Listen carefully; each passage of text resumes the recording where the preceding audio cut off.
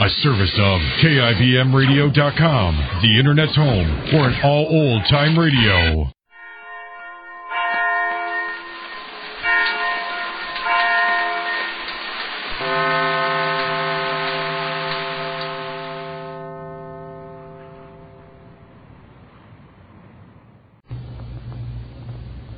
And now, the life of Mary Sothern. Mary Sothern set the wheels in motion to help Max regain the confidence of the people of Sanders when she called on Mrs. Bill Brown, wife of the mill superintendent. Mrs. Brown is going to use her influence with the wives of the men to get them to persuade their husbands to be less hasty in regard to Max.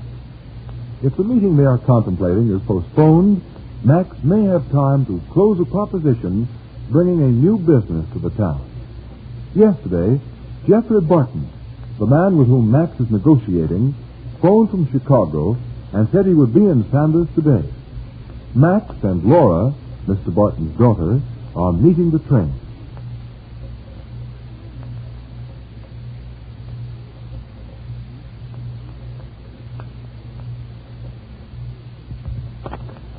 Mary is alone in the Sanders mansion. As we look in, the phone rings.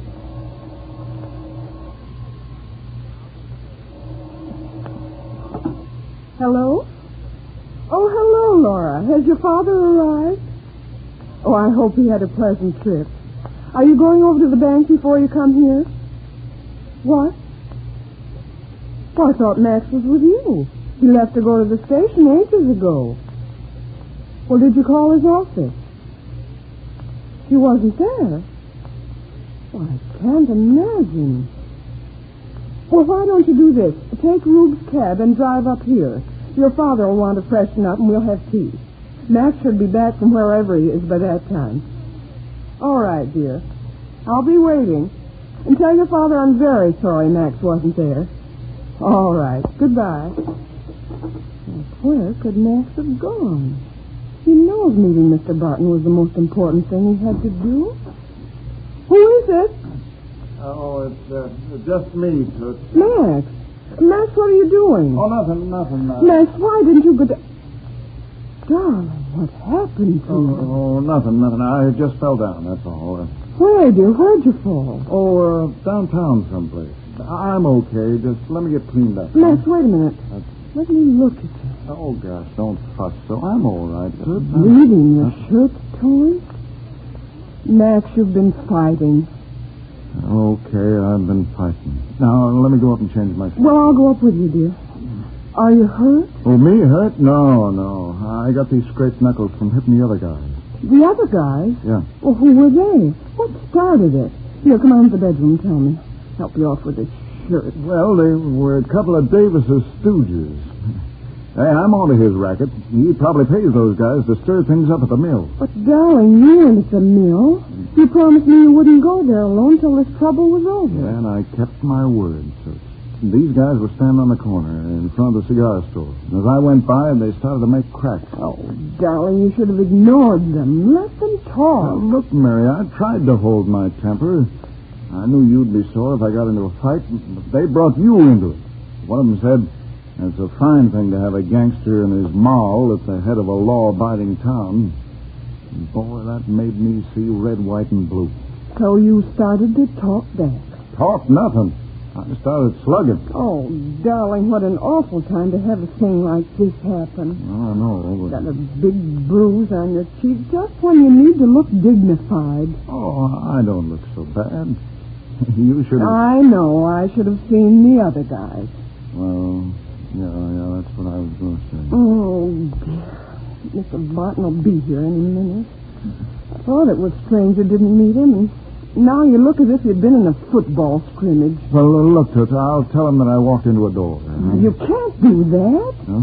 Don't you see, Max, the one thing he's been apprehensive about in regard to Sanders is the attitude of the men. Yeah. The day you took him through the mill gave him a bad impression. He thinks the workmen here are surly and dissatisfied. If he sees you patched up, he'll think they're hoodlums in town. Oh, gosh, Toots, I always gum up the works, don't I? No, you don't, Max. You're a brilliant businessman, only Darn it, all these accidents will happen. Yeah, that's just what Torrance said. Max, did Sheriff Torrance see the quarrel? Yeah, sure, he was the one who spoiled it. Oh. Yeah, as soon as the guys seen him coming, they ducked. I would have gone after him, but Torrance wouldn't let me. Well, thank heavens. Well, I hope he won't say anything to the district attorney about this. This Torrance is my man. He'll keep it quiet. I hope so. Sure, he will. Well, they're trying to freshen up. We'll have to see Mr. Barton regardless. Yeah, okay. Oh, that must be Laura and Mr. Barton Well, now. look, I'll be down in a second. You hold the fort until I get there, honey. Oh, all right. I suppose I'll have to tell him you had an accident. Yeah, well, good luck, sir. Good luck. How do you do, Mrs. Sanders? Oh, it's so nice to see you again, Mr. Barton. Won't you come in? Well, where's Laura? Oh, she stopped off at your sister-in-law's house. Oh? My daughter seems to have been adopted by your family. Well, we've become very fond of her, Mr. Barton.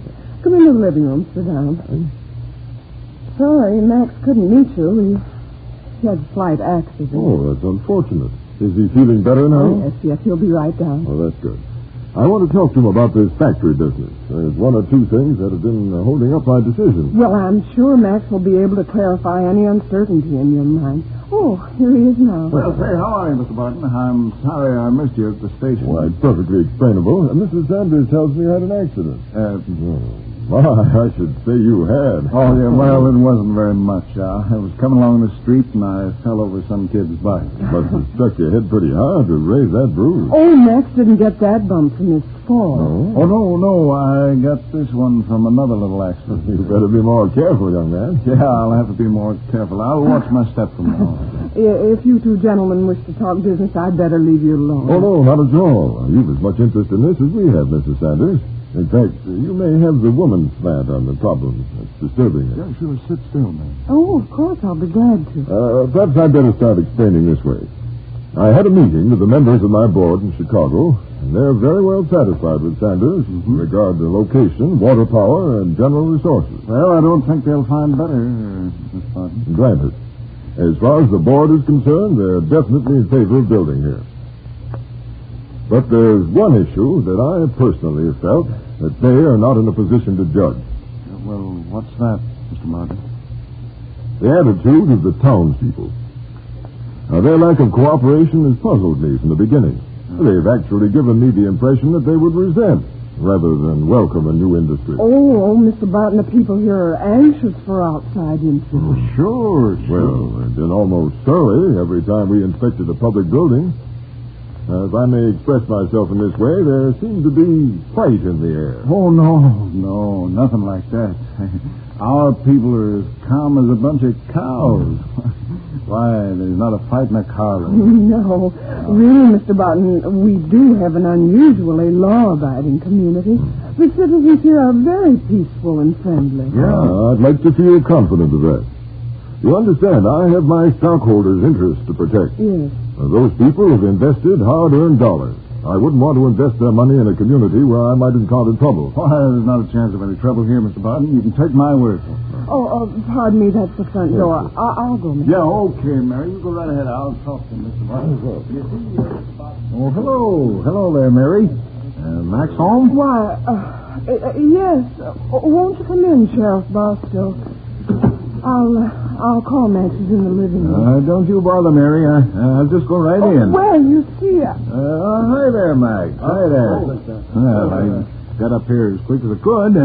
Wanted to tell you what happened after you left. Hello, Torrance. Hello. Mr. Barton, I believe you know Sheriff Barstow. Yes, indeed. How are you, sir? Tolerable, Mr. Barton. Tolerable. Been having quite a bit of excitement lately. Certainly has kept me busy keeping peace in this town. Really? Yep. Hey, let's see that head of yours, Max. Oh, forget it. Oh, boy, you've got a bump like a goose egg. Oh, it'll go down. Won't you have a piece of this fudge, Sheriff Barstow? Yeah. I made it last night. Thanks. Say, Mary, you should have seen Max handle those two fellas. Darn if it wasn't as good a fight as you'd see in any ring. Oh, it wasn't anything. Oh, not much. Hey, you've got a bump. And I'd hate to see those other guys. I chased him for about 4 blocks. Couldn't catch him, darn it all. Oh, that's too bad. Yeah. Oh, I'm sorry I didn't ask you if you'd like some candy, Mr. Barton. No, thank you, Mrs. Sanders. You know, I found out one thing, Max. Yeah? Those two fellas work at the mill. It's awful, the fighting that's been going on down there, Mrs. Sanders. Why, I didn't hear them. Oh, sure. This town's getting tougher every day. Well, men stand around in the corners and argue about having meetings and such. And something awful, Mr. Barton. Is that so? Yes, sirree. I'm worried plenty about the future of this town.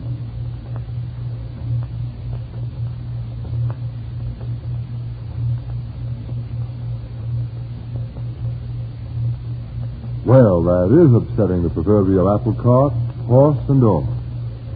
Didn't you want to shout into your radios and tell Sheriff Barstow to please be quiet? What a mess he's made of everything. How will Mary and Max ever undo the damage and convince Jeffrey Barton that Sanders is a peaceful, law-abiding community?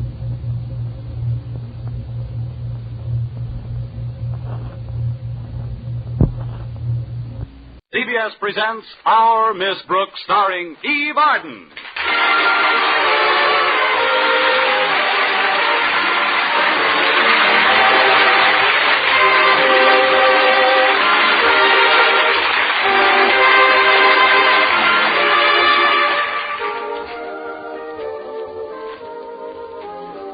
Our Miss Brooks is a school teacher. To be specific, she teaches English at Madison High. Connie Brooks is pretty enthusiastic about her work, too. In fact, in her own words. Although teaching isn't the most profitable career in the world, you must admit the hours are appalling. But there's always my secret heartthrob, Mr. Boynton. He's the biology teacher at school, and a sweeter, more intelligent scientist never brushed off an English teacher to play footsie with a frog. But he'll come around. Even a biology teacher must sooner or later get a little biological. Meanwhile, I can dream, can't I?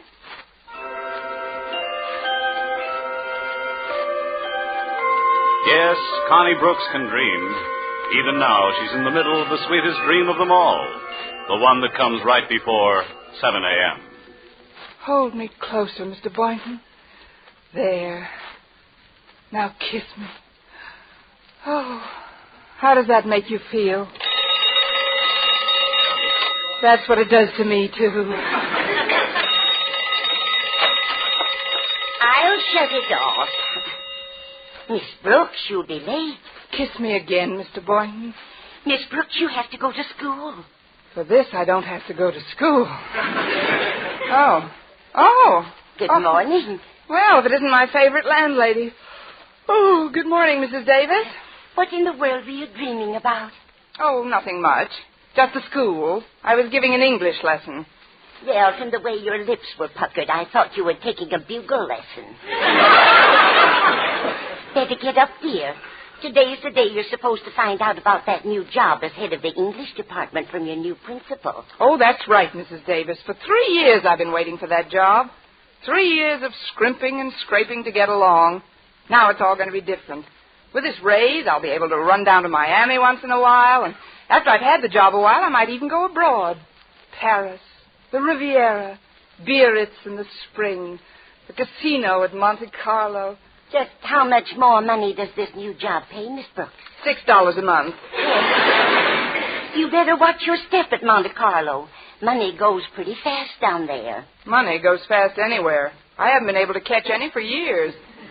Now hurry and get dressed, dear. I have a lovely surprise for your breakfast. Another one of your surprise recipes, Mrs. Davis?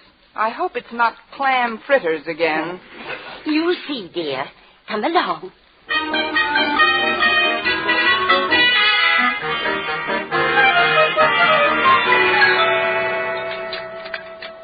Here you are, dear. Here's your surprise. Armenian pancakes. They've been setting for 5 days. What else could they do? I mean in goat's milk. It takes 5 days for it to get good and sour. Sour? Goat's milk? Here, try a bite off this fork. Don't pay any attention to the smell. Oh, please, Mrs. Davis, no. Well, just one bite. Tell the truth now. Aren't they delicious? I don't want to hurt your feelings, Mrs. Davis, but if I were the goat responsible for this concoction, I would hang myself by my own beard. If you don't mind, I'll have to pass up the pancakes. But, Miss Brooks, it's a crime to throw out these pancakes. What's the crime? Carrying concealed weapons? You've got to have some breakfast. Could I squeeze you a persimmon or two? No, thanks. I'll grab a kumquat on my way to work. Hey, it's funny Walter Denton isn't here yet. He knows I wanted to get to school a little early this morning and meet the new principal. Rather convenient to have one of your pupils drive you around. Yes, my Chevy's still in the shop. I had a little accident Saturday. I ran into a parked car. Oh, that's too bad. I hope you reported it to the police. I didn't have to. They were sitting in the car. That's good. I'll get it. Call, Miss Brooks. Come in, Walter. Well, Walter Denton, how you've shot up since I saw you last. You saw me yesterday, Mrs. Davis. My, how time flies. Come on, Walter. I've got to get down early. The new principal takes over today. What's his name, dear? Mr. Conklin, Osgood Conklin. Osgood Conklin? Why, I've known him for years. We went to school together. Really, Mrs. Davis? What kind of a man is he, anyway? Well, the other children used to call him Stoneface because he never laughed. Oh, fine. Well, I shouldn't say never. I did hand him a laugh one time when we were out ice skating. He was practically in hysterics. What happened? I broke my leg. He sounds about as friendly as a subpoena.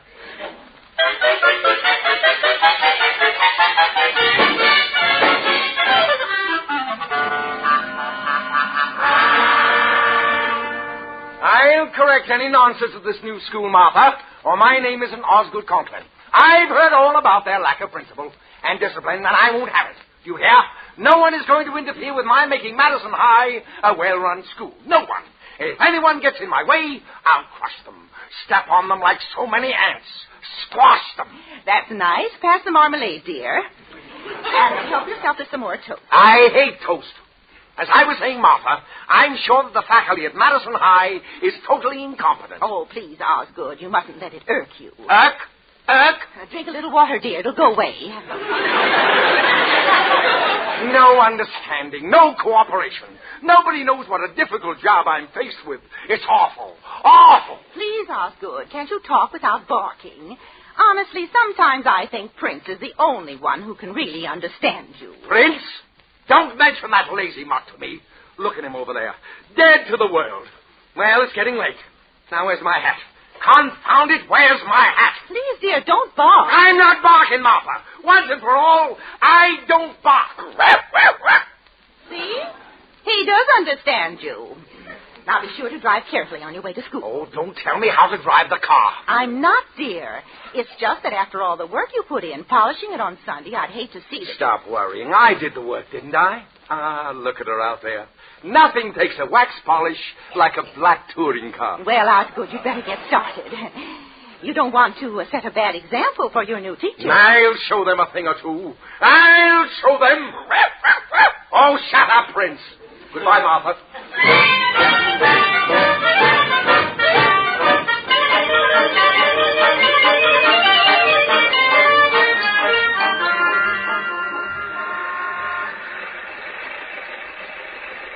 Before we get to school, Miss Brooks, there's something I'd like to talk to you about. It's a girl. Naturally. Who is it this time, Walter? Well, she's the baker's daughter, Penelope Miller. When I kissed her for the first time the other night, I knew she was different. But, Walter, you've kissed a lot of girls. What's so different about Penelope Miller? She tastes like caraway seeds. Oh, grand. She's probably built like a pumpernickel.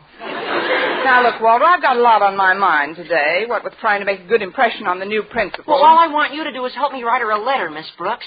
You see, she doesn't think that I'm mental enough. I can't understand it. And I figured, well, you being an English teacher as well as a woman, well, you'd know how to make her think I was brainy. You know, intelligent. I hate to trade on just my sheer animal magnetism. You know what I mean? Well, you are a little beastly in spots, Walter. Don't blame yourself. Penelope just doesn't appreciate yet that a man is a thing to be treasured. When will she appreciate it? When she gets to be my age. Oh, I couldn't wait that long, Miss Brooks. What? Oh, I'm sorry, Miss Brooks. I guess I'm not very mental at that, but you will help me out, won't you? I'll come over to Mrs. Davis's tonight and we'll write a letter together. What do you say? Well, I don't know, Walter. Walter, look out. That car. What car? That big black touring car. Big black touring car?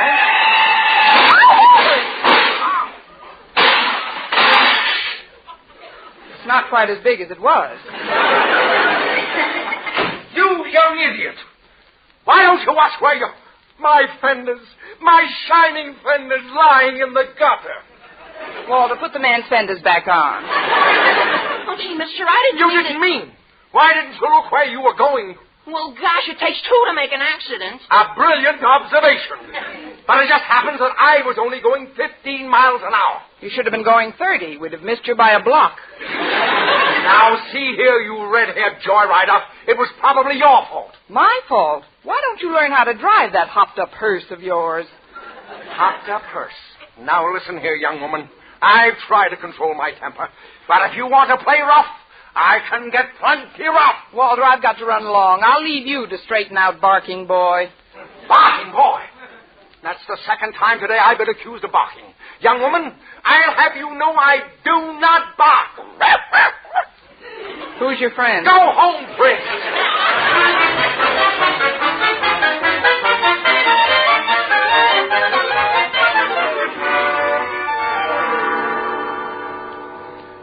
Well, classes haven't started yet. Let me see. Pick up my mail first, and then...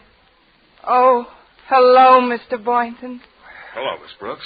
Isn't it a coincidence that we're in the same mailbox? Not an overwhelming coincidence. You see, your last name begins with the same letter mine does. Well, that's a start. You have such a quick mind, Mr. Boynton. Well, it is thorough. Personally, I think you tax it too much. Don't you think you need more recreation, if you know what I mean? Well, carrying on my biology experiments is recreation enough. You don't know what I mean. Of course, I also collect stamps. Oh, that sounds exciting. There's no end to the possibilities. Have you ever tried your hand at beadwork? Well, no, I don't believe I have. Is it fun? Fun? Why, it makes you just tingle all over. We must string a few together sometime. Mm-hmm. And basket weaving can be thrilling, too. Oh, really? Yes, if we're both in the same basket. Well, so much for the world of sports. Miss Brooks, if you don't mind my changing the subject, are you going to be busy tonight? Busy? Me? Mr. Boynton, I couldn't be unbusier. Well, I'd like to come over after dinner. That is, if we can be alone. Alone? We'll be absolutely isolated. I hope you don't think I'm too forward, Mr. Boynton, but I've anticipated this moment for quite a while. Remember the day about 5 years ago when I first came to Madison High, rounded a turn in the corridor, and bumped smack into you? Oh, yes, I was teaching chemistry then. You put quite a dent in my Bunsen burner. Yeah.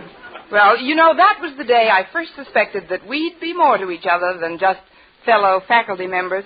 And when were your suspicions confirmed, Miss Brooks? On our very next date, when you took me to lunch, 2 years later. Gad, you were a fast worker. I don't blame you for kidding me, Miss Brooks. I guess I'm not much of a whirlwind romantically. Then most scientific people aren't.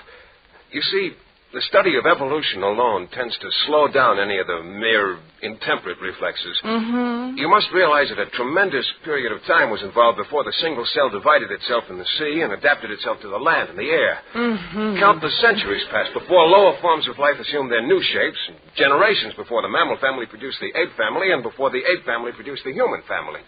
What have you been waiting for me to do? Slip back a notch? Well, what time do you think you'll be able to come over tonight, Mr. Boynton? Mr. Boynton, Miss Brooks, let us not tarry. Your new principal, Mr. Conklin, is due at any moment. Oh, we'll be sorry to see you go, Mr. Darwell. Yes, you've been a wonderful principal, Mr. Darwell. Why did the Board of Education decide to have you transfer? Ours not to reason why. Ours but to teach and die. As the great Socrates so aptly phrased it, if you gotta go, you gotta go. Of course, I am genuinely sorry to leave old Madison High, but then we're teachers, and teachers can't afford sentiment. We can't afford anything. As the great Professor Einstein so aptly phrased it, murder, ain't it? You know, I still hope I can land that job as head of the English department, though. Well, that will depend upon the impression you make on Mr. Conklin. I'm taking him on a tour of inspection as soon as he arrives, Miss Brooks. Your class will be the first one visited. Oh, the first class visited? Oh, gosh, Mr. Boynton, if I'm to impress Conklin, I'll have to hurry and get things in order. I better go in and erase the children and see that the blackboards aren't throwing spitballs. Poor Miss Brooks, you're a bundle of nerves. You look sort of faint. Here, I'll put my arms around you until you steady yourself. Oh, no, you won't, Mr. Boynton. Just because you happen to catch me at a weak moment, I'm not letting you put your arms around me. My father told me about men like you. And why are you putting your arms around me? My mother told me about men like you, too.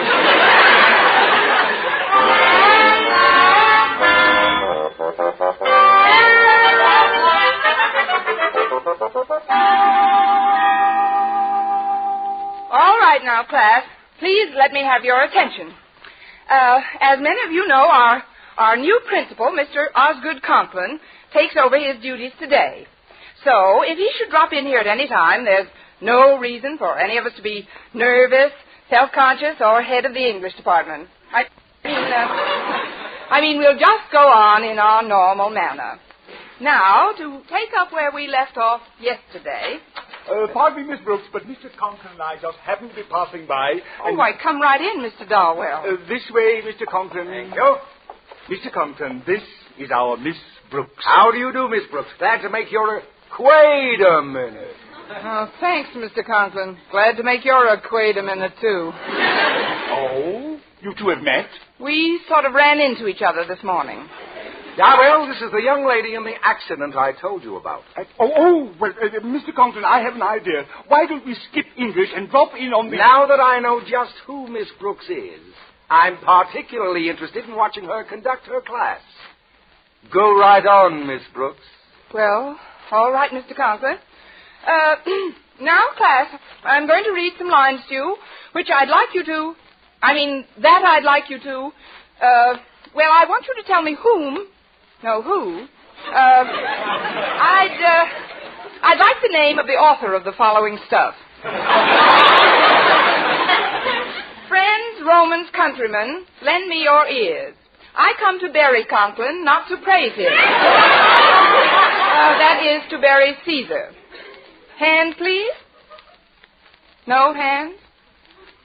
You've all got them, you know. Just look at the ends of your sleeves.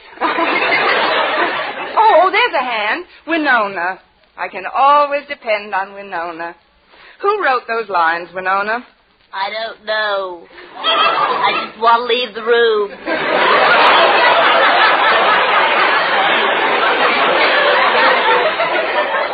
Never mind the blindfold, Captain. Just give me a cigarette.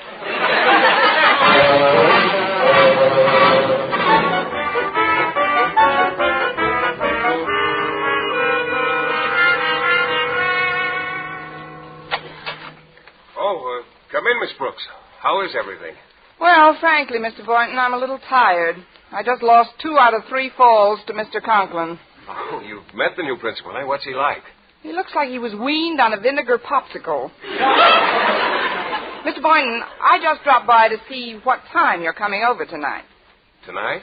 Yes, one of my students is stopping by for a few minutes. I promised to write an intellectual letter for him to a girlfriend he's trying to impress, Penelope Miller. Penelope Miller? Yes, she tastes like caraway seeds. If you could just let me know what time you're coming over. Well, I'm not sure about tonight at all right now. I'm quite worried about Violet. Violet? Yes, the white mouse I use in some of my experiments. Steady, Violet, dear. Steady, dear. I'm just going to hold you for a minute. Mr. Boynton, if you You know, I don't like the feel of her stomach. Mr. Boynton... It's lumpy. Well, Mr. Boynton, you told me this morning... Frankly, Miss Brooks, at that time I didn't know about Violet's condition. You understand, I have to... I know. You have to sit up with a lumpy mouse. Well, she's terribly peaked lately. I don't know what it is. I think I better have a look at her cage. Hold on a minute, will you? Here. Miss Brooks, you dropped Violet! She attacked me! Miss Brooks! Miss Brooks, get down off that desk! I can't! Oh, I see her. She's under that... She's under the table! Get her! I'll get her if you just stop that screaming. And let go of your skirts! And this, Mr. Conklin, is our biology laboratory. Why, Miss Brooks, what are you doing on that desk? And where is Mr. Boynton? He's under the table with Violet. With Violet? So that's what goes on in the biology laboratory of Madison High. Oh, but Mr. Conklin, I'm sure... So am I very sure. Come, Mr. Darwell. I'll be back when Violet is out from under the table. Oh, no. Oh, I've got her, Miss Brooks. Poor thing was scared to death. Here, look at her. Isn't she sweet? Isn't Violet a beauty? She's ravishing. And may I tell you something else, Mr. Boynton? What's that? You make a lovely couple.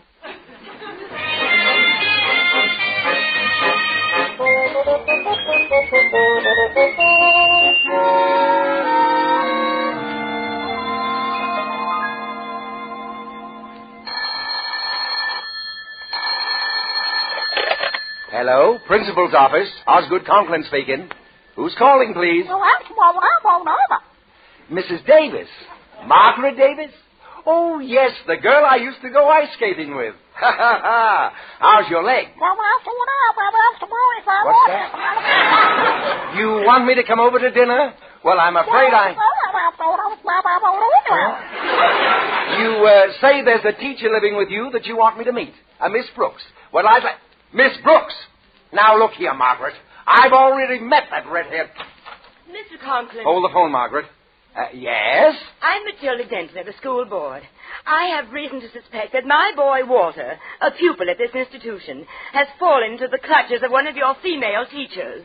What? Yes. He told me that he had a date with a woman tonight at her home. Uh-huh. And here, this note fell out of his pocket when he came home from school. Let me read that, please. At last, I've got what I want. Red hair and a tough, sturdy body. Red hair? Good heavens! Well, Mr. Conklin, have you any idea who this nefarious woman might be? Yes, I have, Mrs. Denton. Pardon me. Hello, are you still there, Mrs. Davis? No. No, I haven't been to a Turkish bath. Now, listen. I have reconsidered. I shall be delighted to dine this evening with you and, Miss Brooks. Mr. Conklin, I'll give you just 24 hours to find out who my boy is traipsing around with. Listen, Mrs. Denton. Listen, Mrs. Davis. You'll get to the bottom of this matter quickly, or there'll be a new principal here at Madison High. Quiet, both of you. Don't you bark at me. I'm not barking. Take go home.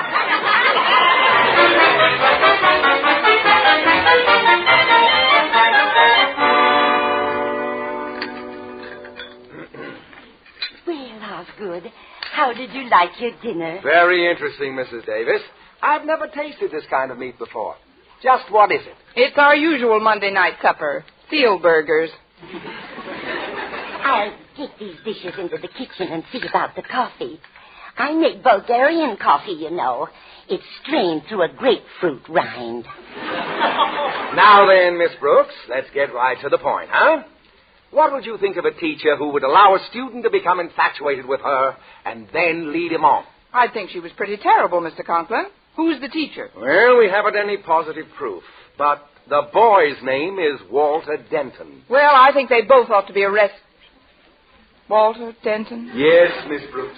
You can't deny that you were in the car with young Denton this morning? But he was just giving me a lift until my car is fixed. I never see the boy at any other time. Are you sure about that, Miss Brooks? Oh, I'm positive, Mr. Conklin. Must be my laundry. Your laundry at 8 p.m.? I deal with the owl laundry. They only come out at night. Excuse me, Mr. Conklin. I'll be back in a minute. All right, Miss Brooks. Hi, Miss Brooks. I keep you waiting? Yes, but not long enough. Look, Walter, would you come back some other time? Come on, let's get into the living No, room. Walter, no. I'm anxious to get that letter started. Oh, not so loud, Walter. Mr. Conklin is in the dining room. Oh, the new principal? Yes, and if he finds you here tonight, we'll both be out. No, good. We'll have our coffee in the living room. Hi, Margaret. Quick, Walter, hide. Get behind those curtains behind the window. Oh, yeah, but I'll explain later. Get in back of them. Who was it that rang, dear? Oh, it was just a wrong number, Mrs. Davis. On the doorbell? I mean the wrong house number. You seem quite nervous, dear. Oh, I'm all right. Oh, come and get some coffee. It'll calm you down. Thank you. The Bulgarians drink it flat on their back, you know. I'll be flat on my back any minute, and I wish I was in Bulgaria.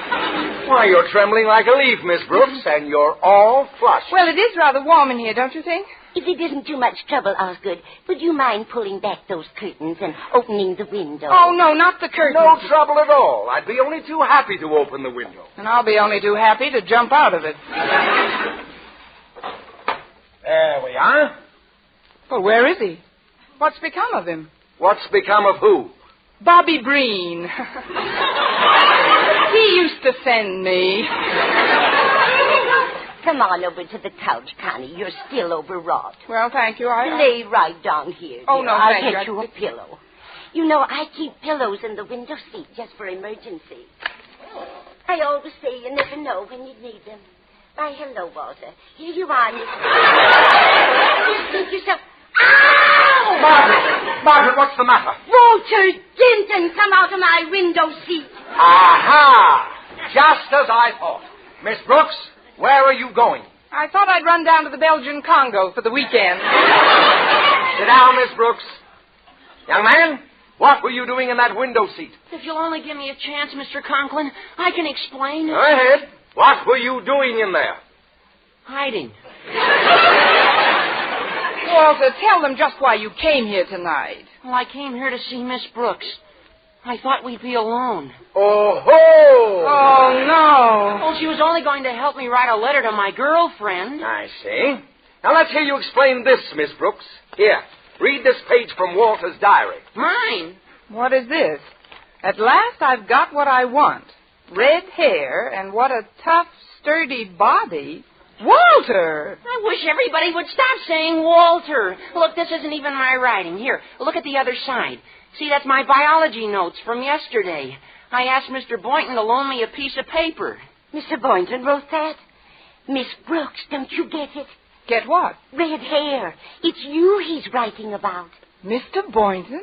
Me? Just what he wanted? Tough and sturdy body. Well, I am strong. Surely you're not pleased, Miss Brooks. I'm not? I mean, I'm not. Oh, Door's open. Mr. Boynton. I thought you said we were going to be alone, Miss Brooks. You too. What's happening around here? Haven't you heard? I've been made queen for a day. Boynton, I'd like to know whether you wrote this or not. Let me see it, sir. Yes, I wrote it. It was supposed to go into my diary. What's wrong with it anyway? She is strong, and I did work hard to get her. Oh, Mr. Boynton, please, not in front of everybody. It took 23 generations of crossbreeding to get a red-backed mouse like that. Red-backed mouse? Mouse? Amazing.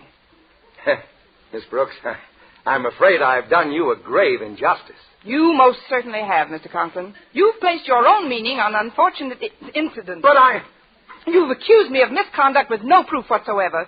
And you've acted in general like a narrow, bigoted, unfair person. But, Miss Brooks... Mr. Conklin, I never want to see or talk to you again as long as I live. Not even about the job as head of the English department? Mr. Conklin, I've done you a grave injustice. Let's sit down on the love seat and talk this thing over, huh? Well, we'll take it up first thing in the morning, Miss Brooks.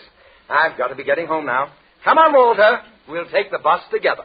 Oh, we don't have to take the bus, Mr. Conklin. I've got my car outside. Your car? After our collision this morning? Oh, after I left you, I hit another car and everything snapped back into place. Well, good night, all. Good night, Walter. Good night. Good night, Walter. Good night. Good night, Mr. Conklin. Good night, Mr. Conklin. Well, now there's just the three of us, Mr. Boynton. Mrs. Davis and you and I. Gee, it's a beautiful night. Look at that moonlight streaming through the windows. If one would take a hint, there'd just be two of us. Two of us and one sofa. I said if one would take a hint, there'd just be two of us.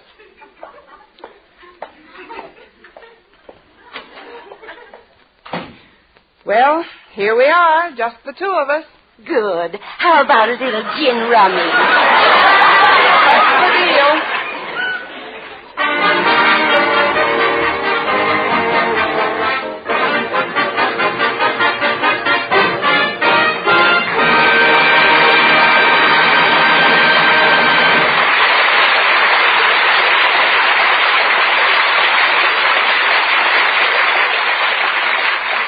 Well, I blitzed Mrs. Davis 3 across, but I'd rather have lost to Mr. Boynton.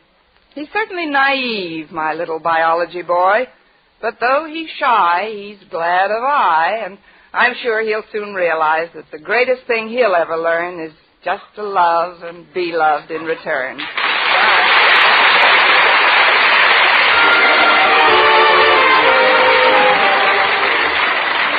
How often have you picked up a newspaper and read about an automobile accident? Chances are you think of accidents like that as always happening to someone else. If you could count on that, there'd be nothing for you to worry about. But chances are also that those very people you read about had the same feeling until something actually did happen to them. All it takes is that one brief moment of carelessness, but it can cause a lifetime of anguish. In almost every automobile accident, there are one or more violations of the law. Yet those laws are made specifically for the purpose of preventing accidents. Our Miss Brooks, starring Eve Arden, is produced and directed by Larry Burns. Tonight's script was written by Al Lewis with music by Wilbur Hatch. Next week at the same time, Columbia will again present another adventure in the far from placid life of our Miss Brooks, starring Eve Arden.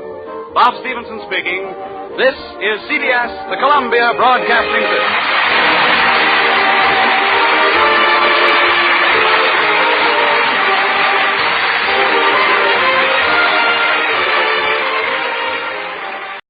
When stubborn whiskers make you frown, get Blue Star blades and mow them down. Friends, no razor blades are sharper than Blue Star blades. So why pay more? Switch to Blue Star and get the quickest, smoothest shaves you ever had. You'll agree, Blue Star blades win on face value. Why pay more for razor blades when your face won't know you did?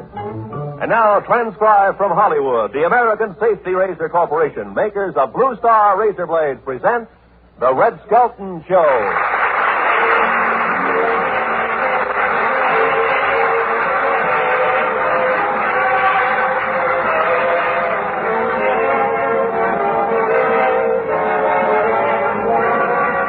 With Red Skelton, David Rose and his orchestra, Lorene Tuttle, Pat McGee, and Dick Ryan, and the Smith twins will be me, Rod O'Connor.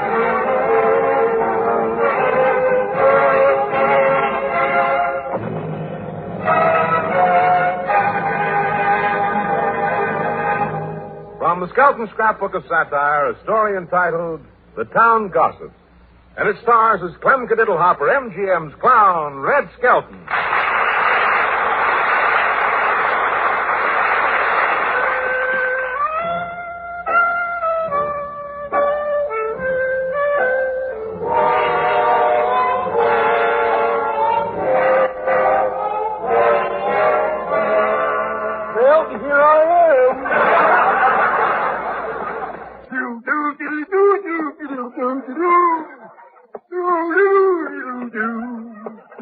Well, you never expected a voice like that to come out of me, did you? Out of a cow, maybe, but not me.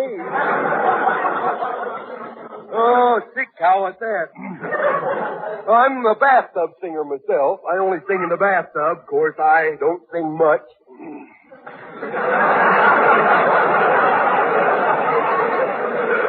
Hey, did you hear what happened to me the other day?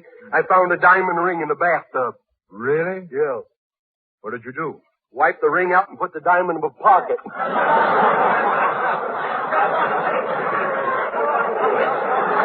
If I'm going too fast for you, let me know.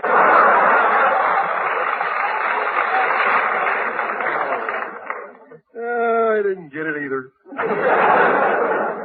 Well, tonight I'd like to tell you a story about the town gossips and how they almost ruined my good name. That is, if you can ruin a name like Cadiddlehopper. Now, there's a name for you, Cadiddlehopper. I've been much better off with a number. Clem, you started to tell the folks a story. Oh, yes, it's about how a gossip can snowball. A word grows into a sentence, from a sentence into a paragraph, and from a paragraph into a fabulous story. And there's enough dirt in each man's mind to make things grow. You see, this all started at the last National Bank. That's down on the corner of Hickory and Dickory. That's down by the dock.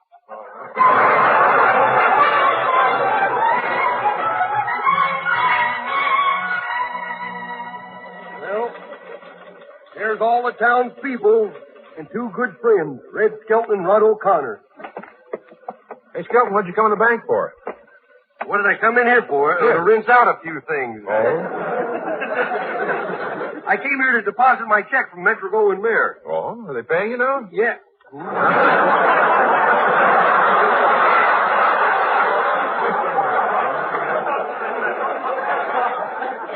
You keep on, boy. You'll be cut to only 2 box tops a week. Well, I got to stop at the next teller's window. Oh, look who the teller is, that old lady who's so nearsighted. Oh, can I help you? What do you got in mind?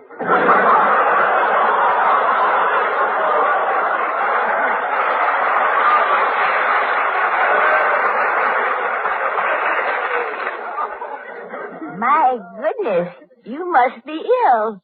Your face is white as a sheet. It's a sheet of paper you're looking at. Look, miss.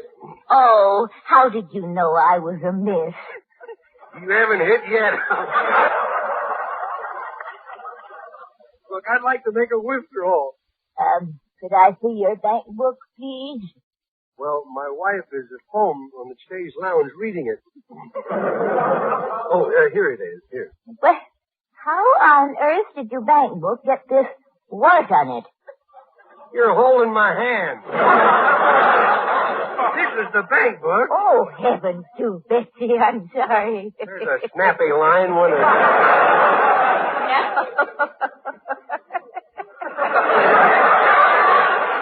Lay it and get it over with.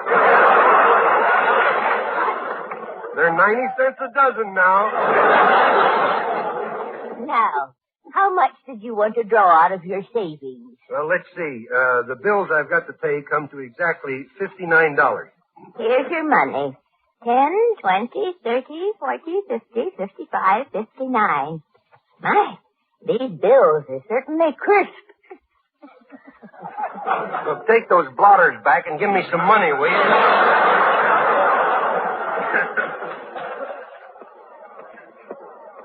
Howdy, Clem. Well, howdy right back to you, too. Well, that's me, always with them fast comebacks. Yeah.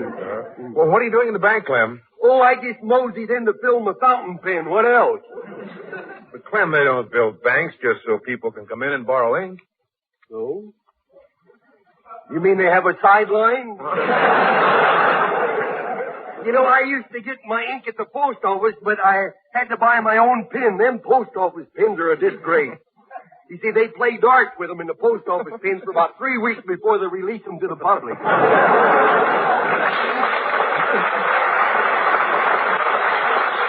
Have you ever tried to make an X with one of them pins in a post office? All you got to do is make an X, and everybody standing around you's got blue freckles.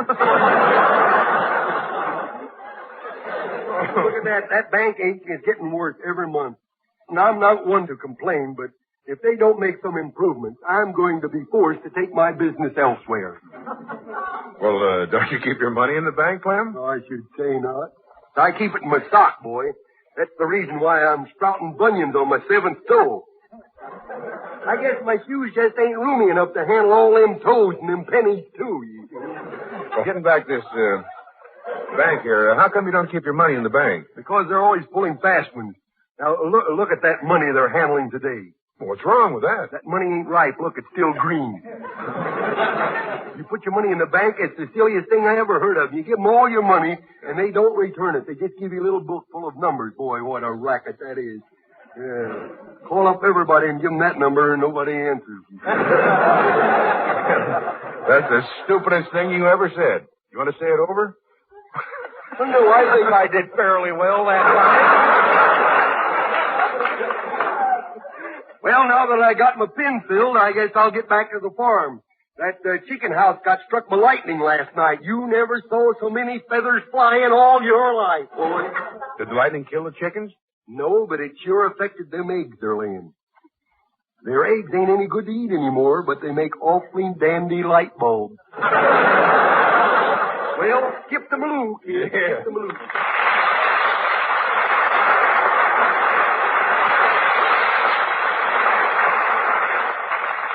Well, that's all that happened. And And then I stopped into the bank to fill my pen.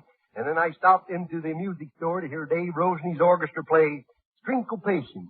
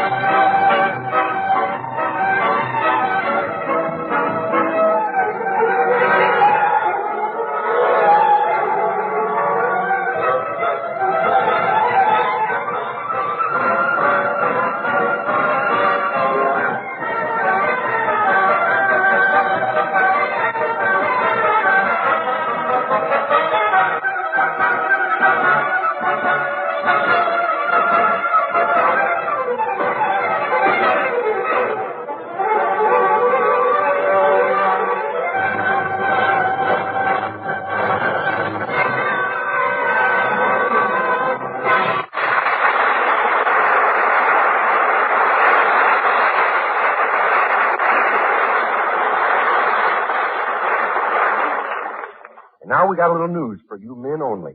But you ladies can stick around to save face. Not shave face, save face. Men, why pay more for razor blades when your face won't know you did? Your face will never find a blade sharper than Blue Star because no razor blades are sharper than Blue Star. Figure it out yourself. Blue Star razor blades are made of the finest blue steel, and they're ground and honed in oil just like the highest priced blades. They're tops in quality, but so economical. Think of it. A regular package of single or double-edged Blue Star blades costs only $1. And you save plenty when you buy the large economy-sized dispensers. So for your very next shave, try Blue Star razor blades. Remember, Blue Star wins on face value. So, why pay more for razor blades when your face won't know you did?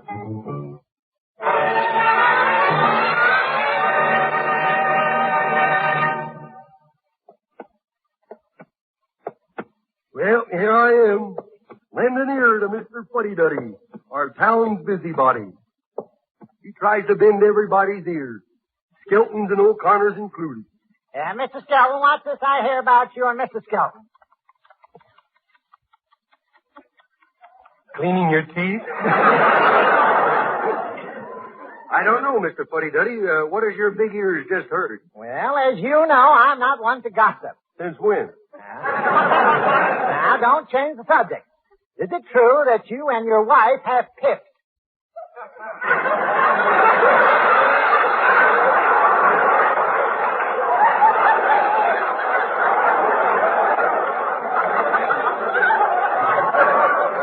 No, Georgia and I have not pipped. If that's supposed to be. You're not supposed to act out those lines. Come now, Mr. Skelton, you're forgetting that we're on the same party line. Oh, by the way, this morning I heard Mrs. Skelton talking to her mother, and she said you've beaten her for the last time. She was talking about canasta. She finally won the game. I'm glad you're enjoying it. You mean you're not piffed? Would you stop using that word? It's getting in my eye. No, Georgia and I were never happier. Killjoy. Mr. O'Connor, how are you and your wife getting along? Well, I hate to disappoint you, Mr. Fuddy-Duddy, but Sylvia and I are getting along swell. Oh, I'm sorry to hear that. By the by, did you hear all the latest on Clem Diddlehopper? No, we didn't hear all about it. Stop poking your big nose in our little facts, will you? Only a few minutes ago, I saw Clem bravely walk into this bank and steal some ink from his fountain pen. And not only that, but he stole some blotters as well. Well, what's so terrible about Clem filling his fountain pen? Yeah, besides, the fact he can't write, when he makes an X, he has to abbreviate that.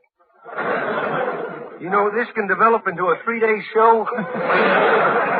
Look, I was talking to Clem, and he didn't steal any blotter. You ought to mind your own business, Mr. Fuddy-Duddy. Now, don't get me wrong, gentlemen. I don't want this scandal to go any further. That's why I feel it's my duty to phone Mrs. Lump and tell her not to breathe it to a soul. Why, Mr. Fuddy-Duddy, you say you saw Clem sneak out of the bank with 6 inkwells, a dozen blotters, and the manager's swivel chair? I can't believe it. But I will. I gotta hang up now and tell Willie before I forget it. Oh, this will make me the hit of the bridge party. Willie, wake up. Wake up. Look, Willie, it's almost noon. Wake up. Willie, I mixed you a short one. Not too much soda.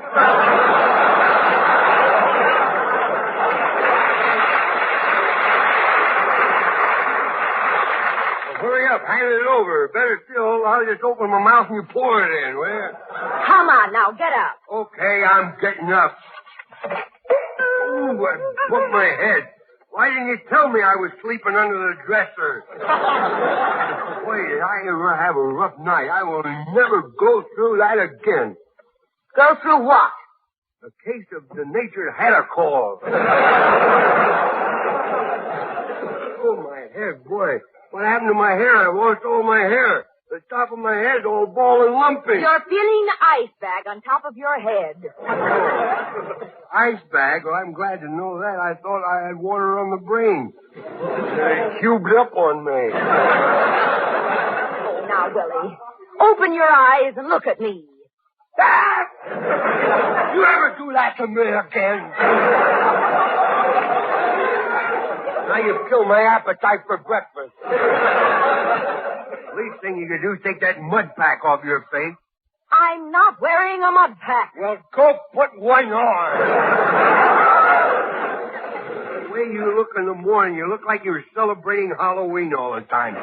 You look like a greased porcupine, them hair curlers sticking out like that and no makeup. What are you trying to do? Scare me to death so you can collect on my insurance? Oh, come on, get up. It's almost noon. Yeah. Which reminds me, where were you until 3 this morning? That is a very interesting question.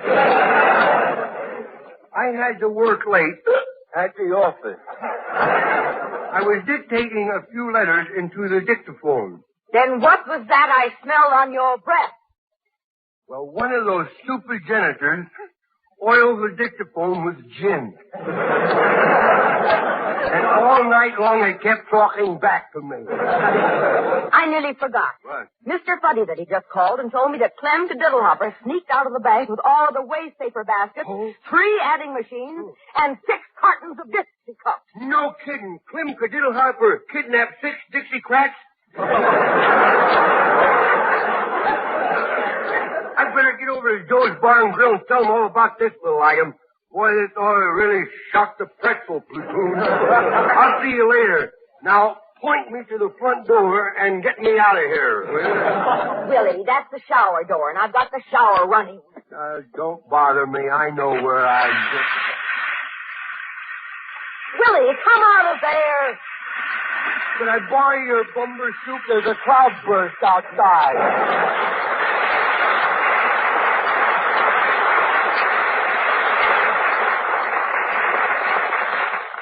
Well, I'm going down to the drugstore and buy a paper. I want to see if there's anything in it about Clem. There might be. You know how gossip spreads. I just heard the Smith twins were going to sing Dipsy Doodle, accompanied by Dave Rose in the orchestra.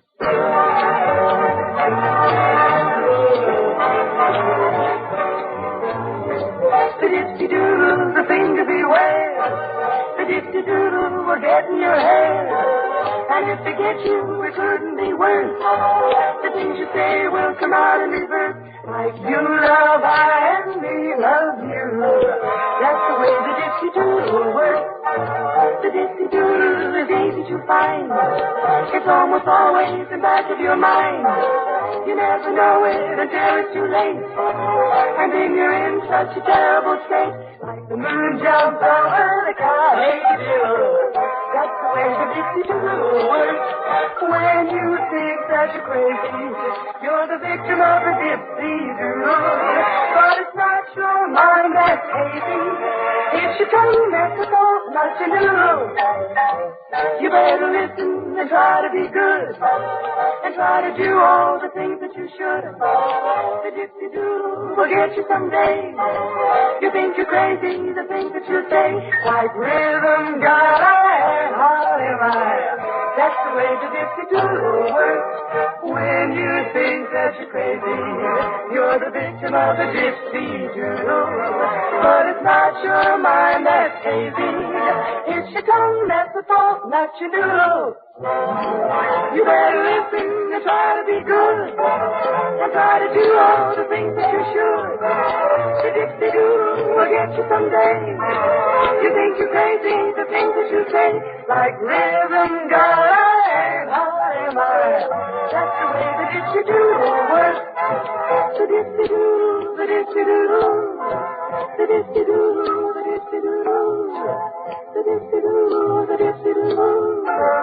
That's the way the dipsy doodle works.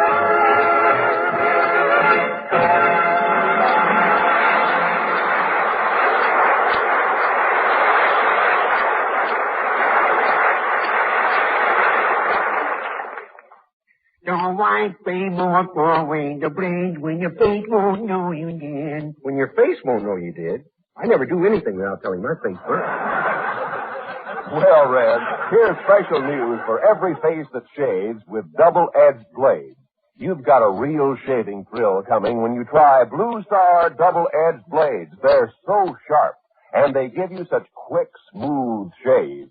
But the price of Blue Star double-edged blades is incredibly low. Compare Blue Star double-edged blades with any other make at any price. They're made of the finest blue steel. They're ground and honed in oil just like the highest-priced blades. But a regular package of Blue Star double-edged blades costs you only 10 cents. Only one dime for top-quality blades. That's Blue Star. Try Blue Star double-edged razor blades. You're bound to agree they win on face value. Speak up, faces. Tell your bodies to get Blue Star blades.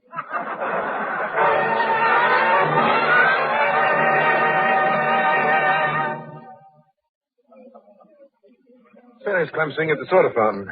Hey, Clem, I thought you went back to the farm. No. With all that talk going around about me, I ain't got the nerve to go back. I'm a disgrace to the pig pen. Oh, buck up, Clem. No, my teeth are all bucked up, but that's about all. I'm trying to drown my troubles in a molded yummy yogurt. So you've heard what people are saying about you, huh? Yeah, I heard what people been saying about me.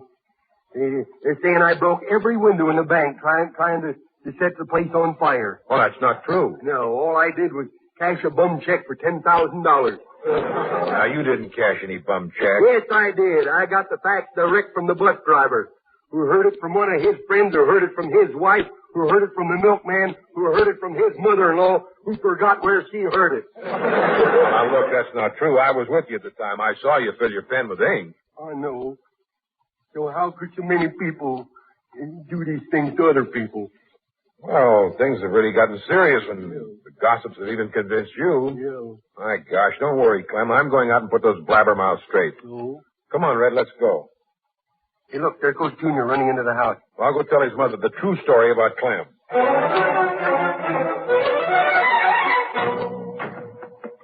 Yoo-hoo! Mummy, your little stinker has returned. I'm on a ladder cleaning the ceiling. Now, don't come in here. No, I got to come in. I got something to tell you. No, Junior, don't open that door. I promise not to disturb you. Watch out. Oh, good heavens. It looked like I broke my widow promise. What did you break, kiddo? told you not to open that door. Oh? You knocked me off the ladder, and it's a wonder I didn't break every bone in my body. Well, come on, Mommy. Get your head out of the oven. You're liable to wind up with a half-baked expression on your face. I'll teach you to disobey me. You come here to me, young man. Now, Mummy, don't get your hairbrush in an uproar. Remember what happens when you get your high blood pressure up and me blue jeans come down. Well, I don't care. Good heavens, Junior. Who gave you that black eye? No one. I had to fight for it. Oh, I'll settle with you later. Oh, good. I'll march right up to your room and stay there until I tell you to come down. Oh. But before I go, can I tell you about some gossip I found? No, I don't care to hear any gossip. Okay, have it your way, boy, but this is really juicy. Right off of the grapevine, boy. Junior, I said I didn't want... Who's the gossip about? Well, I'll tell you later, but I gotta get up to my room. I heard that Clem Cadiddlehopper held up a bank and got away with $50,000, and the FBI is hot on his trail. Why, whoever started such a vicious story? I've known Clem a long time, and you could never get me to believe that about him. But, Mummy, I tell you, that's what they say. They say. Who are they? Yes. Just irresponsible busybodies who have nothing better to do than pick at the character of their fellow men like bloodthirsty vultures. Yes. As a wise man once said, they say is half a lie. Yes, that's what they say. And I am with you. I don't know what you said, but I am with you. Mummy, doll, I'm glad you don't see any gossip like other people do. Lorraine, did you hear about Clem? Rod, I think it's terrible what they're saying about poor Clem. Well, it's worse than you know. I just saw Clem riding down the street in the police car. They've arrested him for robbing the bank. Oh, no! Yes. But he's innocent. We've got to help him. And I know who started it. Old Mr. Fluddy-Duddy. That old flabber mouth that don't zip his zip. He started all the gossip. I'm supposed to meet them down at the city hall. What are we waiting for? Let's go. Can I come too? Yes, dear. I'll need something to hit Mr. Fuddy-Duddy all over the head with. Yes.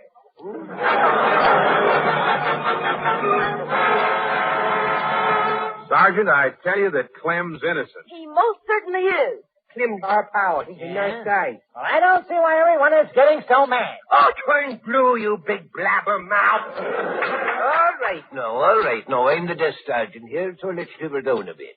Well, now, where did this come from? Now, Mr. Fuddy-Duddy, you called us to arrest Clem Cadiddlehopper. Now, what proof do you have that he held up the bank and took all that money? What proof have you got that he took all of that money? Come on, speak up. This is costing the state money. Speak up. Well, officer, I heard. That is, I thought I heard. That is, Look at that. He been your hat pin. Behave yourself. Mr. Fuddy-Duddy, I don't care about what you heard. I want to know, did Clem rob the bank or did he not rob the bank? well, sir, he took some ink for his fountain pen. That's stealing, and he should be arrested. Oh, so that's all it was. You know what's going to happen to you, Judge? Bing Crosby's going to beat you to death with Barry Fitzgerald. Clem just took some ink, did he? Yes. And you had us pick up Clem because of that? Hey, Sam, release Clem. Lock up this blabbermouth, too. And now, just a second, Sergeant. Why are you arresting me? I'm arresting you for carrying a dangerous weapon. Your mouth. Take him away before he contaminates all of it.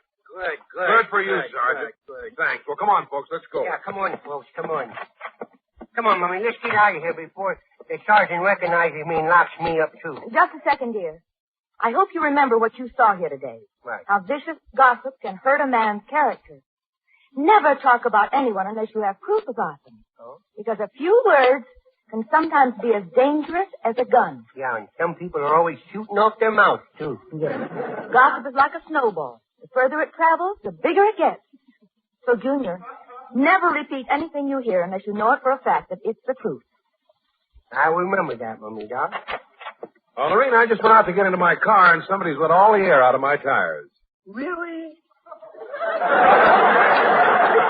Anybody we know? Well, the newsboy on the corner said he saw you do it, Junior. Oh, No. Gibber. Junior, step over here to me. Now, remember what you said. Don't take it by idle gossip, kiddo. All right, I'll get the facts first. Did you let the air out of Rod's tires? Well, yes, I do it. But I don't believe me. Goodness, I have the worst gossip in town. All right, then. I'll give you a spanking for being a gossip. Oh, goodness me. Isn't that amazing? How the adults, when they want to, they can really get to the seat of the trouble.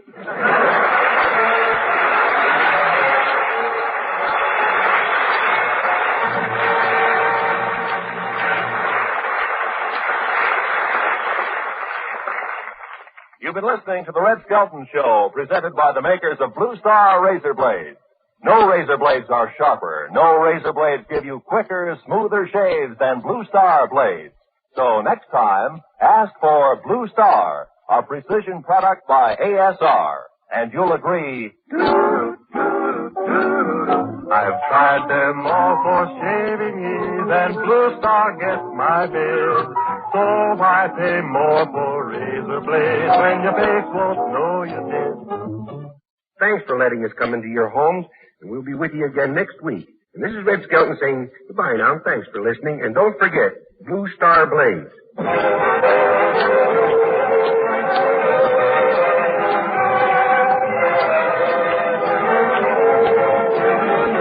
Join us again next week for the Red Skelton Show.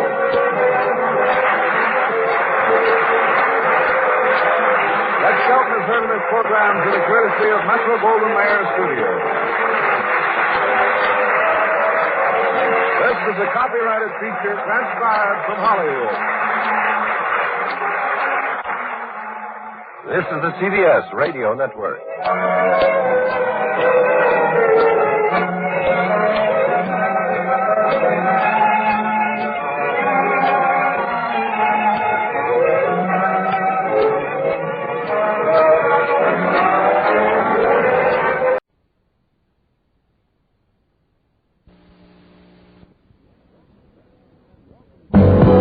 Welcome back. I'm Stan Freeberg, and this is When Radio Was. It's time now for part one of the Abbott and Costello Show and Going to Alaska to Find Gold, as originally broadcast March 3rd, 1948. Hey, Abbott, what time is it? It's time for the Abbott and Costello Show. We're on the air in Hollywood. Well, what are we waiting for? Let's go with the Abbott and Costello Show.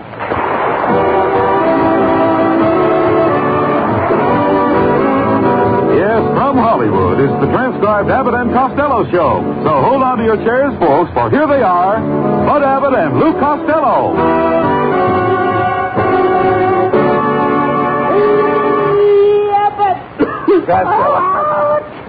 Stella, where did you catch that terrible cold? I was out with Susan Miller last night in her car. Well, how did you get the cold? She made me walk home. Well, you better not work tonight. You better rest your voice. It's pretty weak. Oh, no. I'll yell my jokes twice as loud so everybody can hear. No, not that. Anything but that. How much to me you can see? What a sneaky guy. Well, this all serves you right. Always running out with girls, Costello. Do you want to be known as a guy who thinks of nothing but girls? Why? Is there another kind? You dope. You know nothing about women. That ain't my fault. I'm at that in-between age. In-between age? Yes, I'm too tall for keyholes and too short for transoms. Costello, didn't your father ever tell you about birds and bees? Yes, he had to. He didn't know anything about girls. What a dope. What are those gloves you always carry around with you?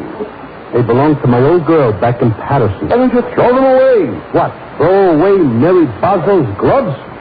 There's too much sentiment attached to them, Abbott. Those are the gloves she wore the night she knocked out Tony Galinto in the fourth round. You're an idiot. A moron, an imbecile, and a jerk. Isn't that marvelous, Abbott? I'm more versatile than Orson Welles. Oh, quiet. You beef up this kind of talk, and the native Californians are not going. They're going to hate you. Oh, yeah? You think so? Yes, no, they won't. You don't know these Californians. You don't even know what a native Californian is. Oh, yes, I do. A native Californian is a girl who comes from Topeka, Kansas. Marries a man from Cedar Rapids, Iowa. Walks out on the street, gets hit by a car from Phoenix, Arizona, and gets a blood transfusion from a Boy Scout from Glendale. Well, if the California traffic is too heavy for you, why don't you move back to New York? Oh, it's much worse back there, Abbott. Oh, they even made a big movie about a guy walking across the street in New York without even getting hit by a taxi. What was the name of the picture? A Miracle on 34th Street. Never mind the traffic. Where were you all afternoon? Abbott, I found a swell place. No kidding. It's called Arthur Murray's Dance Studio. The minute I walked in, a beautiful blonde grabbed me. We danced for 2 hours. Then we sat down and had tea and cakes. Then we danced for 3 more hours. Then I put my hat on to go, and she stopped me and said, "How about some money?" What did you say? I said, "Oh, I never take money from girls, but if you want to, you can send me a couple of ties." You idiot. You idiot. That's a dancing school. They got $5 an hour. Did the girl teach you any new dances? No, but I taught her one. It's my special dance for crowded dance halls. I call it the elevator dance. Elevator dance? Mm-hmm. What kind of steps do you use? No steps. Just grab the girl, stand in one place, and go up and down. Up and down.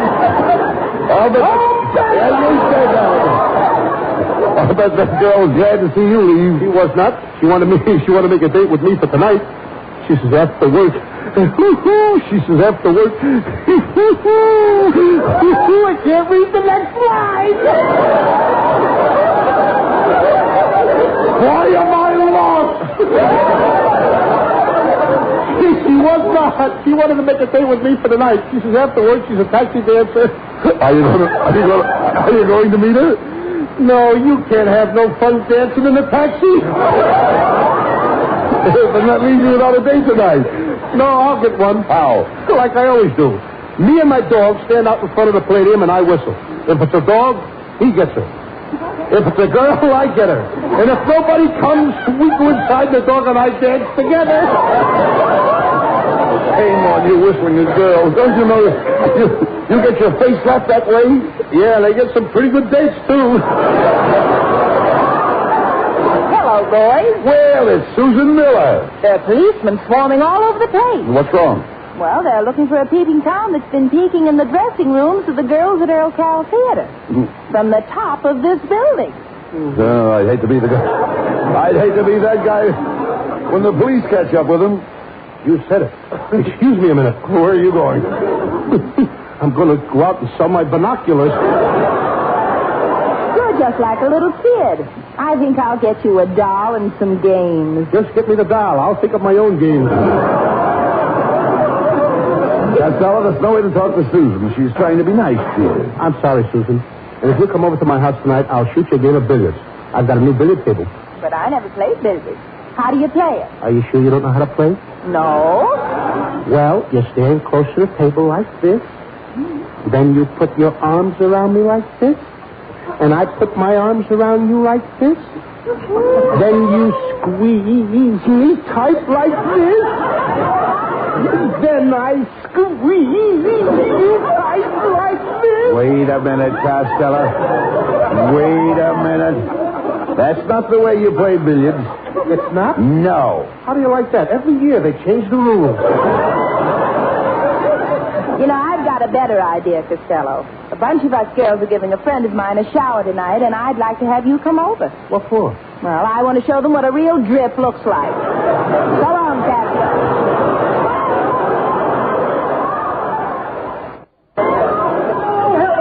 I didn't know you were giving away a washing machine on this show tonight. Oh, pardon me, that's Costello. I wish you hadn't said that, Mrs. Abbott. I was just about to remark how well you look in dark glasses. I'm not wearing dark glasses. No, but I am, and you look much better. What are you doing down here tonight? Well, I came down to see Roy Rogers. You know, I had a small bit in his last picture. Looks like the bit was too small. Pulls your mouth all out of shape. Why, you waffle-headed windbag. If I was your mother, I'd give you poison. And if you was my mother, I'd take it. What? You sawed-off little shrimp? Me, a shrimp? Yes, that is right. You're a shrimp. Why, you only come up to her chin. Which one? Are you insinuating that I have a double chin? Double chin? You have so many chins, you look like a 7-layer coconut cake. I've never been so insulted in all my life. Now, take it easy, honey. I'm ashamed that I ever came over to this place. I'm ashamed that I ever associated with this fat monster. Why, I'm even ashamed to be seen leaving here. I wish there was some way I could get out of here without being seen. I can fix that, Mrs. Abbott. Just step through this window and down the fire escape. Oh, well, thank you, Mr. Costello. I'll just climb down the fire escape. You're welcome.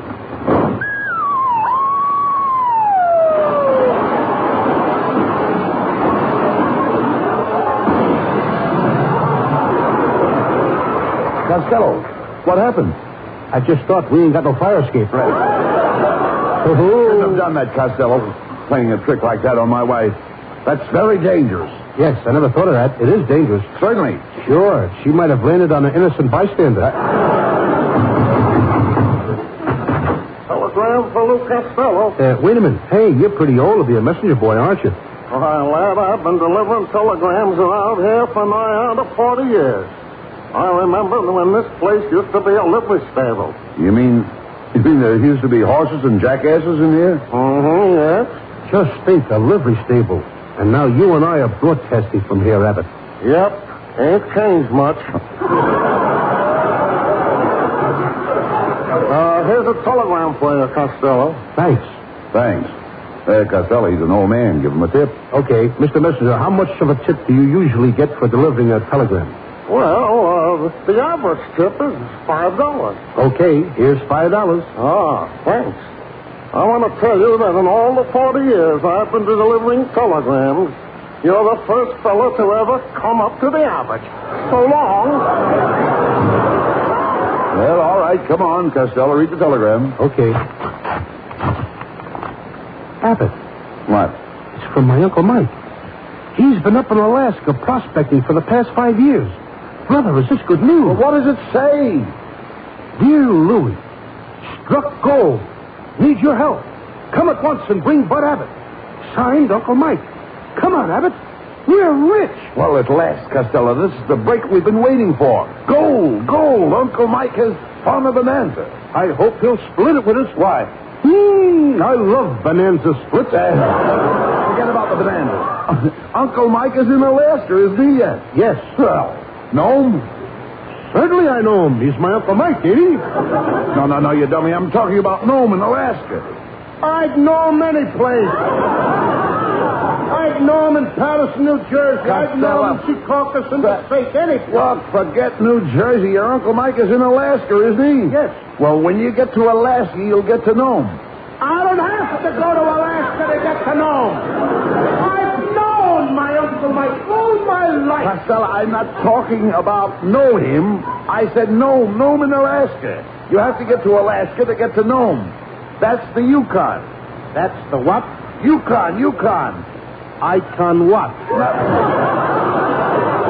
Not icon. What? Yukon. Oh, you mean I can't, but you can? Now you got it. Costello, this is no time to start a routine. Uncle Mike needs us. He needs us bad up there to help him get that gold. Now, this is the chance of a lifetime. What do we do, Abbott? Well, you know, we've got to get to Alaska as fast as we can. And as soon as we get off the boat, we'll have to start mushing. What did you say? I said you and I will have to start mushing. Abbott, don't you think I'm a little too young for you? Get him out of here!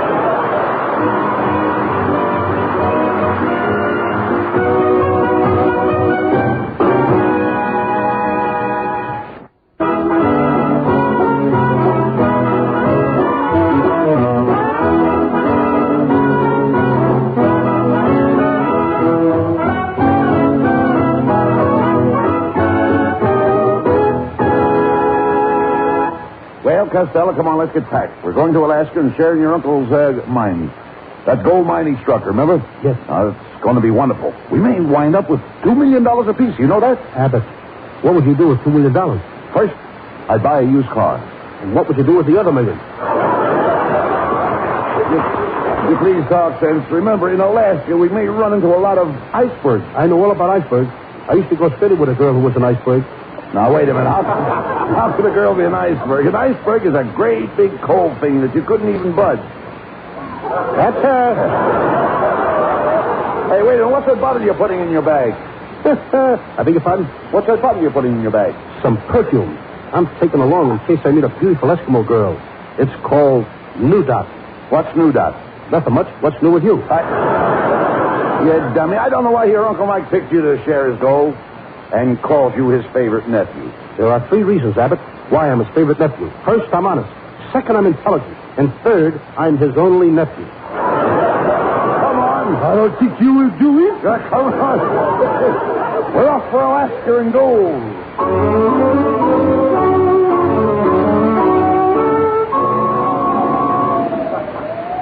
Costello, it's freezing here in Alaska.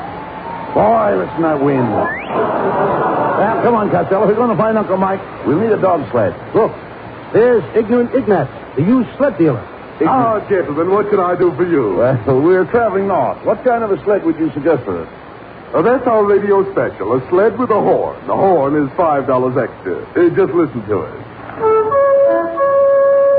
I'll take it. Good. One sled horn, $505. You said it was $5. If $5 for the horn and $500 to join the musicians union.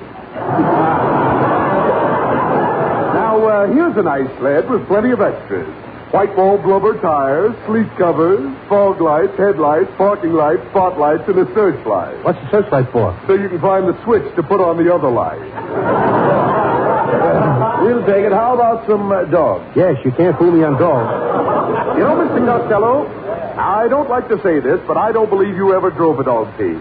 Oh, is that so? I love dogs. I'll never forget the time my dog Spotty saved my life. It's a sad story. Would you like to hear it? No. Then I'll tell it to you. I was out in the Arctic waste with my little dog Spotty. We were lost, starving. No food for 10 days. I couldn't stand it any longer. I had to eat. So I ate Spotty. Every last bit till there was nothing left. Just his little bones. And that was the saddest touch of all. I thought to myself, my wouldn't Spotty have enjoyed those bones? Well, we're wasting time. We've got to find Uncle Mike and his gold. We'll take this dog sled, Mr. Icknick. Come on, Costello. We're off on the trail of gold. Come on.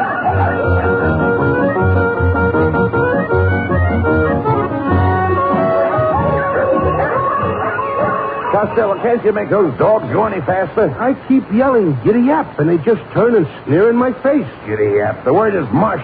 Okay, they keep sneering in my mush. Hey.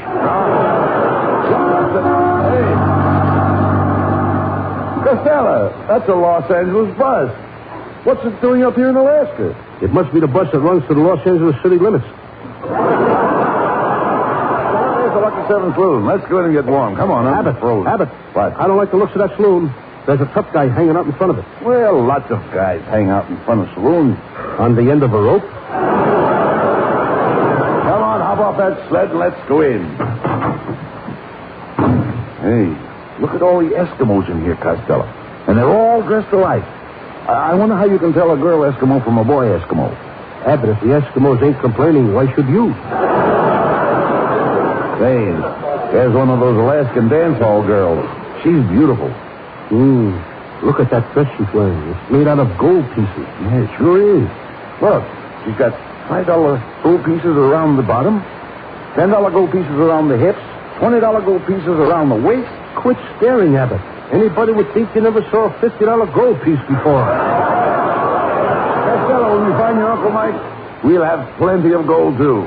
You'll be rolling in gold. Well, did I hear you say gold? Come here, Chubby. I want to kiss you. I'm Maisie. I'm woozy. Oh, you know, I'm crazy about you. Why? Because I'm a woman and you're a man. You understand? I'm a woman and you're a man. Well, what are you going to do about it? Don't you think it's a little too late to do anything about it now? That fella has no gold. He may have lots of gold when we find his Uncle Mike, but right now he's broke. What do I care? I want him. We don't need money. We can live on love.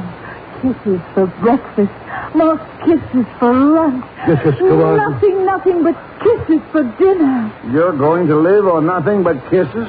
Abbott, do you think that would make you happy? Abbott, we may not be happy, but we'll be the skinniest couple in Alaska. Come on, on, Costello. We've got to find your Uncle Mike and get that gold. Say goodbye to Maisie. So you're really going, my love. Costello, I'll be waiting for you to return. I live in a little house 12 miles from here with my mother. Maisie, may I kiss you goodbye? If you kiss me, I'll call my mother. But you just said your mother is 12 miles away. I know, but if you kiss me right, she could get here before you're through. Maisie, I'm going to give you a kiss that will be felt on the other side of the world.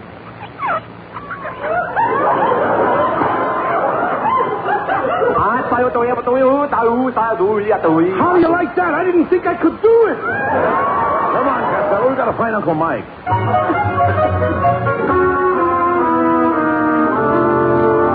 Well, Costello, this is where that old prospector told us your Uncle Mike was. Hey, look at that sign. It says Alaskan Jail. There's Uncle Mike looking out through the bars. Hey, Mike, we're here. Costello and I are here to help you dig the gold. Dig what gold? You said in your telegram that you struck gold. What are you doing in jail? Sure, I struck gold. That's why they put me in jail. But they can't put you in jail for striking gold. The gold I struck was Sam Gold. Sam Gold, the chief of police. You gotta get me out of here. Never mind him, Abbott. Get me out of here.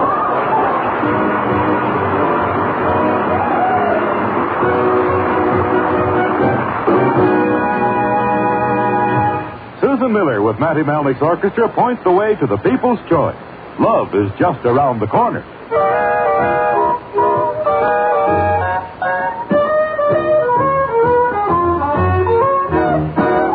Love is just around the corner, any cozy little corner. Love is just around the corner when I'm around you. I'm a sentimental mourner and I wouldn't be forlorner when you keep me on the corner. Just wait and see you. Venus de Milo was noted for her charm. Strictly between us, I'm cuter than Venus, and what's more, I've got on. Let's go cuddle in the corner, any cozy little corner. Love is just around the corner when I'm around you. Yes, when I'm around you.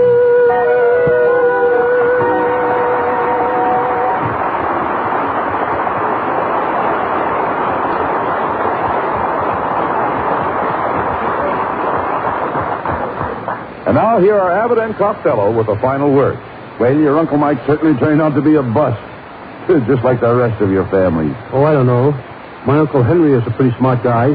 He once tried to think of a name for a candy bar. He thought, and he couldn't get a name.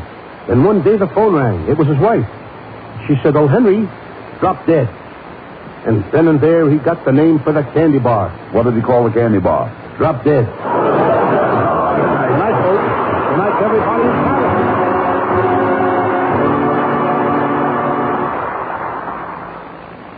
And that was part 2 of the Abbott and Costello Show, as originally broadcast March 3rd, 1948. I'm Stan Freeberg. Ladies and gentlemen, the secret word tonight is sugar. S-U-G-A-R. Rather. You bet your life.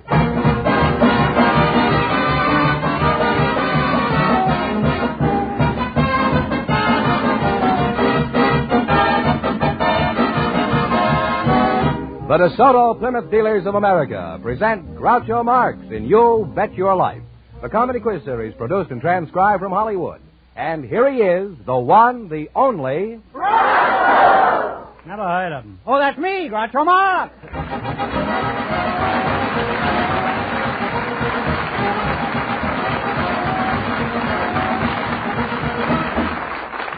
Thank you. Well, here I am again with $3,000 for one of our couples tonight. George Fenneman, who's first?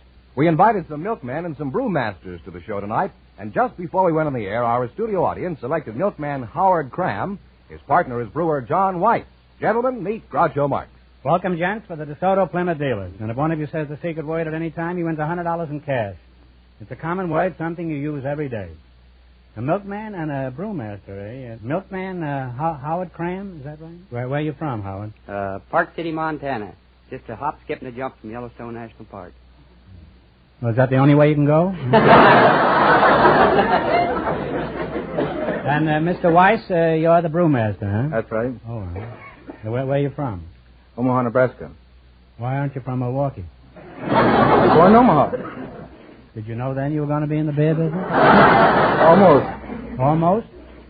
Milkman, you haven't turned sour yet, have you? No. Who do you work for? Edor Milk Farms. Mm-hmm. And Beer Bust, who do you work for? Meyer Brewing Company. Who, the Meyer Brewing Company? Meyer Brewing Company. How much beer do you brew in a day? Oh, about 900 barrels. And Milkman, how much milk do you deliver in a day? Oh, I deliver around 550 quarts a day. You deliver 550 quarts of milk a day? Yes. I don't believe it. Let me see you open your big brown eyes and say, "Mwah." Now, as a milkman, has anything embarrassing ever happened to you, Mr. Cram? Well, yes, several things.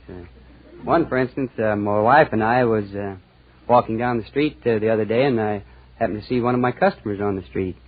And I says, "How do you do, Mrs. Jones?" And she looks at me and didn't even recognize me. And I was dressed just like I am now, and I says, "Well, don't you recognize me, Mrs. Jones? I'm your milkman."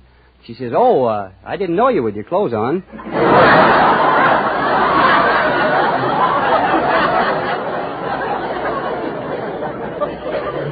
This must have made your wife very happy. How about you, Beer Bottle? Have you ever had any unusual experience, embarrassing? Yes, I remember one incident when I served my apprenticeship in the brewery. This plank was placed across the top of the tank here, and I fell off the plank into this tank of beer. Well, would you have stayed in there if there were pretzels in there? I think so. Have you ever been totally dry, Mr. Weiss?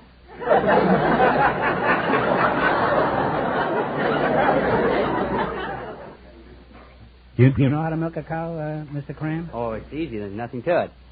Well, it's easy to lay an egg, but I bet you can't do that.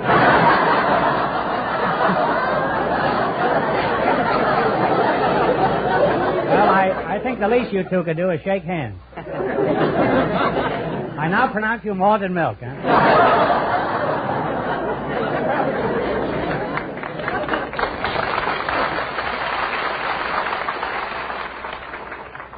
Now, in just 1 minute, you're going to have a chance to make $3,000.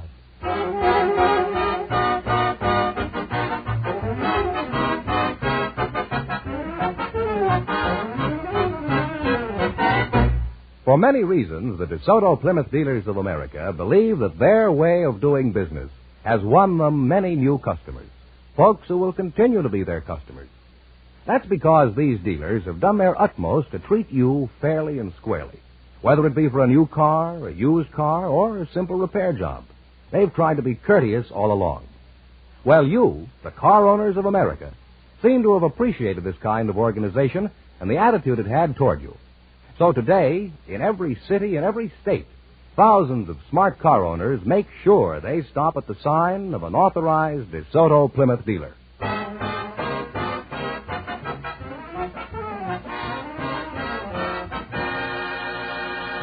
Now, let's say if a milkman and a brewmaster will be the ones who get the chance at the DeSoto Plymouth $3,000 question. Fenneman, explain the rules.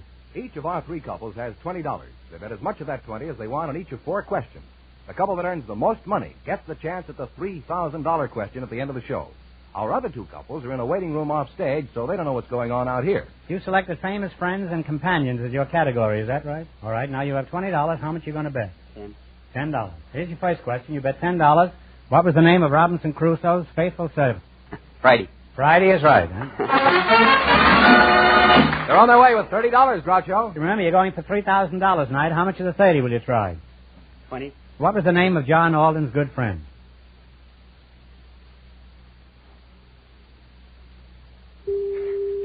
So quiet you can hear a contestant drop. Well, I'm sorry. It was Miles Standish. They now have $10. All right. Here's your third question. How much of the 10 are you going to try? 5. $5. Who was Tom Sawyer's best friend? Huckleberry Finn. Huckleberry Finn is right. On the way again, they have $15. All right, now you got 15. Here's your last chance to beat the other couples. How much of the 15? 15. Shoot the works. Who was Sherlock Holmes' faithful friend?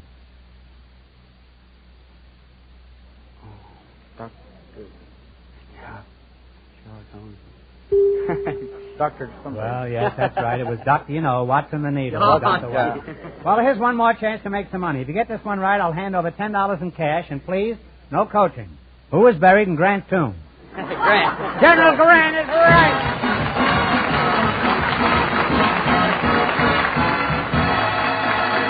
Thanks and good luck from the DeSoto Plymouth dealers. Now stick around. Who knows? You may be the ones who get the chance at the $3,000 question. Groucho, the secret word is still sugar. Perhaps our next couple will say it.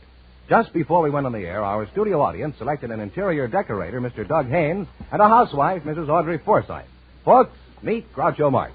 Welcome to You Bet Your Life. And if one of you says the DeSoto Plymouth secret word, he wins $100 in cash instantly. It's a common word, something you use every day. Audrey Forsythe, where are you from? Pine Bluff, Arkansas. You're a very pretty housewife. Thank you. Is your husband as pretty as you are? Not quite. Is he much bigger than you are? Yes, he is. Well, let's forget it, huh? What does your husband do, Audrey? He's in the Army. He's a tech sergeant. A tax sergeant? Yes, What does he do, technical. sit on tax? Now, what is a tax sergeant? I haven't been... Well, I don't know. I've only been through 5 wars, so I don't know. I didn't say I was in them. I was just through them. Well, it's the grade below a master is all I know. And do you see him very often? Oh, he's going overseas. When? Around the 28th, I suppose. Mr. Douglas Haynes, you're the interior decorator, huh? No, Hal Haynes, sir. Oh, Hal Haynes, huh? Where are you from, Hal? I'm from Auckland, New Zealand. Are you married? Yes, sir. Is your wife in the Army, huh? No, she's not in the army. How did you meet your wife, Hal? Well, she was touring in New Zealand with her father, who's Dante the magician. And I went to a dance, and I met her and looked at her and said, "Can you see out of those beautiful eyes?" And she said yes, and 2 weeks later we were married.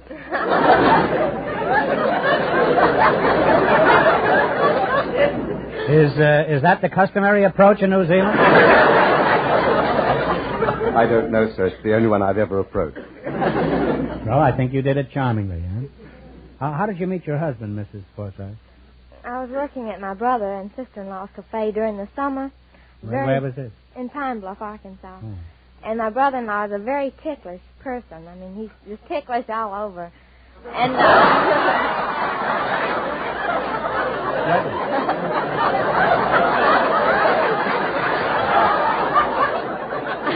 you say he's ticklish all over? You mean all over Arkansas? You'll have to explain that a little clearer, huh? Not too clear now, huh? And this morning, I came bursting in this cafe, and I noticed this man bending over the drink case. So I ran up to him, and I jabbed him in his ribs, and this fellow fell practically in the drink case. His hair was wet, and so I started laughing, naturally. And when I laugh, I close my eyes, and so Let's see, will you laugh? So when I looked up, You say he's leaving the 28th?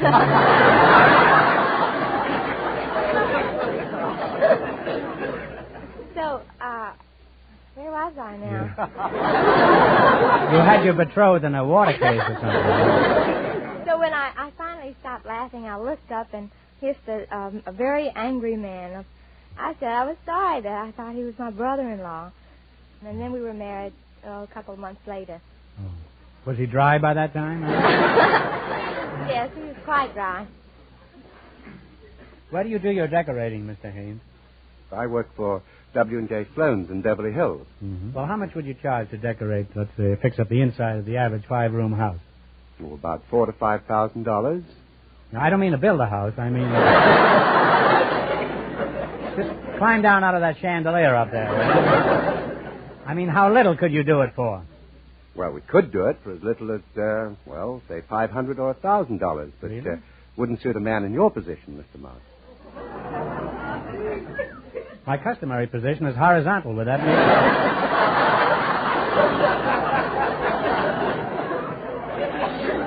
Now, to be a successful decorator, what do you regard as the most important requirement? Well, you have to know proper balance of a room and... proper balance in the bank? Well, Look at him grin when I said bank. What else? The layout of the room. I mean, you should have it in conversational groupings. Conversational groupings? You mean the furniture sits around and talks to each other? No, I mean, we try and face chairs. One chair says to the other, says, "My, your legs are crooked tonight." You ought to wear a longer valance. Says, "Well, my balance in the bank is so bad I can't afford it." No groaning, please. Mrs. Forsythe, has your husband gone yet? Tell me, have you learned anything about interior decorating? It sounds expensive. Mr. Haynes, would you care to defend yourself? Well, as a matter of fact, a good decorator can save money. Well, at your prices, I'm not surprised.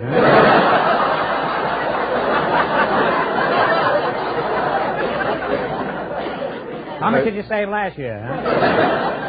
How do you generally decide what color scheme to use in a house? Hal? Well, if it's a cold room, you use warm colors. Mm-hmm. Wouldn't it be better to put in a gas heater?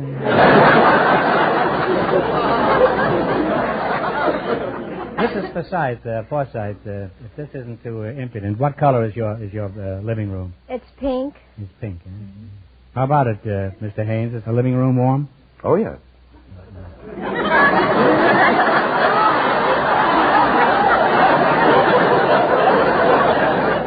How do you know her living room is warm? Maybe she's wearing long underwear. Well, tell us more about colors. It's fascinating. For example, what's a good color for the bedroom? Well, I would use pastel shades. Loud colors have a tendency, to keep you awake. Mrs. Forsythe, what color is your bedroom? It's a sort of an orange red. Sounds noisy. How do you sleep? I turned the light out, and the color...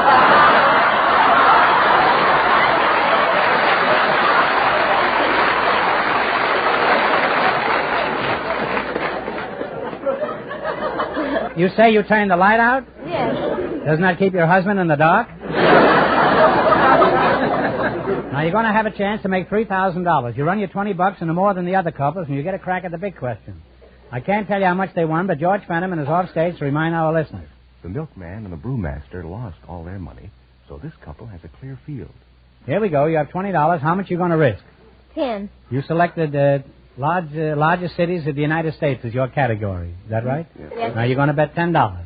What is the largest city in the state of Ohio? Akron. Do you agree with that? Toledo. I'm sorry, it's Cleveland. They now have $10, Groucho. Well, that's too bad. Well, you've got $10. Remember, you're going for $3,000. That's the big prize, anyhow. Now, how much of the $10 will you try? 5. What is the largest city in the state of Michigan? Detroit. Detroit is correct. Well, on the way now, they have $15. Now you have $15. Now, how much of the 15 you going to try? 10. What is the largest city in the state of Massachusetts? Boston. Boston is correct. They're still climbing. They have $25. Now, you've got $25, and here's your last chance to beat the other couples. How much of the 25 you going to risk? 25. Shoot the works. What is the largest city in the state of Missouri? St. Louis. St. Louis is correct. And they wind up with $50.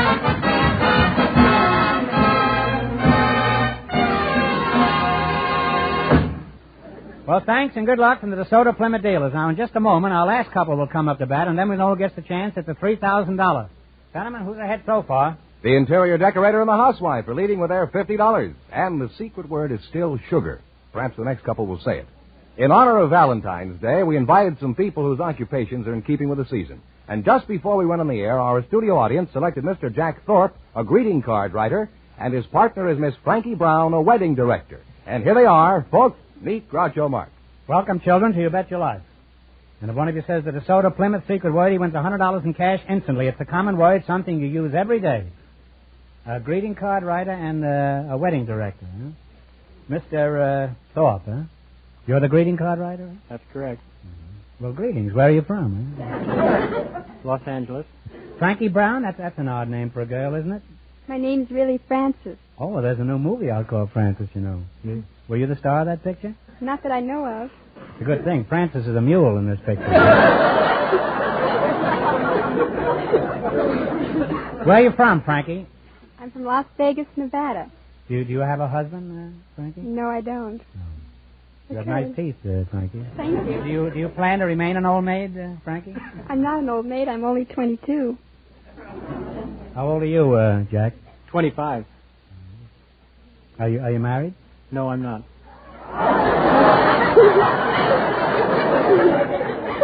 Well, let's find out something about you, too. Frankie gal, where do you direct your weddings? At Hotel Last Frontier in Las Vegas, Nevada. How many marriages have you engaged in? About 1,500. And how many engagements have you married in? What are your duties as a wedding director? Well, I arrange for the organist, send notices to their hometown paper, contact the minister, and arrange flowers. You sure you're not a funeral director? No, I'm a wedding director. It's a pretty mortuary description, you. You're a wedding director, huh? Well, there isn't too much difference, huh? Only thing is, at a wedding, you can smell your own flowers.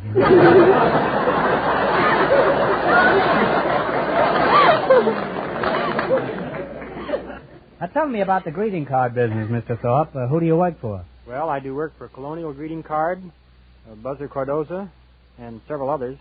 Yeah, well, what are your duties as a greeting card writer? Oh, I write verses for greeting cards. You mean somebody writes those things, huh? How do you know what to write? Well, the simplest thing is the best. The more you say and the less you mean, the better.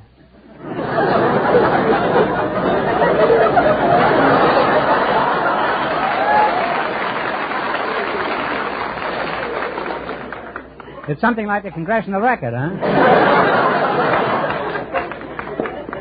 Well, can anybody be a greeting card writer? No, it takes a special talent. You have to be general, not too specific. For example, if I say to my black-eyed sweetheart, a fella couldn't send that to a blue-eyed girl. You could if you gave her 2 shiners the night before.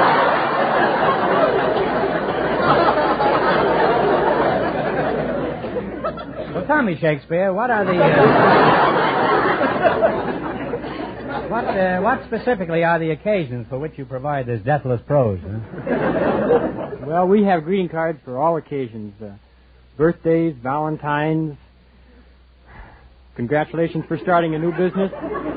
Congratulations for starting a new business? That's right. And suppose he goes Machulla. What happens then? Suppose he goes bankrupt. I'll think up a new verse.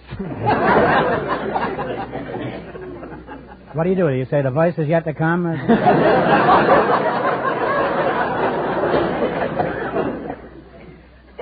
Suppose you were in love with Frankie here, Jack, and you wanted to send her a beautiful Valentine poem. What would you say on it? Go ahead, whip one out. Oh, I couldn't whip one right out. I'd have to think about it. Oh, how long? Huh? Oh, it'd take me a couple of days.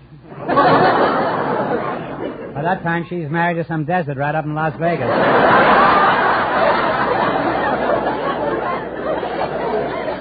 You know those desert rats? They trap them with cheesecake up there. Huh? Don't you carry any of your epics around with you? Oh, I always carry cards with me. Well, read us one.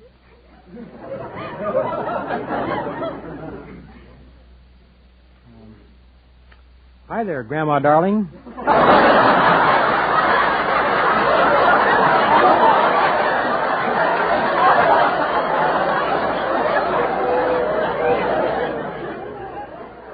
Frankie, you certainly got old quick, huh?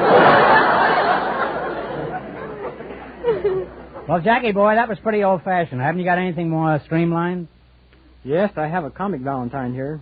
Oh, you have, huh? It has a picture of a garter and a stocking on it.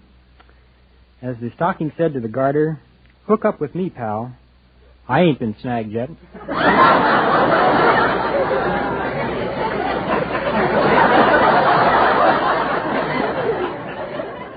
I'll bet that'd be a wow in Las Vegas, huh?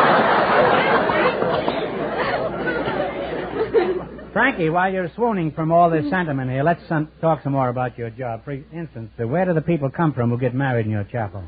Well, they come from all over the world. Well, why? Can't they get married in Yugoslavia or Spain? No.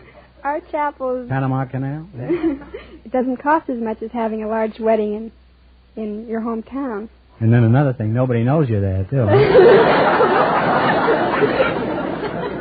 Well, how much do you charge for this grand larceny? We have two plans. One is $25. $25? Mm-hmm. The other What do you get for the $15. $25? Well, $25, you get a minister of your choice and an organist to play whatever songs you'd like, witnesses if you need them. No bride? What do I get for $15? I'm probably not even there for that. What do I get for $15? Well, for $15, you get the same things as you do for the $25, except that you get a live organist. For $15? For $15, you get a live organist? Why do you get a dead one for $25?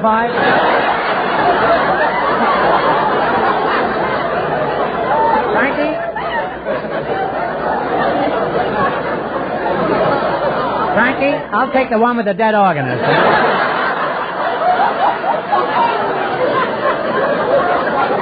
That's the one for me. It's $10 more, but it's worth it, huh?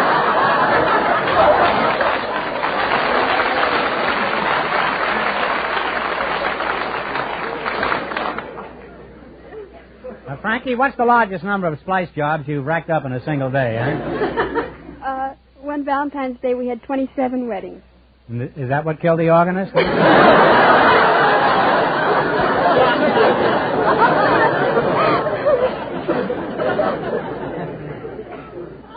What are your working hours on a job like that, huh? Well, I work from 9 to 5, and I'm on call 24 hours a day. Oh.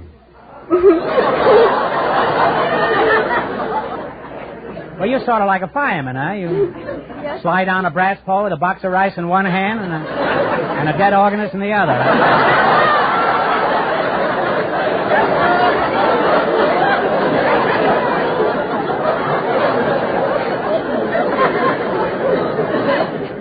Well, now that you two are practically engaged, let's see if you'll get the chance at the DeSoto Plymouth $3,000 question. Beat our other two couples, and you'll get a crack at the $3,000 question.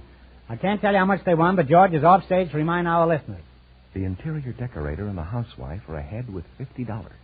Here we go. Let's see how high I can build you $20. You selected colleges as your category. All right, you have $20. How much you going to try? Well, we'll start with 10. What college is located at Palo Alto? Stanford. Stanford is right.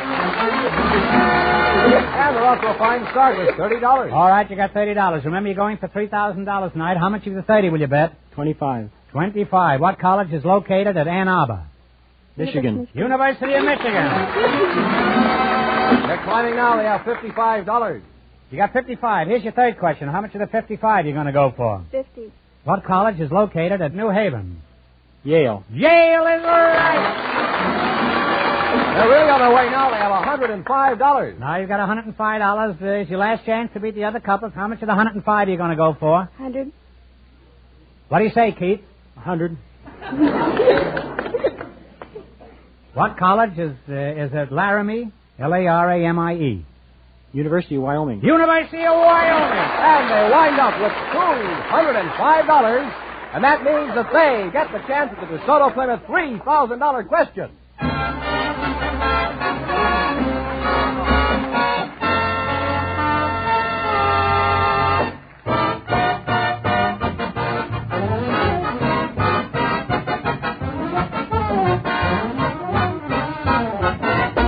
We're a nation of car owners in this country, and many of us know the inside of our family car as well as the back of our hands. Others don't care about what goes on inside our car, just so long as it's driving smoothly and economically. But whichever case fits you, when you drive your car into a shop for a checkup or some kind of repair job, you do like to know what is going to be done. You like to know why, and, of course, how much it will cost. Now, here's one big reason why you'll appreciate the kind of service you get at a DeSoto Plymouth dealer's. The men who work on your car at a DeSoto Plymouth dealers are service experts. They've had special training, constant training. They've special tools and equipment to work with that you won't find just anywhere. And on top of all these advantages, you'll find they've a courteous interest in explaining to you what will be done to your car, why it's going to be done. And you'll also get an estimate of what the job will cost.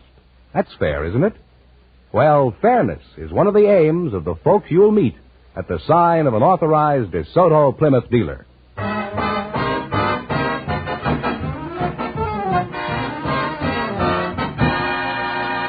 And here's the greeting card writer and the wedding director, the winning couple, all ready for the DeSoto Plymouth $3,000 question, Groucho. All right, here we go to $3,000. I'll give you 15 seconds to decide on one single answer between you, so think carefully.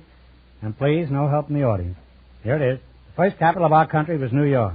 For $3,000, where was the second capital?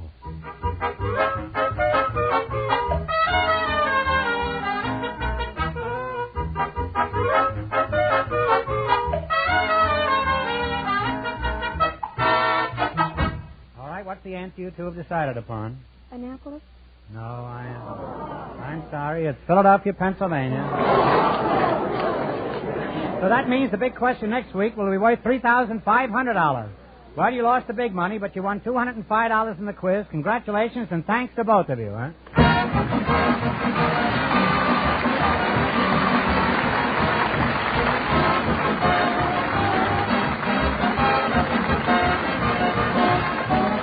You Bet Your Life is a John Goodell production, transcribed from Hollywood, directed by Bob Dwan and Bernie Smith. Music by Jerry Fielding.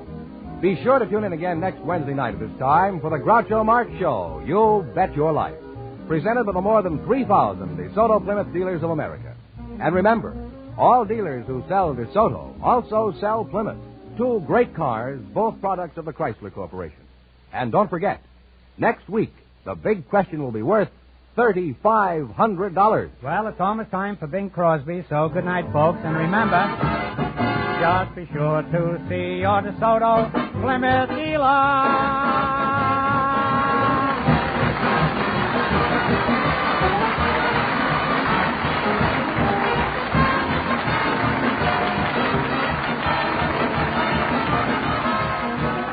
Here's a tip from the National Safety Council.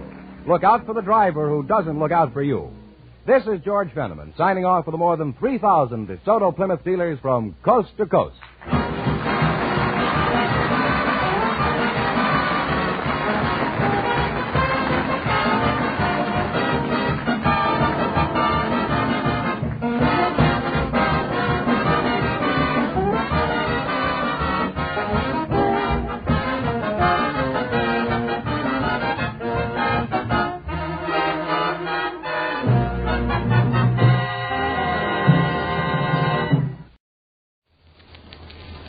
Well, sir, it's late afternoon as our scene opens now, and here in the living room of the small house halfway up in the next block, we find Mr. Victor Gook and his son, Mr. Rush Gook.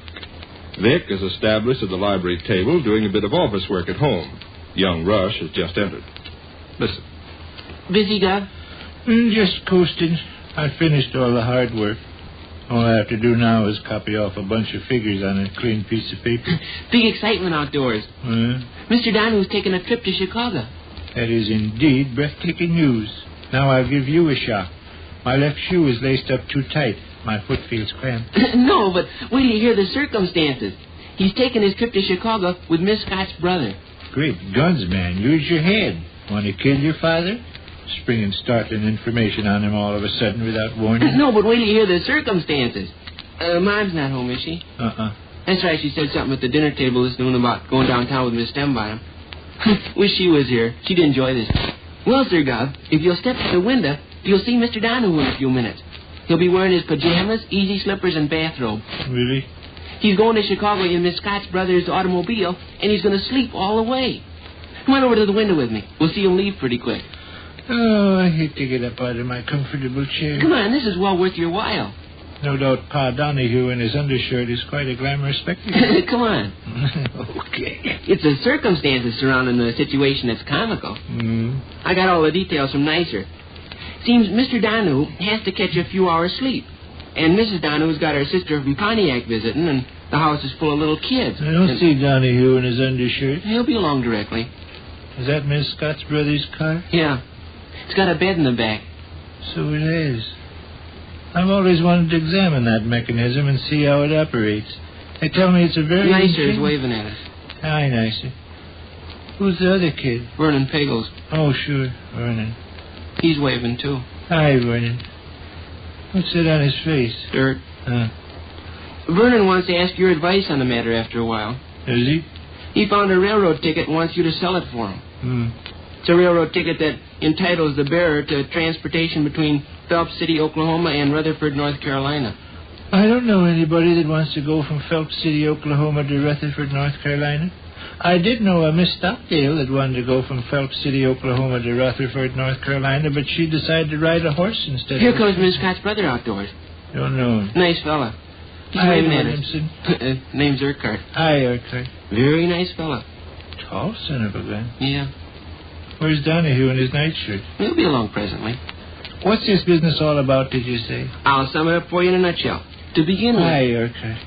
What's the half-wit keep waving for? I waved at him once. Oh, he's a jolly sort of a guy. Now your lame-brained chum Vernon's waving again. Hi, Vernon. Hi, Nicer.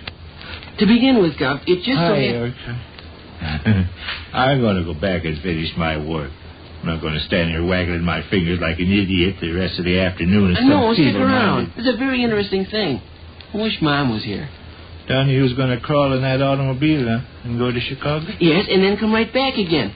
The trip is going to be his night's rest. Get the angle? Hi, Urquhart. He sure likes to smirk and grin and wave, huh? Hi, Vernon. Hi, Urquhart. He's going to go back in the house now, I guess. I'm relieved. Tell your story. Well, it seems... Hi, Nicer. Well, it seems Mr. Donahue and Miss Scott's brother are good friends. Also, it seems Mr. Donahue just got in off on a Chicago freight drag and required some sleep. He requires sleep because at midnight he's got another Chicago freight drag. Ordinarily, he'd go home and crawl in bed. It just so happens, though, that Miss Donahue's sister from Pontiac is visiting. She's got them 3 young girls. Well, Mr. Donahue realizes he wouldn't be able to get any rest with 3 young kids in the house. Well, he got chatting with Miss Scott's brother, found out he was driving to Chicago and back. And since there's a bed in the car, he decided he'd make the trip and get in around 6 or 7 hours sleep in the car. Oh, so that's the way of it. Yeah, ain't it a funny situation? Miss Scott's brother plans to drive to Chicago, transact a little business that only takes about half an hour, then drive back again. He figures the round trip will only require 7 hours at the outside. Give Mr. Donahue plenty of time to go home and get dressed and show up at the roundhouse for his freight train by midnight. Refreshed by 7 hours sleep? Sure. Here's Brother Williamson again. Urquhart. Hi, Urquhart. I missed you. You get the funny slant to this, don't you? I suppose it's fairly funny that a guy elects to make a trip to Chicago. He's in and out of Chicago so much is the funny slant. Hi, Urquhart. Hi, Vernon. Hi, Nicer. He's in and out of Chicago so much, Gov, is the funny slant. Look what. Mr. Donahue was in Chicago at noon today. All right, he comes home. Comes home, puts on his pajamas, crawls in an automobile, and returns to Chicago. After half an hour in Chicago, he heads for home again. Soon as Miss Scott's brother pulls in the yard tonight, Mr. Donahue's got to crawl out of the car, go home, put on his clothes, and head for Chicago again. I call that a very amazing setup. Yeah. A very amazing setup. Yeah. Here we got a guy that, in the space of less than 24 hours, travels to Chicago 3 separate and distinct times. Here we got a guy... you, by George. Just as advertised. Didn't I tell you he'd be wearing pajamas, easy slippers, and bathrobe? Hi, Donahue. Mr. Donahue. Hi, Urquhart. Hi, Vernon. Donahue may feel a little foolish appearing in his nightshirt in the bright afternoon sunlight like this, but I wonder if we don't look a little foolish standing here in the window staring like a couple of dimwits. Oh, well, they don't care. Donahue's crawling into his downy couch. Makes a very comfortable bed, that back seat. I've laid down on it. Sweet dreams, Donahue. Submit to the blandishments of Morpheus and close your tired eyelids and allow your sleepy soul to drift... By George, he is going to go to sleep. See, he's pulling the covers up underneath his chin. Slumber on, little flower. He's lifting himself up on his elbow to wave good night to it. Good night in the middle of the afternoon. Well, that's railroad men for you. Their life is all topsy-turvy. Crank her up, Urquhart, and let's get going. He's got a self-starter. That's a darn good car. Urquhart a good driver? Uh-huh. Be funny if he drove in the ditch and tumbled his pretty passenger out of his cozy nest. Guess that wouldn't be so funny either. I take it back. Guess you're going to leave pretty quick. Miss Scott's brother's inspecting the tires. Your chum Vernon Pickles don't look any too bright standing there with his mouth open. Well, Adenoids is responsible for that. Matter of fact, they don't come any smarter than Vernon. Mm-hmm. Think you can sell that railroad ticket for him? No. It's a railroad ticket good between Phelps City, Oklahoma, and Rutherford, North Carolina. So you said. Ought to be worth a good deal. How much do railroads charge an individual nowadays per mile? Couldn't see. 5 cents? Yeah. Well, Vernon looked up Phelps City, Oklahoma, and Rutherford, North Carolina on the map. He claims they're about 1,000 miles apart. 5 times 1,000 is 5,000. 5,000 pennies is $500. Holy smoke, $500. $50. 50? Sure. You move your decimal point twice. Who in thunder would slap out 500 berries to ride from Oklahoma to North Carolina? Yeah, 50's correct. But golly, even 50. Need some. Well, I'll say. There are probably millions of people who are dying to travel from Phelps City, Oklahoma to Rutherford, North Carolina, but how could you put your finger... They're going to go, Gov. This guy's brother's climbing in the front seat. Donahue probably already in Blanket Bay. Wouldn't be surprised. Have a pleasant trip, boys. They're off. Hi, Vernon. Hi, Nicer. Hi, Erica. Which concludes another brief interlude at the small house halfway up in the next block.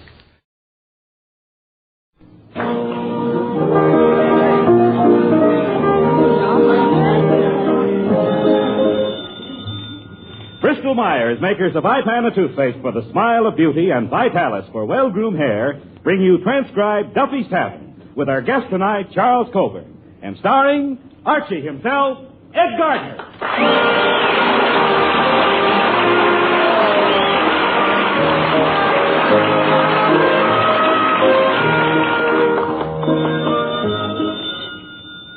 Hello, Duffy's Tavern, where the elite meet to eat. Archie the manager speaking. Duffy ain't here.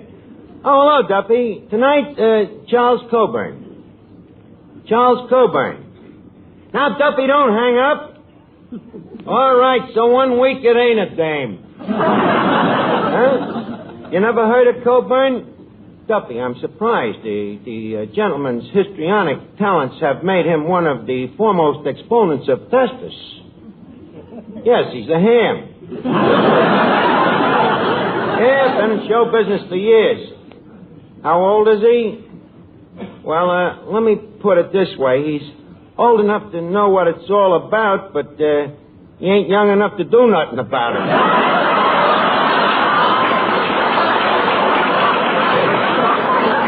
Yeah, that's right. A lot like Jolson. Except if Coburn never got down on one knee, he'd never get up again. Huh? How's business here? Well, we're running ahead of yesterday. Yeah. We was closed yesterday. Well, you know something, Duffy? You know what would help business here? A doorman, you know, a good front man. Huh? Well, when a customer comes in a place, what's the first thing he thinks about? Right. About leaving. So, we got to have a front man to block the door, and this Coburn is a natural for the job. Yeah. You ought to see the front the guy puts up.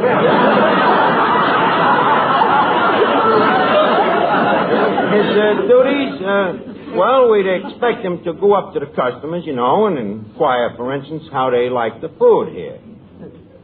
Duffy, who's going to hit a guy his age? Well, look, I'm busy now. I'll call you back. But, Duffy, me and Eddie is right in the middle of some very important business. Okay.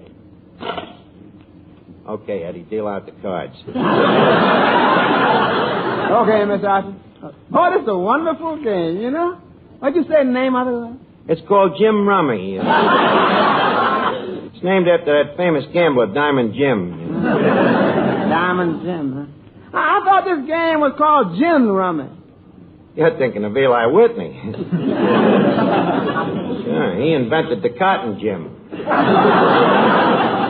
Well, sure, a great game. Yeah. Very educational. Yes, sir. Yeah. How much do you owe me so far? Let's see, now, You give me 4 times 3,000 points. Times it by 7 is 21,000. 21,000 plus 10,000 for boxes is 32,000. Multiplied by 4. It's an even dollar. Okay, give me the buck. Okay, here's the buck. Now, lend me the loan of the buck back. Nothing doing. That's bad luck. I ain't gonna lend you no money. You won't lend me a lousy buck? That's a fine attitude. Suppose other people felt that way. Suppose Isabella hadn't lent Columbus some money. Do you realize the world would still be flat? Eddie, I'm surprised at you. Archie, this Charles Coburn who's coming down here tonight. What about him? Well, why don't you ever have anyone like Robert Taylor or Tyrone Power to meet me? Tyrone Power? Look, Miss Duffy, when a guy's got a filet mignon at home, he don't go out to eat hash. I might further mention that to get guys like Tyrone Power down here, we'd have to induce them with a little sex appeal. Sex appeal? What is it? Nothing but sheer plain animal attraction. Animal attraction. Look, have you ever been to the burlesque? Yeah. Ever see crowds like that at the zoo? Incidentally, how old is Mr. Coburn? What's it to you? Well, in case he happens to find me irresistible. Look, Miss Duffy, the guy may have gray hair, but his opticals are still good. Now, beat it, will you? I wish to be alone. All right. My wish has been granted. What's the matter with you, Finnegan? You look a little tired. Oh, yeah. I couldn't sleep a wink last night. Couldn't sleep, huh? Did you try counting sheep? Yep. Counted up to 864. Yeah, still couldn't get to sleep? No, the room got so stuffy, I had to get up and open the window. How come? I made a mistake. Instead of sheep, I was counting goats. Another thing that kept me awake was a loud party going on upstairs. Well, why didn't you go upstairs and tell them to shut up? Well, as it turned out, I didn't have to. You see, the ceiling in my apartment ain't too strong. So? So the next thing I know, I'm dancing with a tall blonde. You mean the party dropped in on you and carried on in your apartment? Well, not exactly. What do you mean, not exactly? Well, as you know, the floor in my apartment ain't too strong neither. So you dropped in on the people downstairs? Yeah. How long did this party last? Clear through to the basement. You know them penthouse parties are. They go on for a long time. So, as I say, I didn't get a wink of sleep. Well, what'd you do all night? Played solitaire with my brother. Solitaire with your brother? Two of yous playing solitaire? What else could we play? We only had one deck of cards. Oh, so you play cards? Yeah. I didn't know you was a card player. Oh, I'm very good at it, Art. Maybe we can get up a little game. Okay. All right, we'll play dealer's choice. What game do you like? Flipping them into a hat. Boy, that's a wonderful card game. It's a better card game than it is a joke, you know. Flipping them into a hat. I thought that was very funny. Flipping them into a hat. Huh? Yeah, I thought so, too. Look, how would you like to play a little rummy? A little rummy? Why not? I'll play anybody. Finnegan, I mean Jim Rummy. Oh, Jim Rummy. The new card game. How do you play it? I'll show you. You got any money? Well, I got $50. In that case, I think I can teach you the game. Well, thanks, Dutch. And I think you'll find that I learn very fast. Well, if you learn very fast, how come you don't know nothing? Oh, easy come, easy go. I'm glad you feel that way, Finnegan. Now, put up to 50 cents. Okay. All right. Now, card for you, card for me. Count for you, count for me. Miss Archer, how can you do it? It'll be a lesson, Tom Eddie. It'll teach him not to gamble. Hello, Arch. Oh, hello, Joe. Did you finish your broadcast already? Yeah, and boy, if I have to work with that comedian one more week, I'll blow my top. Why, what's the matter? He got so many laughs tonight, I had to cut the commercial. This is bad. Well, certainly it's bad. It was awful. Because I never got a chance to say that Ipana toothpaste is the toothpaste more dentists use themselves, as well as recommend to their patients, than any other. You ought to try the Ipana way yourself. It's easy. First, between regular visits to your dentist, brush all tooth surfaces with Ipana toothpaste at least twice a day. Then massage gums the way your dentist advises to stimulate gum circulation. That's all. But see the difference Ipana toothpaste can make to your teeth, to your smile. Notice Ipana's wonderful flavor, too. How it leaves your mouth fresher, your breath cleaner. You'll really like Ipana and what it can do for you. So get a tube first chance you get. Remember, a good dentifrice like a good dentist is never a luxury. Make the Ipana way your way to healthier gums, brighter teeth, a more sparkling smile. The Ipana smile, the smile of beauty.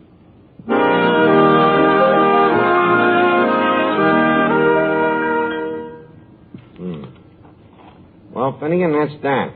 Okay, Arch. You owe me $3. $3. Okay, here you are. Oh, thanks, Arch. Hey, wait a minute. What? That guy that just came in. I think I seen him in the movies. Ain't that Faye Bainter? Finnegan, that's Charles Coburn.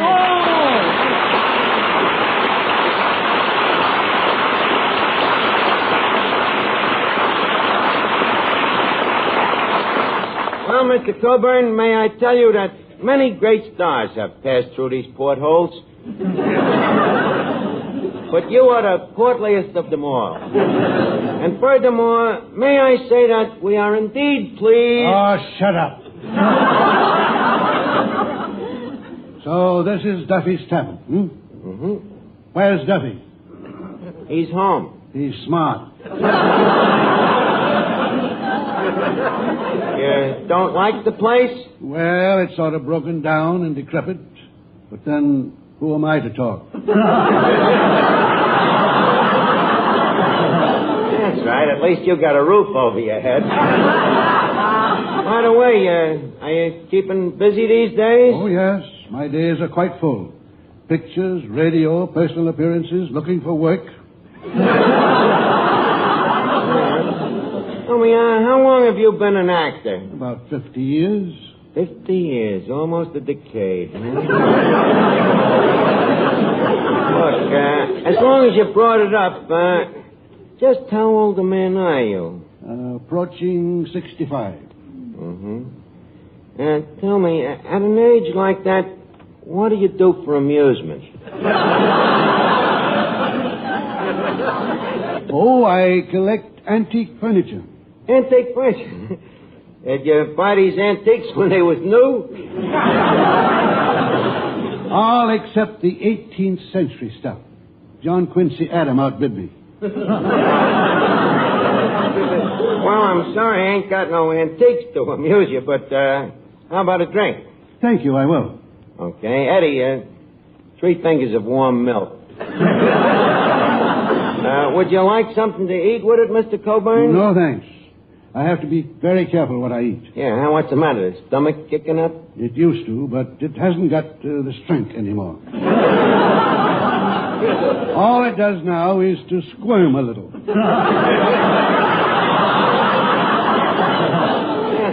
Here's the milk, Mr. Coburn. Oh, thank you, thank you. I'll have to take these pills first. Pills, eh? I see. Hey, what's them red ones for? My liver. And the green ones? Kidneys. How about the brown ones? Stomach. Oh, tell me, what's the purple ones for? Just a dash of lavender to round out the color scheme.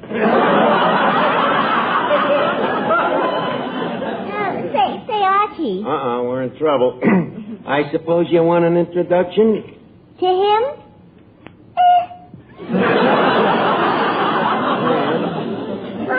I'm afraid he doesn't appeal to a person of my sex. Archie, Yeah? what sex is that?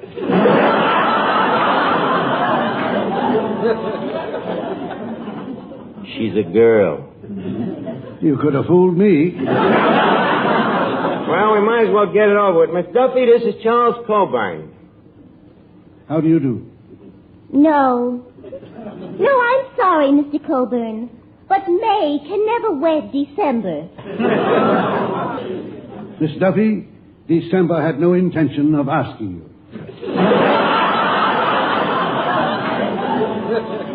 Miss Duffy, can't you see that he ain't interested in you? Oh, no? Did you see the look in his eyes?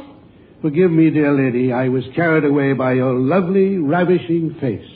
I can go along with the gag.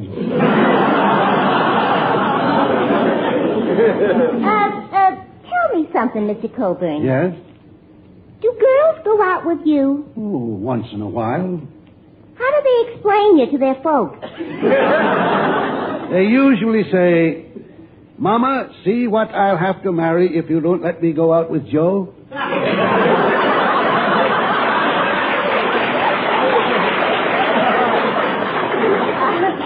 Well, Mr. Coburn, don't feel too bad. Remember, any girl who'd go out with you isn't worth having anyway. Miss Duffy, will you please desist your presence? Me and the gentleman here has some business to discuss. Tell me, Mr. Coburn, how long did you say you've been an actor? 50 years. 50 years, huh? Don't you think you ought to settle down to a steady job? A steady job? Yeah. Where? Here in Duffy's Tavern. I'd rather marry Miss Duffy. The hard way, huh? Look, it happens that we have a very important job open. What kind of a job? We need a front man. A front man? Yeah, and you're just the type, you know. Prosperous looking, well-fed, well-dressed, business-like, perfect phony. Well, what do you say? But, Archie, a job like that, wouldn't it tie me down? Not too tied down. Take me. I work here, and I wasn't too tied down to do a picture for Paramount. Yes, I saw that picture. Oh, really? What'd you think of it? You should be tied down. Mr. Coburn, for a man who is seeking employment, I should think you'd be a little more diplomatic. I was only fooling, Archie. Oh, really? Yeah. I really enjoyed the picture. Did you? Yes, especially Dorothy L'Amour. In that sarong. Oh. How old this guy said he was? You like that sarong, huh? Yeah, didn't you? Personally, I never gave it a second thought. I was too busy with the first thought. But what a cast we had in that picture. Remember Bing Crosby? No. He was in it. Remember Betty Hutton? Yes. Remember Victor Moore? No. Remember Veronica Lake? Yes. Remember Alan Ladd? No. Remember Diana Lynn? Yes. Looks like December has moved up a couple of months. Yeah, it was a great cast. We had 34 stars in addition to me. Yes, 34 stars and 1 eclipse. Excuse me. Hello? Oh, hello, Duffy. No, I ain't got him out on the sidewalk yet. Huh? Well, I figure on rainy days we can let him stand inside, you know, next to the cash register. Well, Duffy, we can have him bonded.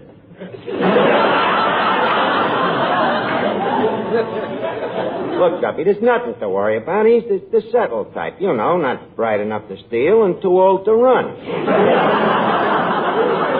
Incidentally, how much you think we should pay him? Duffy, he can make more money than that out of Social Security. Huh? Okay. Be with you in a second, Mr. Coburn. Eddie, Duffy says we gotta test the guy's character before we hire him. Character, huh? Yeah, and I agree with him, you know. I won't have nobody around here, Eddie, unless he's honest. There's 2 things we gotta have. Character and honesty. Now, we gotta test the guy. How? We'll clip him in a poker game. That's the sure way to test out a guy's character, to play him poker. Suppose he wins. Then he's fired. We can't have guys around here without character. Did you fellas say you're going to play poker? Oh, yeah. You want to sit in, Joe? No, thanks. I'll just stand around and make suggestions. Everybody's a kibitzer.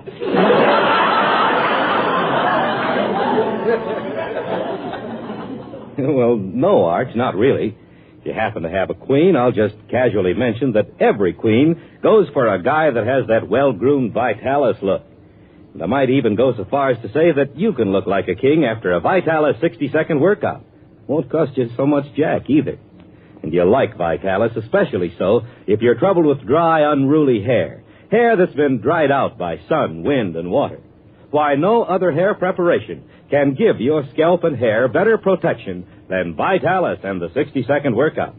For the Vitalis formula contains 2 of the same ingredients that many skin specialists prescribe for dry, flaky scalps, plus all the other extras that make your hair more handsome, more healthy looking.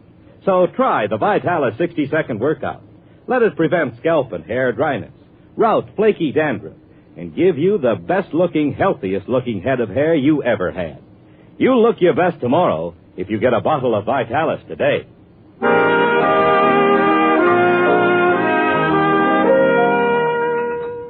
Now, look, fellas. Leave us not scare this guy off by mentioning poker right away, I'll lead him up to it gradually, subtle like. Subtle like, huh? Yeah. Mr. Coburn. Yes? Speaking of baseball, them St. Louis Browns is the best baseball team in St. Louis. Don't you think so? No, I like the Cards. Speaking of cards, how would you like to indulge in a nice sociable game of, say, Jim Rummy? Well, frankly, I don't know much about cards. A pigeon. You say you don't know much about cards? No. About 6 years ago, I did play a game called poker. Poker, huh? What kind of a game is that? Well, it's been so long ago, I've forgotten. Me too. Why don't we play again? Maybe it'd come back to us, huh? All right. If you'll promise to be patient with the greenhorn. I'm even greener than you. No, I'm much greener than you. No, I'm a lot greener than you. These are the 2 greenest actors I ever seen. Well, get the cards. Fellas, we got a real sucker here. I don't know a thing about poker. The poker! Oh, boy, poker! Do you play poker? No. No, I don't, but I got dumb luck. If you got any kind of luck at all, that's the kind. Now, Finnegan, all you got to remember in poker is one thing. Yeah. Don't go into a pot unless you got 4 of a kind. 4 of a kind? That's right. Yeah. Don't go in unless you got 4 of a kind. Okay, I got it. Well, Mr. Coburn, what shall we play first? Say, 1 and 2? All right, 100 and 200. Shall we compromise? All right. 2 cents and 4 cents. All right, now, let's start the game. Now, go ahead and deal out the cards. By the way, you do know how to deal, don't you? Well, I used to be able to. Now, let me see. 3 missing.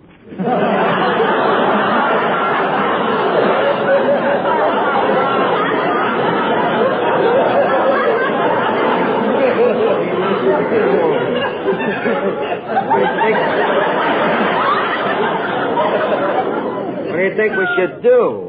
Well, by a very fortunate coincidence, I happen to have a deck of cards right here in my pocket. Oh, really? In your pocket? How long did you say it was since you played? 6 years. This is an old coat. I wonder if I'll be able to remember how to play this poker. Yeah, I wonder if I'll remember, too. How are we going to play? Straight poker. Jacks are better, nothing wild. Mr. Archie, I got a queer feeling that ain't such an old coat. Well, let's look on now. Let's see here, what have I got?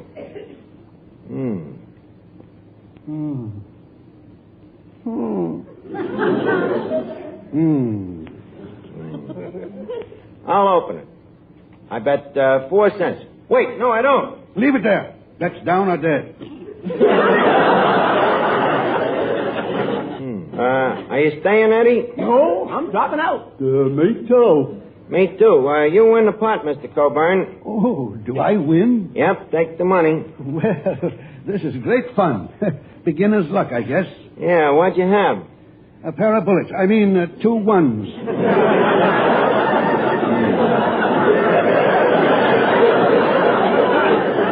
You deal next, Eddie. By the way, Finnegan, what did you drop out with? Oh, nothing. 3 kings. You dropped out with 3 kings. Well, you told me to only go in with 4 of a kind. Yeah, that's right. Well, won't do that. Just wait till you get 4 of a kind. Sure. Well, here's your cards, gentlemen.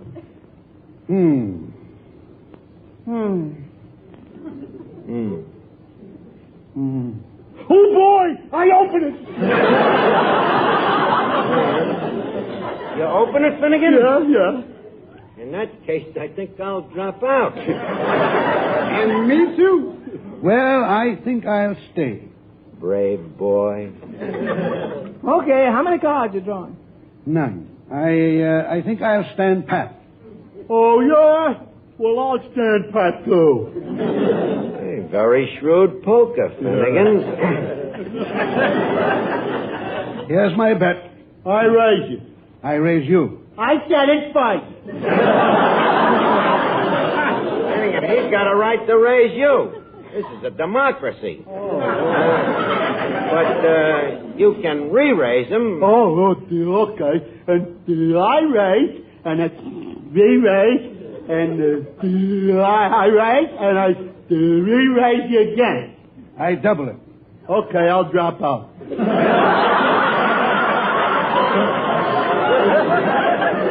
Don't drop out. Why?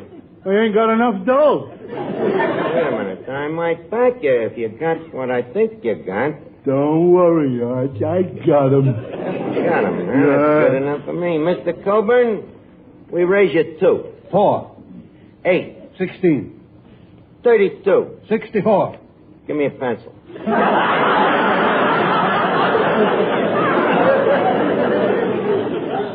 $97. What do you got?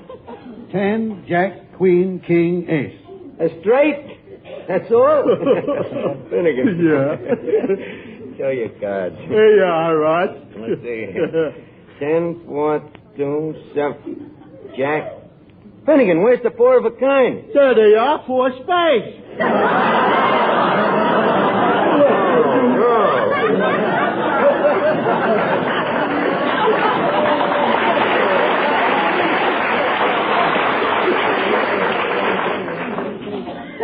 Well, gentlemen, I thank you very much.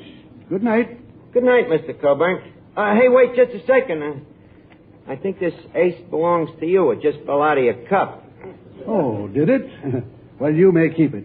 I've got 1 million of them.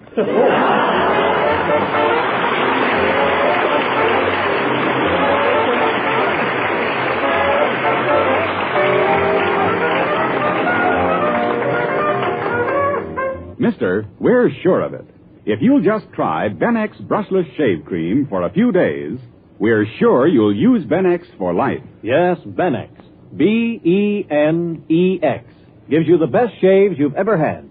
For Benex gives you 3 big extras. First, Benex Brushless gives extra easy shaves, thanks to a special beard-softening formula. Second, Benex Brushless is extra smooth, lighter. So different it rinses off your razor instantly. Third, Benex Brushless gives you extra comfort. A special after-shaving action leaves your face feeling wonderful. Just try Benex.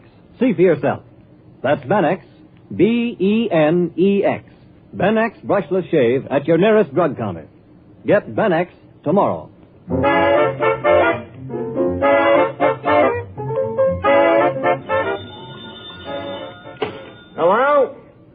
hello, Duffy.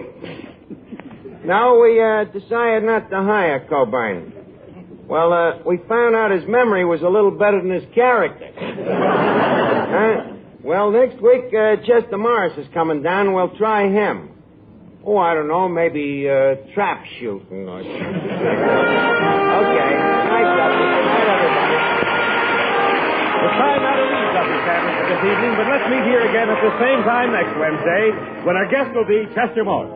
Duffy's Tavern is brought to you by Ipana Toothpaste for the smile of beauty and Vitalis for well-groomed hair.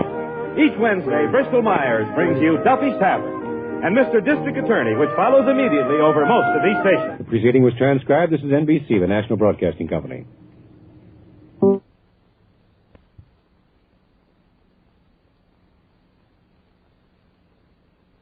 It's new. It's amazing. It's Prell, P-R-E-L-L.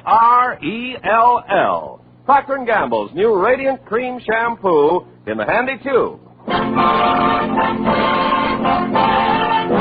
Prell brings you The Life of Riley.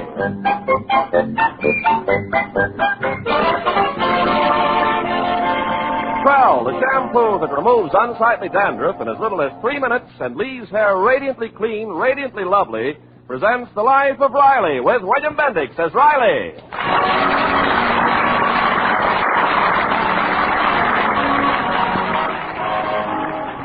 For the vast majority of Americans, the current football season means turning on the radio on Saturdays or perhaps taking an occasional game. But to Chester A. Riley, the football season has meant a good kicking around.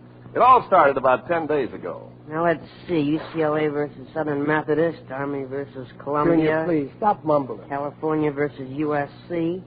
Say, Mom, could I have my allowance, please? Well, later, Junior. I'm busy getting supper. Yeah, but, Mom, Junior, where's your respect?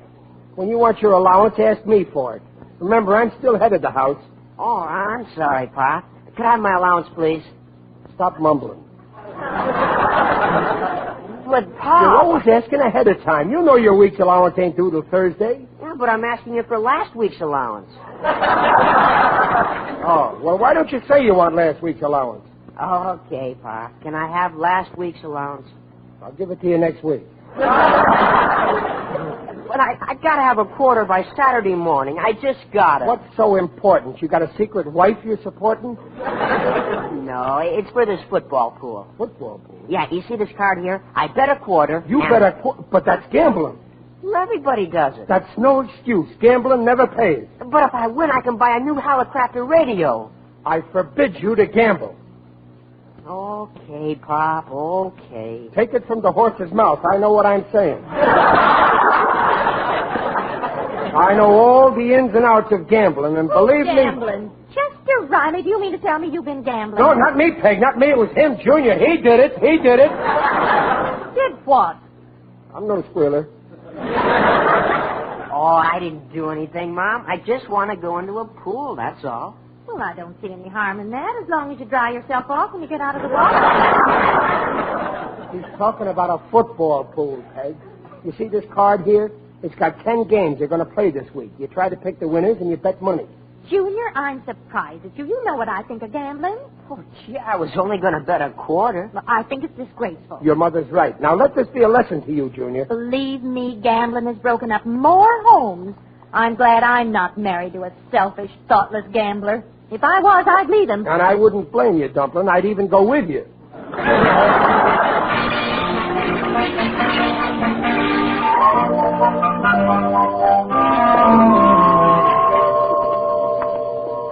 Hey, snap it up, Riley. We don't want to be late for work. Okay, Gillis, okay. Will you lift them flounders you're using for feed? The boss gets unhappy when we're late. Oh, that's Stevenson, always beefing. Did you hear him last week when I accidentally dropped my lunch pail in the electric dynamo? Well, it cost $300 to fix it. Yeah, always thinking about himself. Never a word about the 2 hard-boiled eggs I lost. Some thanks I get for slaving 6 years.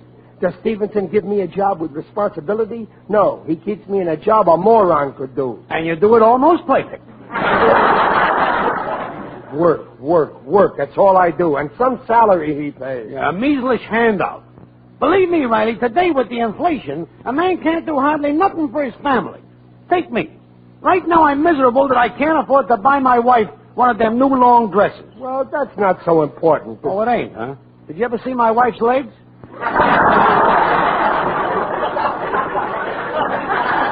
It's the kids. That's what's important, Gillis. They're the ones who suffer. Yeah, like I always say, with guys like us, money is a luxury we can't afford. Stevenson don't raise me, so I got to turn down my kids every time they ask me for money. It's getting so bad, if Junior needs dough, he goes out and gambles. No kidding. Yeah. Gambling, huh? The kids of today are so precocious. Your Junior is almost as bad as my egg break. Your egg break gambles? No. Women. The kid's got 47 pictures of Jane Russell in his room. I spent a whole day counting them. Yeah, well, gambling's worse. I caught Junior with this card. Look. Huh? Oh, well, that's not so terrible. He's only betting in a football pool. Yeah, today it's football. Tomorrow it'll be horses, then poker. First thing you know, it's dice in Las Vegas. But right. Then roulette at Monte Carlo. You know what that's like. One spin of the wheel and he's broke. And you know what happens then? Oh, now, look. He walks out of the casino, down to the beach, pulls a gun out of his pocket, points it at his head, and that Stevenson ain't gonna murder my boy.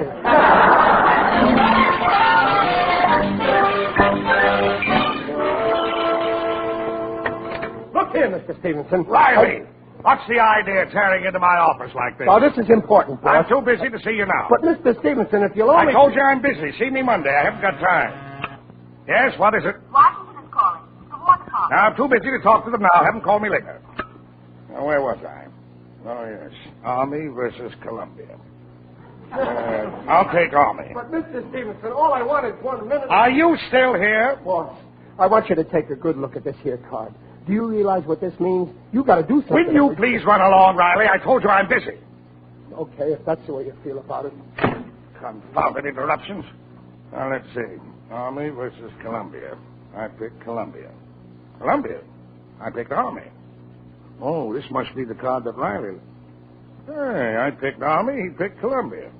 I picked UCLA, he picked SMU.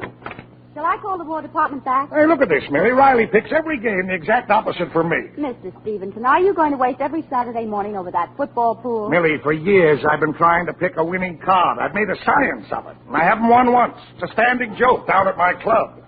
Maybe science has nothing to do with it. Maybe it's just plain dumb luck. Oh, nonsense. Well, maybe it is dumb luck. You know what? I'm going to bet on Riley's selections.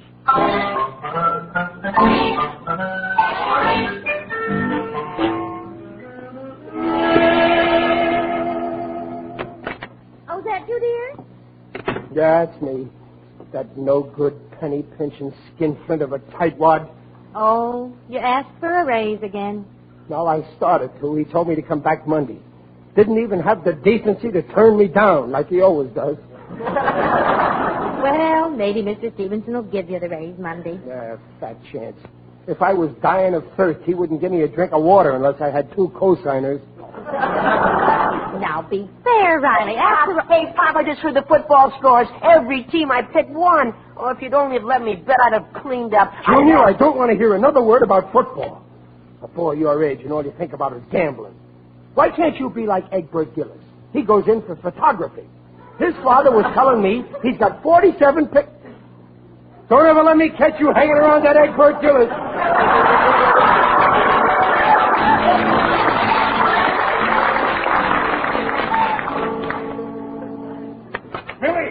Millie! I won. Every team I picked on that card was a winner. I won. Mr. Stevenson, please, put me down. Wait till the boys at the club hear about this. Now they'll be asking me to pick them every week. But actually, it was Riley who picked it for you. Oh, Riley. That's right. I almost forgot. Say, Riley must know his football. It looks like it. 10 winners and 100 to 1. I won $2,500. $2,500? Yes, sir. And you know what? It's only fair that I split my winnings with good old Riley. I'm going to give him $40. We'll call it a bonus. And next Saturday, Billy. Yes. Monday morning, have an office ready for him right next to mine. From now on, Riley's going to be my special assistant. Riley? Special assistant? In charge of picking football winners for me.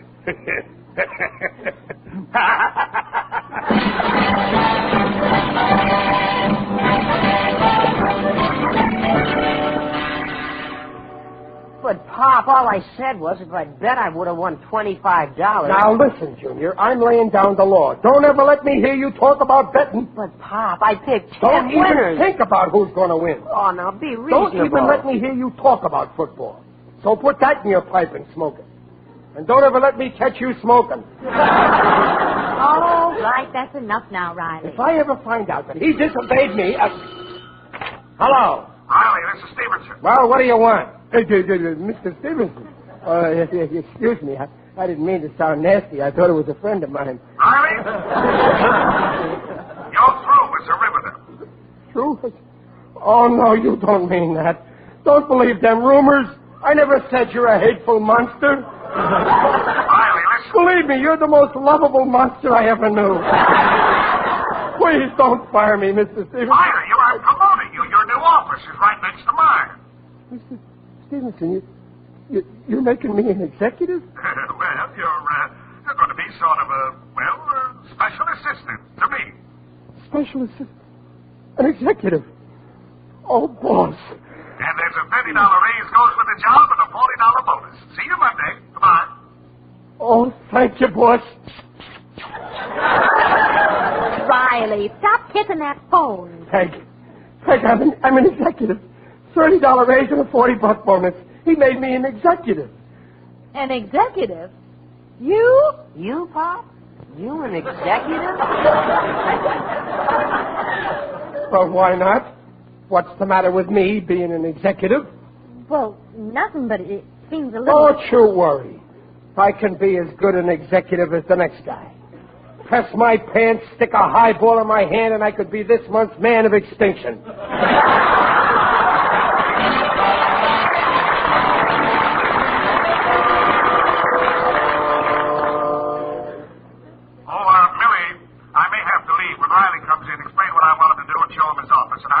Yes, Mr. Stevenson. Football, of all the idiotic... Good morning, Millie. Riley, do you realize it's 11:30? Yes, I know. It's a little early for an executive, but I couldn't wait.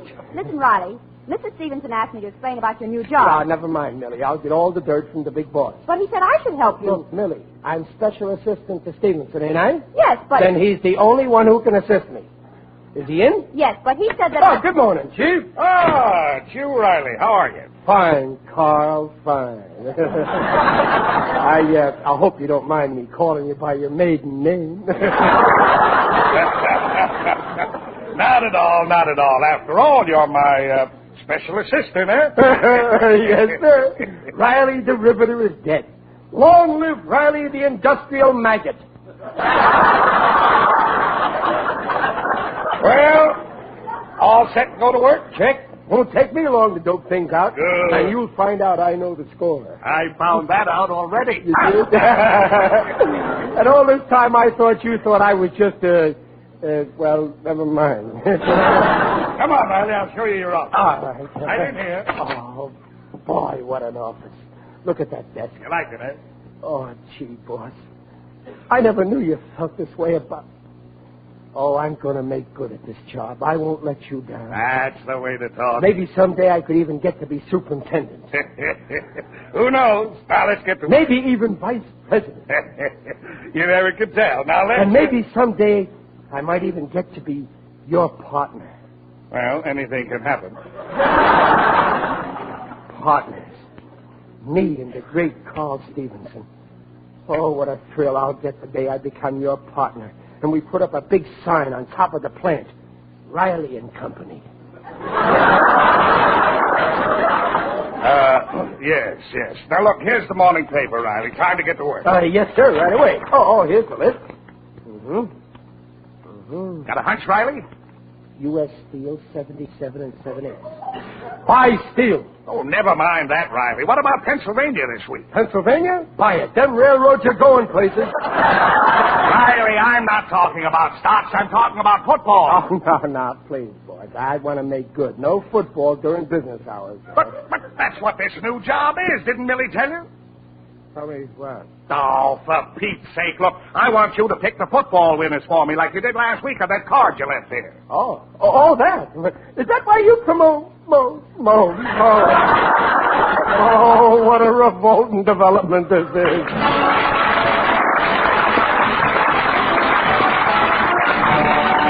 We'll hear the second act of The Life of Riley in a moment. Ken, the good news is spreading. It's Prell, Procter & Gamble's new Radiant Cream Shampoo in the handy tube. Of course, Prell's good news for two reasons. First, Prell leaves hair more radiant than any soap or soap shampoo. Luxuriously soft and clean. Second, Prell's real news for dandruff. Because Prell removes embarrassing dandruff in as little as 3 minutes. Examinations by a group of doctors proved it. Even stubborn dandruff was controlled by only 2 Prell shampoos a week. And everybody likes that handy Prell tube. No jars to break, no waste or spill. So for hair radiantly soft and clean, hair free of unsightly dandruff, get new Prell. A little makes mountains of lather. P-R-E-L-L, Prell shampoo, leaves hair radiant, gleaming bright. Not a bit of dandruff is in sight. Comes in a tube, handy too. P-R-E-L-L, Prell shampoo. By Prell.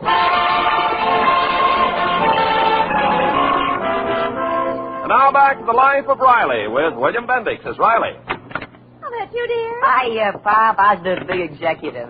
Hello. Oh, Riley, I had a wonderful time today. For the first time in years, I went on a real shopping spree. Oh, you should see the stuff we bought. I bought myself a new slip and some gloves. Junior got shoes and a sweater, and I got Babs a lovely skirt. I was going to get you something, but you need so many things. What would you like most? Buy me an aspirin. What's the matter, dear? Don't you feel well? Craig, it's this job. I've been thinking. Well, it's the first time. You'll get used to it. I'm going back to my old job. What? Yeah. But you always wanted to get out of Riverton. Now you got a big raise and the bonus. Well, money ain't everything. What good is money? Take a rich guy. So he's got a Cadillac and a beautiful home and servants and fancy clothes and a yacht. But I wouldn't change places with him for anything. Gee, I sound stupid.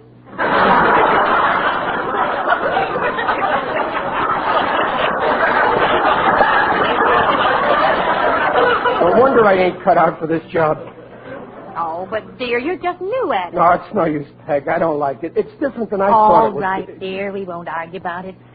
Junior, you better take off that sweater. I'll return it. Oh, gee, Pop. Well, I'm sorry. I feel like I healed. But there's something about this job you don't know.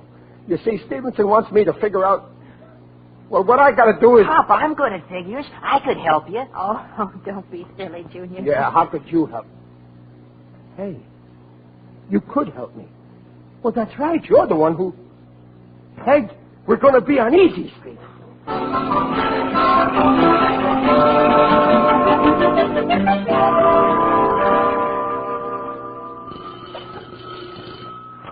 Hello? Hello, Riley. Stevenson. Sorry to call you at home, but it's Wednesday, you know. How about the football? Well, I'm working on it, boss. It takes time, you know. Okay, but remember, I'm depending on you. Yeah, I'll get right to work. Goodbye. Junior, where are you? You want me, Pop? Oh, Junior, there's something I want you to do for me. You see, this new job I got, well, I want to keep it. You see, it's Wednesday already, and after all, you're my father, and I'm your son, and I mean...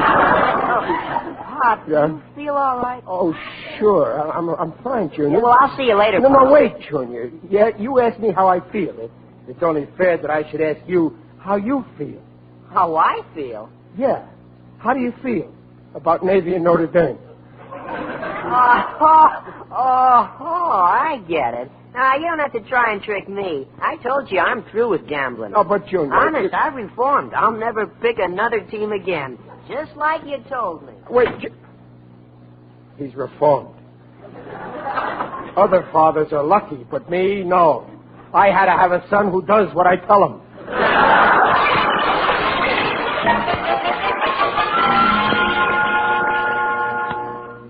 Let's see now. Princeton to beat Penn. Maybe Penn will beat Princeton. Or maybe... No, I'd better dope this other game first. Army versus Washington and Lee.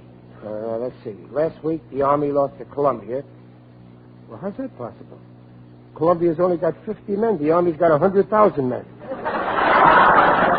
Oh, Oh, no wonder the Army lost. Eisenhower went to Columbia. Oh, I ain't getting no place. Hello. Irie, do you realize it's Saturday? Have you picked today's winner yet? No, don't worry, boss. I'm practically finished. You get down here before those games kick off or you're fired. Oh, yes, boss. Thank you, boss. But that kid's got to help me. Junior! Junior! Yes, Bob? Riley, what's the matter? Listen, Junior. You want me to get fired? Now tell me, will Penn beat Princeton? Oh, well, what are you talking about? What's football got to do with getting fired? Nothing. Just a slip of the tongue. Riley, you are telling the truth. Well, okay. Peg, you know that football pool card of Junior's? I happened to show it to Stevenson, and he thought it was mine, and he bet on it, and he won a lot of dough. And honest, Pop? Now he spends all his time doping out the winners, and, well, I'm sort of his assistant dope. You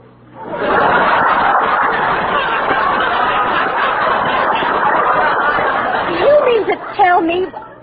I just can't believe it. It's the truth, so help me. Junior, please. And you want Junior to pick the winners for me. Just once a week. We'll be on Easy Street, Peg. Chester Riley, how could you think of using your own son to gamble with? Oh, don't worry. I won't lose Junior. I mean, I don't bet anything. It's the boss that... You go right to your boss and tell him you won't have anything to do with it. Well, you fire me, You Peg. go this minute. Okay. You're right. I don't want to make profits on my son's brain. I'd rather depend on my own brain and die broke.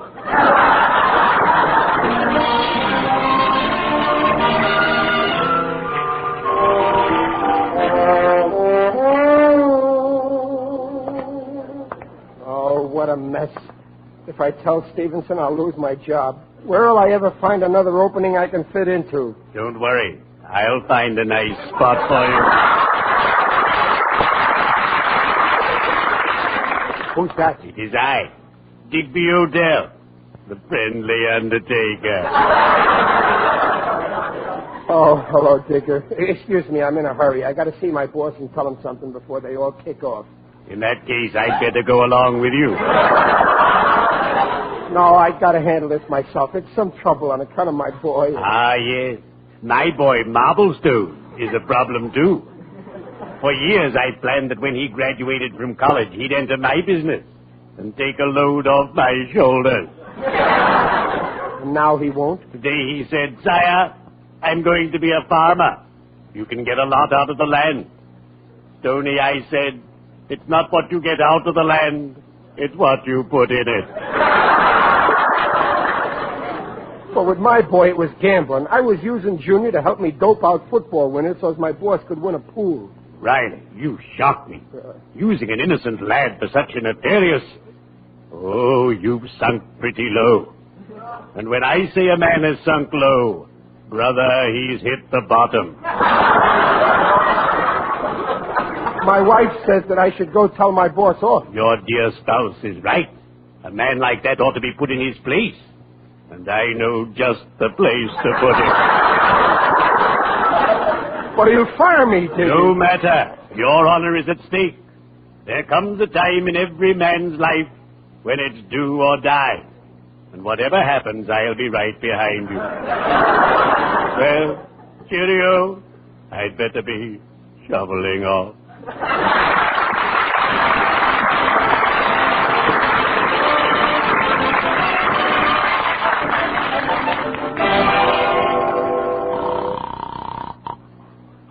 Hello, is Riley there? This is Carl Stevenson. Oh, no, Mr. Stevenson. He left some time ago. Well, if he isn't here in 5 minutes with those football selections... He's through with that, Mr. Stevenson.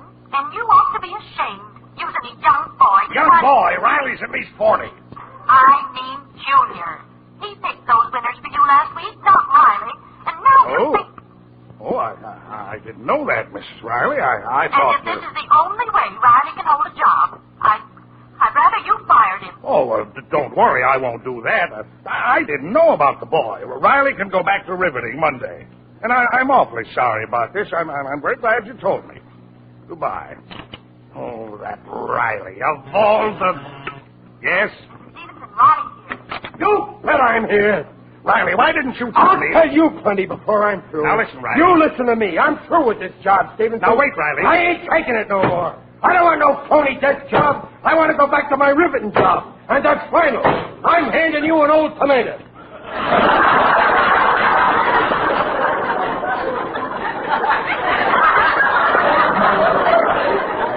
Okay, and furthermore, okay. Okay. Okay. Yes. Okay. Well, okay.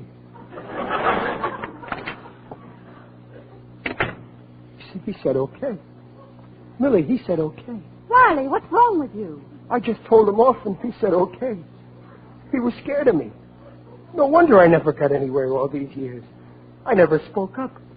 All you got to do with a guy like that is stand up to him, yell at him, and you got him licked. I can make him do anything I want.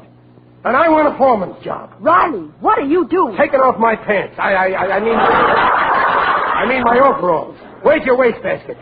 There, I'm through with them overalls. Before I put them on again, I'll eat them. So help me, I'll eat them. Now look here, Fatso. I don't want to be a riveter.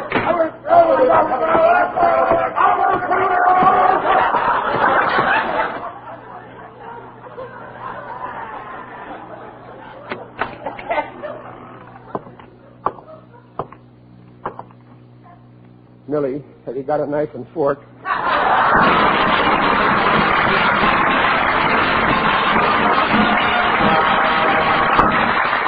Riley's will be back in just a moment. The tops in shampoo. That's Prell, the Radiant Cream Shampoo in the handy tube. From Colorado Springs, Colorado, Mrs. J.B. Ebbs, Jr. writes Procter & Gamble. After using Prill, my dry, dull-appearing hair has attained a lovely radiance, plus a softness I haven't had since high school days. From now on, I'm an enthusiastic booster of Prell. Friends, treat yourself to a Prell shampoo. See how quickly Prell removes unsightly dandruff, leaves hair radiantly clean, smooth, and manageable. Ask for P-R-E-L-L, Prell shampoo. Leaves hair radiant, gleaming bright. Not a bit of dandruff is in sight. Comes in a tube, handy too. P-R-E-L-L, Prell shampoo.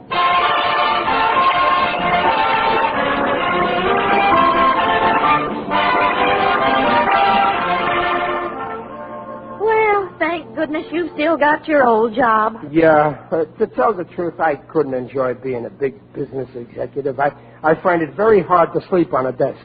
Say, Pop, how much did your boss win on the football card I figured out? Now, you forget that, Junior. I said gambling never pays. Your father's right, Junior. I always say this. You show me a man who gambles all the time, and I'll show you a no-good bum who's going to wind up in the gutter. And I'll bet my bottom dollar on that.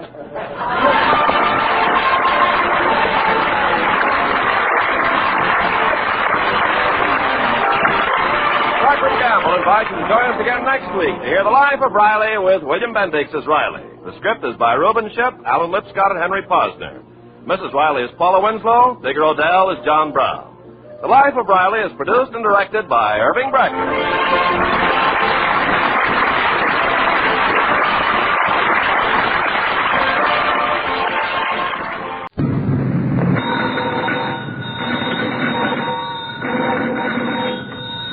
Granny, Abner, I believe that's our ring. I don't get Lum, I'll believe you're right. I'll see. Hello, Jot 'em Down store. This is Lum and Abner.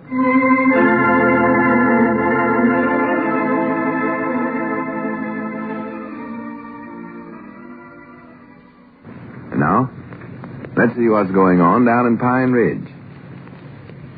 Well, Lum's efforts to straighten out Abner's misunderstanding with Elizabeth only served to make things worse.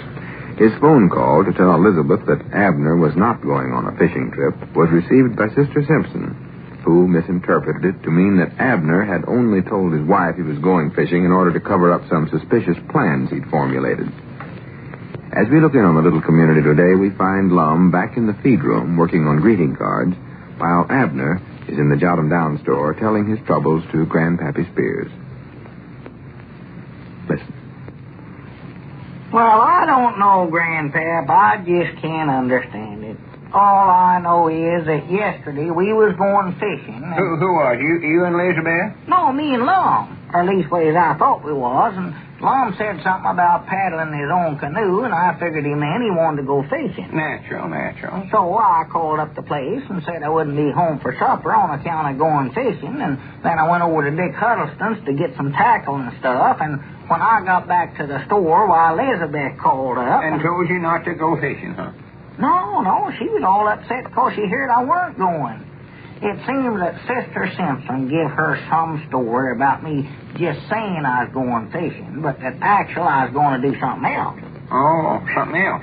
Yeah, something that I never wanted Elizabeth to know about. Oh, you mean like you're going over to see some other woman or something like that? I reckon that's what she figured. Oh, sassy phrase. What woman would ever give you a second look, Abner? Or a first look, as that goes? Well, that's what I tried to tell Elizabeth, but when a woman gets to crying and feeling sorrowful for herself, why, there just ain't no reasoning with her. No, you're right, Abner, they ain't. Well, where'd Sister Simpson get this idea in her head? Well, she was over visiting Elizabeth yesterday afternoon, and she claims she answered the phone and a man's voice told her that I weren't actually going fishing. A man's voice? Yeah. Didn't she know who it was? She claims not.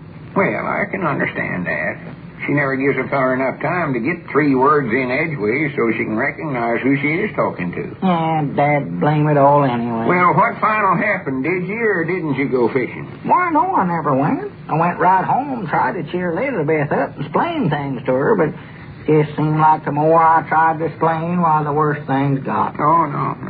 Talking ain't no use at a time like this. No. Well, what you got to do is get Elizabeth a nice present of some kind. Present? Yeah, that's what I always used to do with Charity again. She'd get upset over some little no-count something. Well, what kind of presents you reckon I ought to give her? Oh, I don't know. Something she likes. Let's see, what would be good? I don't know. I'll give her a chopping axe and a cook stove for Christmas. Give her some new plow handle this spring. Wait a minute. She likes cats, don't she? Cats? Yeah, little kittens. Oh. I know where you can get one. It's as cute as a cub bear. Well, yeah, Elizabeth just loves cats. I won't never let her keep them around the place, so I don't care for them myself. Well, in that case, that's exactly the thing for you to get her, then. How? That'll show right there how much you think of Elizabeth. Here you are, giving her something you never would let her have before. Hi, Doggy, that's right, ain't it?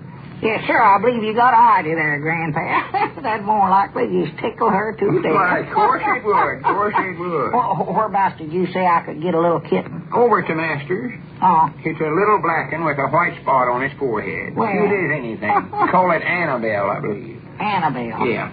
Well, do you reckon that Grandma Master will sell it to me? Oh, she'll give it to you. She wants to get shut of it. She does, huh? Yeah, she's got more cats over than she can take care of anyway. Well? If I was you, I'd go right over and get it, Abner. All right, Doggy, that's just what I'm going to do right now. Yes, sir. Say, would you sort of watch the store for me for a few minutes, Grandpa? Well, I've got to be getting over to the place, Abner. Well, now, here, you've got to help me with this. Now, I won't be gone but just a little bit. I'll hurry. Hey, hurry up, then. Yeah, I will. Lum's back there in the feed room if you need him for anything. He's working on his greeting cards back there. Yeah, all right, Abner. And get the phone there. That's our ring, I believe. I'll be back quick as I can. Yeah, all right. Hello, Jot 'em Down Store and Library. Milford Spears on the phone here. No, I said this was Milford Spears. Lum's back in the feed room, and Abner's went over to get Annabelle. Mom?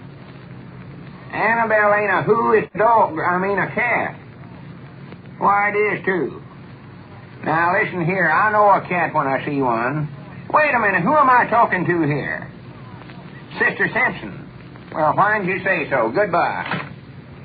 All right, Jimmy, that's one woman I refuse to talk to on the telephone. Hey, Lum. Lum, come here. Yeah, what is it, Grandpa? I wish you'd watch the store. I got to get on over to the place. Charity's waiting for me. I ought to went a long time ago. Well, run along, Grandpap. You don't need to stay here. Abner can take care of it. Or wait a minute. Whereabouts is Abner at? Oh, he went over to the master's place for a minute. He'll be back directly. Oh, well, you can go on home if you want to. I'll keep an eye on everything. Yeah. All right, then, Lum. I'll see you later. So long. Yeah, so long, Grandpap. See you later. Hello, Jot 'em Down Store and Library. L. Eddardge, president of the Eddardge and Gray Publishing Company. Greeting cards for every occasion speaking. Mom? Oh, Sister Simpson, granted you're just the one I want to talk to.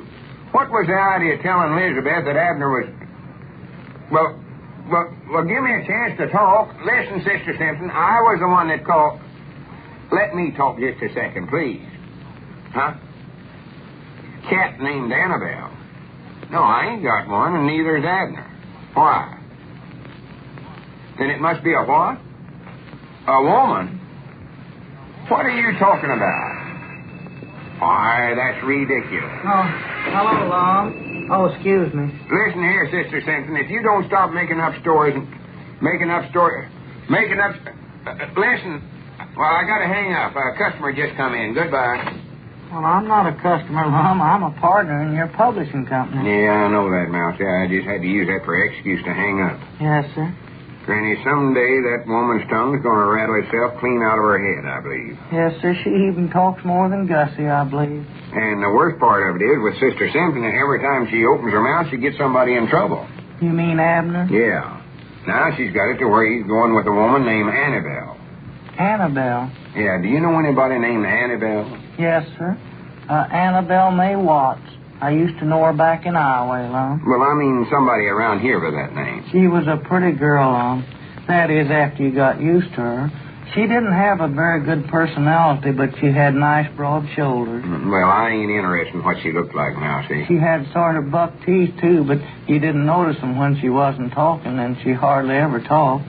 You know, the last time I heard from Mama, she said Annabelle had left town to join a softball team. Well, that's nice, but that ain't helping us any. Or helping Abner, I mean. Yes, sir. Granted, with the way things stand twixt Abner and his woman, when Sister Simpson calls up Elizabeth and starts telling her this story about Annabelle, Abner might just as well move up in the mountains and hermit himself. Well, will Sister Simpson tell Elizabeth about that? Will she tell her?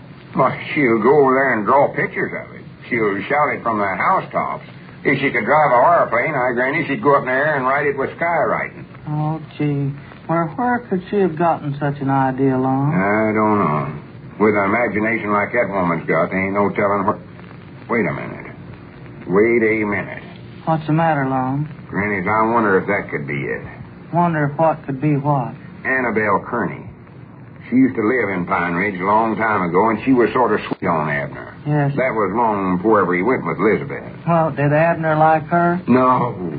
Couldn't stand her hardly. After Abner got married, she moved away to Oklahoma, but she comes back to Pine Ridge every 3 or 4 years for a visit. Yes. And I'll bound you, she's visiting here now, and Sister Simpson seen her on the street and knowed Abner was having trouble with his woman, put 2 and 2 together and got 79. 79? Yeah, that's as close as that woman can get to anything. Well, what do you think that we should do about it, Lum? Well, there's just one thing to do, and that's make Sister Simpson and Elizabeth think that me and Annabelle are in love with one another. You? Yes, sir. I'll do anything to get Abner out of this mix-up. I'll even go that far. Yes, sir. There ain't no one sacrifice that's too big for a feller to make for his best friend. Oh, you're a brave man, Lum. Thank you, Mousy. Well, now, how do you go about making them think that you're in love with Annabelle, Lum? Oh, well, that's easy. Now, here's what we'll do. Get out one of them greeting cards there, one that talks about love. One of them in the slush and mush department, as Granddad calls them. Yes, sir. Well, will one of these Valentines do here? No. Use one of them cards we wrote up for a feller to use when he sent his sweetheart some flowers. Oh, yeah, those are dandies. I've got a new one right here in my pocket, too, Lum. I just wrote last night. I love you more than each little rose, more than any flower that grows. I love you more than the river that flows. I love you more than old man Mose. Well, that last line don't sound quite right. Better cross that last line out. Yes, sir. Now, hand me one of them envelopes over there. Yes, sir. Now, if you'll hand me... wait a minute, I've got a pencil I can use. I'll write on here, to Annabelle Kearney. Yes, sir. Here's the envelope, Lum. There. Now, put the card inside, Mousy, and then I want you to take a walk. A walk? Yeah. Go over near the boarding house, and when you see Sister Simpson come out on the street, you walk past her and accidentally drop the envelope. That's all we need to do. Well, are you sure that she'll pick it up and read it, Lum? Oh, yeah. Let me see before you put it in there how it goes. Yes, sir. I love you more than each little rose, more than any flower. When you started out, you signed it to Annabelle Kearney up here at the top, Lum. To Annabelle Kearney, I love you more than each little rose, more than any flower that grows. I love you more than the river that flows. I love you more than old man Mo. Well, you're supposed to cut out that last line. Yes, That's fine. I'll put her in there. Yes, sir. Now, don't worry, Lassie. This is one time I know what I'm doing. Yes, sir. There ain't but about one fella I know of that's smart enough to outwit a woman in things like this, and if I wasn't so modest, I'd mention my name. Yes. By the way, Lum, you didn't sign your name to this card either. Oh, well, that ain't no need to do that. I'm putting it in this jot-'em-down story envelope. They'll know where it come from.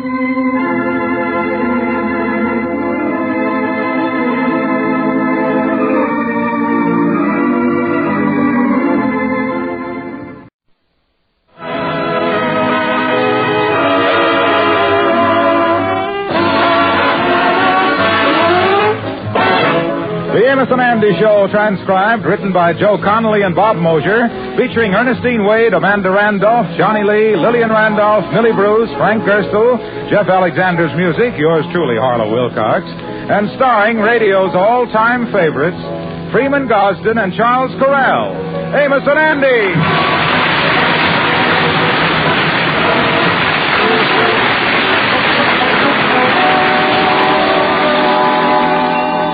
Well, about a week ago, Andy Brown met a young girl, Gertrude Thompson.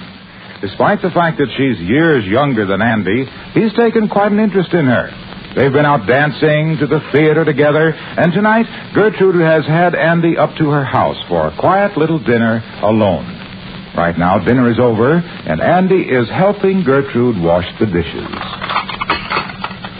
Gertrude, could I ask you something? Of course, Mr. Brown. What is it? You won't get mad or nothing, will you? Of course not. And, you ain't gonna think I was forward, is you? Not at all. What is it? Well, you got a short-sleeved dress on, so would you mind reaching down in the garbage disposal and fishing out my cigar butt?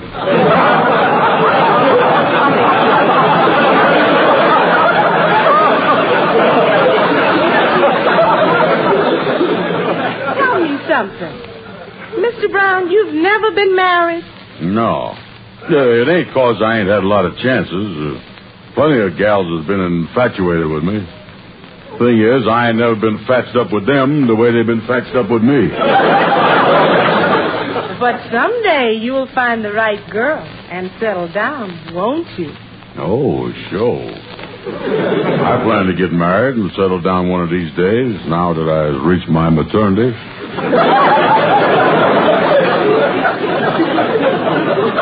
Well, Mr. Brown, if you ever do get married, have you any idea who it would be? Well, I always figured it'd be a woman. But tell me, Gertrude, is you ever think of what kind of husband I'd make? Well, to tell you the truth, Andy, that's the reason I've gone out with you so much and had you up here to dinner, to find out what kind of husband you'd make. Yeah. And just what is the verdict, my cutie patootie? Well, I think you're very sweet, Andy, and that you'd make a wonderful husband. Hot dog. Yes, Andy, you're so charming and friendly and sweet and affectionate and cheerful. No. Andy, what's wrong? Nothing. Then what are you pouting for? You forgot handsome.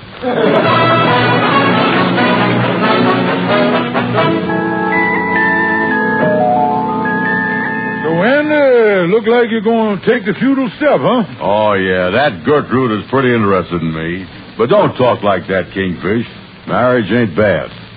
Well, now listen, Andy, the only difference between marriage and them fellows that made the charge of the Light Brigade into the Valley of Death is that them boys had a horse to make the trip easier. Tell me this, what are you doing with all this junk here in your room? Spring cleaning here? What is this? No. I'm throwing out all these pimentos I got from gals in the past here. With Gertrude talking about marriage, I wouldn't want her to never see none of this stuff. Yeah, you sure got a lot of stuff from gals in the past here, Andy. Oh, yeah. Look at here. There's an old dance card, a college pennant, a rose, and this glove. Oh, boy, I got that from Tilly Maysfield. Hey, wait a minute, Andy. What kind of a glove is this? That's a second baseman's mitt. Tilly was a star with the girls' softball team. Yeah, well, whatever happened to Tilly? Oh, I tried to get to second base one night, and she throwed me out in the outfield. Look here, Kingfish. A perfumed handkerchief. Mm-hmm. That smells like real French perfume there, boy. Oh, yeah. That was Gwendolyn Parker. She always wore that French perfume. She worked for a baking company. Boy, I was crazy about her. She smelled like a cross between the streets of Paris and the National Biscuit Company. Say, tell me something. They take that perfume from whales, don't they? So to say, Andy, but I see the dead whale once on the beach at Coney Island, and believe me, if that whale ever had any perfume, they never should have took it away from him, boy. And there's just one thing about this Gertrude. Ain't there a big difference in your ages? After all, she's about 20 and you was 47. Well, what about it? Well, don't you realize, Andy, in 20 years you'll be 67 and she'll be 40. What are you going to do then? Oh, she ain't got nothing to worry about. Even if she is an old woman, I'm going to stick by her. Come to think of it, I guess it's going to take more than them varicose veins of that gout to slow a lover boy like you down. Oh, yeah. Yeah, and when they finally put you away, they better not have no woman pallbearers. You'll liable to climb right out that box, boy. Oh, yeah. Gertrude is the only gal for me, Kingfish. Gertrude Thompson. Oh, yeah. Well, I think Sapphire know her. Do, huh? Yeah, ain't her mama that old gal in the woman's club? Yeah, that's right. I ain't met the mama yet. She was out the other night. But, Kingfish, I called Gertrude, and I'm going up to see her tonight.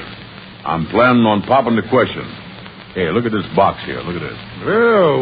It looks like you got the ring and everything. Oh, yeah, boy, I got it this afternoon. Let me open the box. Mm-hmm. Look at that. Ain't that a beauty? Yeah, that's a nice setting there, all right. When you going to have the diamond put in? What do you mean? The diamond is in there, Kingfish. You got to look at it just right. Look here. Now, if you crouch down there and squint at it in the light, you can see it. Yeah, let me look down here. Come on, let's get it. Oh, yeah. Something just winked at me there. I see it. It's there, Kingfish. Well, good luck to you tonight, Anna. But I got an idea at your engagement party there's going to be a lot of crouching and squinting, boy.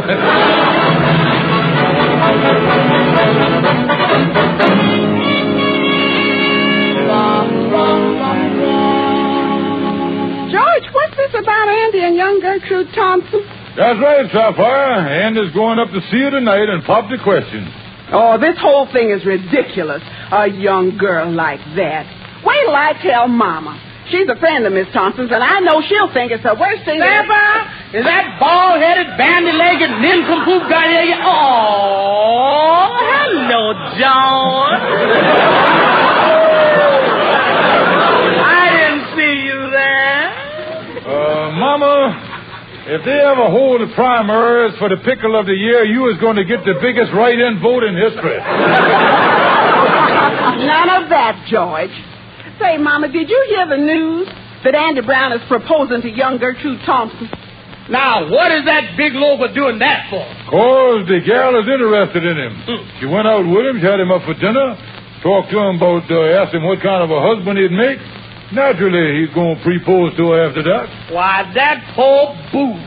Gertrude ain't interested in him as a husband for herself. How you know that? Now, wait a minute now. What has she been leading him on for? She's interested in Andy Brown as a husband for her mama. What are you talking about, a mama? Well, I'm just telling you. Well, I had lunch with Miss Thompson yesterday. She told me all about it. She's been looking for a husband for the past 6 months. She had trouble because she's such a big, fat horse. Takes one to know one. What? I ain't said nothing. Now, her daughter's been out trying to get a husband for her. Now, ain't this something? That Andy Brown is on his way up there to propose to the daughter tonight. Holy mackerel. what that poor boob is walking into. This is the biggest mistake since the captain of the Titanic said, "Look at that big white cloud off the port bow."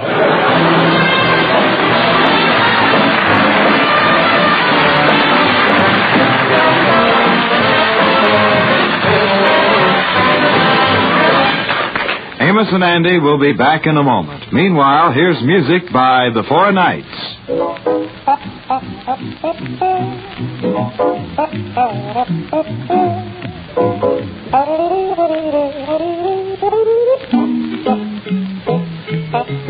Come to me, my melancholy baby. Cuddle up and don't be blue. All your fears are foolish fancy, maybe. You know, dear, that I'm in love with you. Every cloud must have a silver lining. So wait until the sun shines through. Smile, my honey dear, while I kiss away each tear, or else I shall be melancholy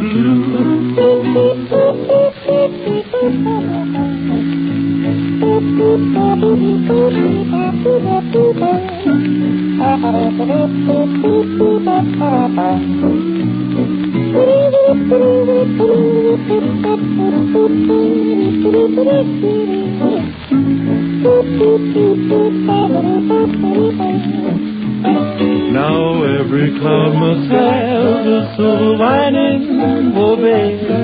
Just wait till the sun shines through. Come here and smile, honey dear. Let me kiss away both those tears, or else I shall be melancholy too. So smile, my honey dear, while I kiss away each tear, or else I shall be melancholy too.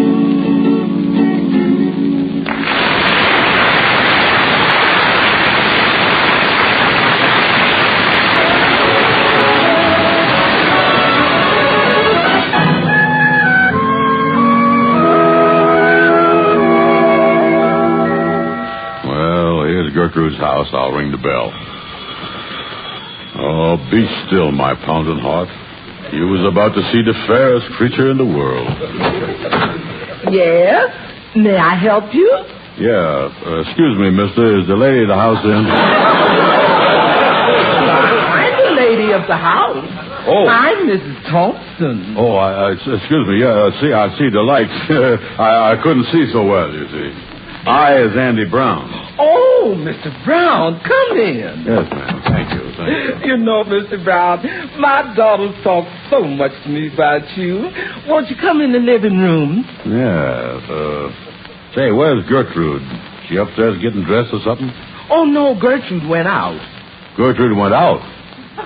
Well, I told her I was coming. Yeah, but she thought we'd like to be alone. She thought there might be something you wanted to ask me. Oh, yeah. Ask the mama. Yeah, that's customary. Won't you sit down here on the sofa? Yeah, sure. Where's you going to sit? Right here with you. Yeah, well, I guess if we both exhales, we can make it. Now, there we are. Oh, these lights are so bright. I'll dim them. Is that better? Yeah. I can hardly see it all now. Now, what is it you want to tell me, Andy? Well, Mrs. Thompson... Oh, not Mrs. Thompson. Hortense. Yeah, well, Hortense, I've been out with your daughter, and we has recussed marriage. I suppose you know why I was here tonight, to pop the question. Oh, Andy!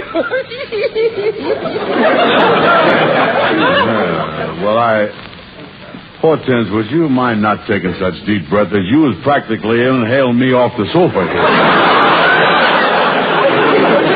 Andy, you so cute. Yeah, Well, thank you. I guess you know from your daughter how serious I is. Well, tonight I done brought a ring. Oh, a ring. Let me see it. Well, wait a minute. Don't you think we ought to wait for Gertrude? Oh, I can show that to her later. Let me see it. Well, okay. There you is, Hortense. Engagement ring. Oh, Andy, how wonderful. Wait until Gertrude sees it. Yeah. Oh, everything's just going to be perfect. We'll be so happy. We're going to have a wonderful honeymoon. Yeah, You is counting on coming along? Why, of course, silly. Yeah, but what about Gertrude? Oh, she'll stay right here in New York. In New York? Yeah. You can drop a postcard here and there along the way. I have waited all these years, and now I'm going to wind up with postcards. Oh, Andy, I'm so happy about this engagement. Oh, let's seal it with a kiss. Well, now, wait a minute. Wait a minute, Chair. I know that you is an affectionate family, but I don't think we ought to go overboard here. Well, then let's seal it with a hug. Oh, no, look, Miss Thompson. As long as Gertrude ain't here, suppose we just shake hands, slap each other on the back, and call it an evening.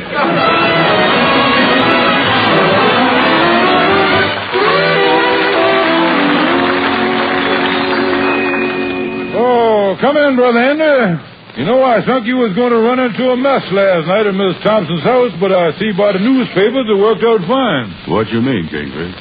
Well, I was here to switching horses in midstream, but I ain't never heard of someone jumping from a Shetland pony to a rhinoceros before.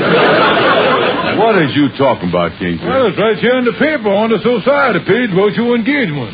Oh, yeah. Gertrude's mama done put it in the paper already, huh? Oh, yeah, it's in here, and let me read it to you.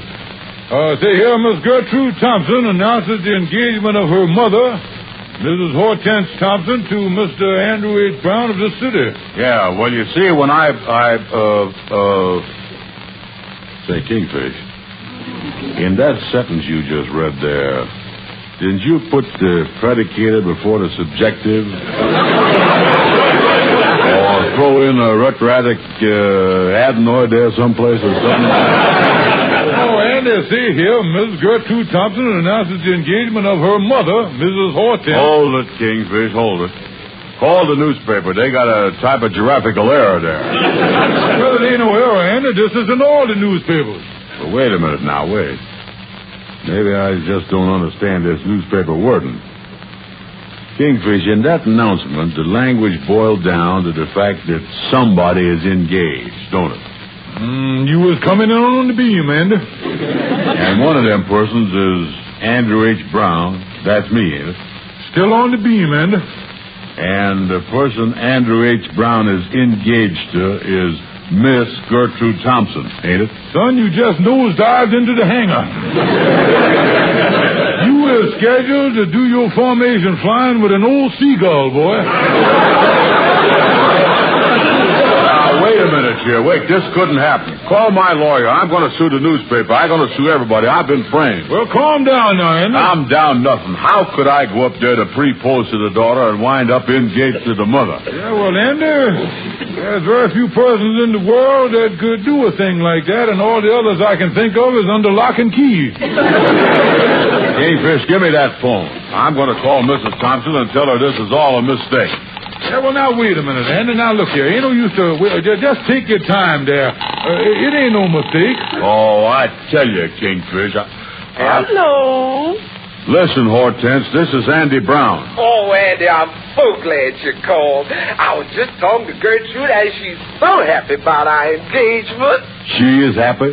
Yes, I'm so proud of my little girl finding me a wonderful man like you. Yeah, well, Hold the phone. Hey, Kingfish, you was right. There wasn't no mistake. The daughter would just get me for the mother. What can I do? I can't marry an old gal like that. Well, then tell her it's all a mistake. Tell her that she has thrown the net around the wrong fish. Yeah. Look, Hortense, the thing is... Oh, Andy, I'm so thrilled. I done called up all the relatives, and they're all coming up for the wedding. I got the little shackle around the corner, and Andy, we gonna be married a week from today. Yeah, but, hold the phone. What's the matter, Andy? Kingfish, it's too late to get out of the net. This flounder is already in the frying pan. Look, Hortense, I'll call you later. What's the matter? Something wrong? No, goodbye. Well, son, what is you going to do now? Kingfish, the first thing I'm going to do, I'm going to lay right down here on the floor and give myself artificial perspiration.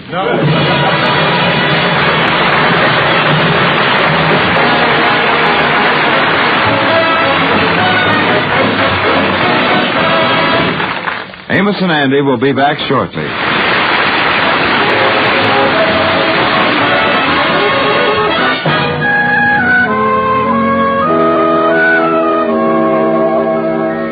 Kingfish, I'm telling you, I got to find some way to break off this engagement with Mrs. Thompson.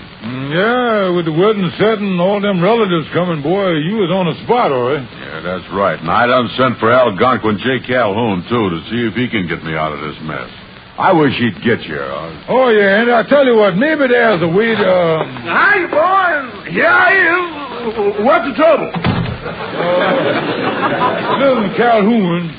Andy thunk that he was proposing to a young gal. Yeah. And through a misunderstanding, he ended up engaged to a mother. Now, he wants to find some way to break the news to the mama that it was all a mistake. Yeah, Calhoun, it's driving me crazy. Well, now, ain't this a coincidence? My brother got into the same kind of mess with a daughter and a mother exactly 5 years ago. Well, how did it turn out? Well, something unexpected happened there, and my brother never had to worry about the situation from that day on. What was it that happened? The old lady shot him in the head.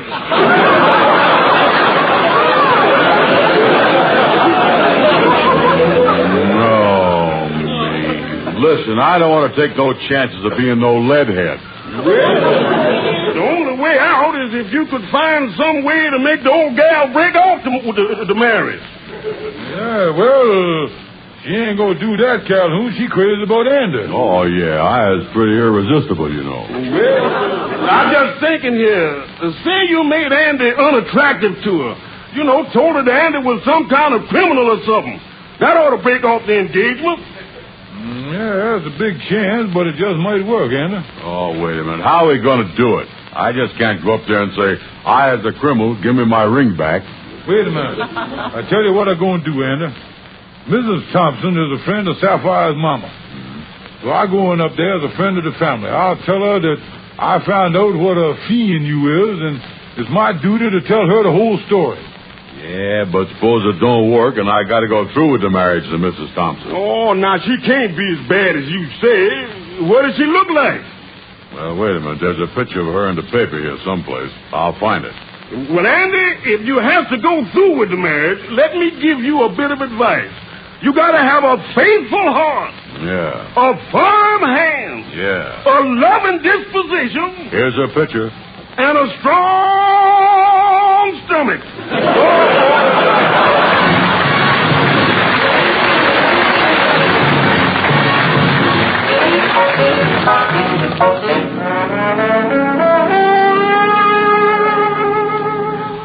Won't you come in, Mr. Stevens? Oh, thank you, Miss Thompson. Yeah.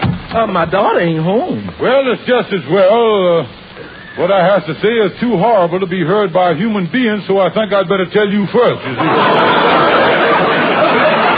Why, Mr. Stevens, what's wrong? Miss Thompson, I have come up here as a friend of the family, and what I'm going to tell you is in confidence, and I hope that you will not ultra-violate my trust. Naturally not, Mr. Stevens. And what is it? Miss Thompson, I'm afraid I must tell you that I am suspicious that your sweet, kind, lovable fiance is a psychopathic killer. Andy Brown? Yeah, I'm pretty sure that he is none other than that horrible fiend A.H. Brown, alias Hacksaw Harry, alias Cutthroat Cuthbert, alias Screwy Louie. Oh, Mr. Stevens, Andy is always so cheerful and so pleasant. Well, that's the way it is with this Screwy Louie. One minute he's just as normal as we is, and the next minute he's stuffing somebody in the trunk. Oh, no. Yeah, just to be nasty about it, he sends the trunks to the police. I understand down at headquarters on a good day they get as many as 10 trunks. Oh, you mean he's done something like this here recently? Well, that's a little hard to say.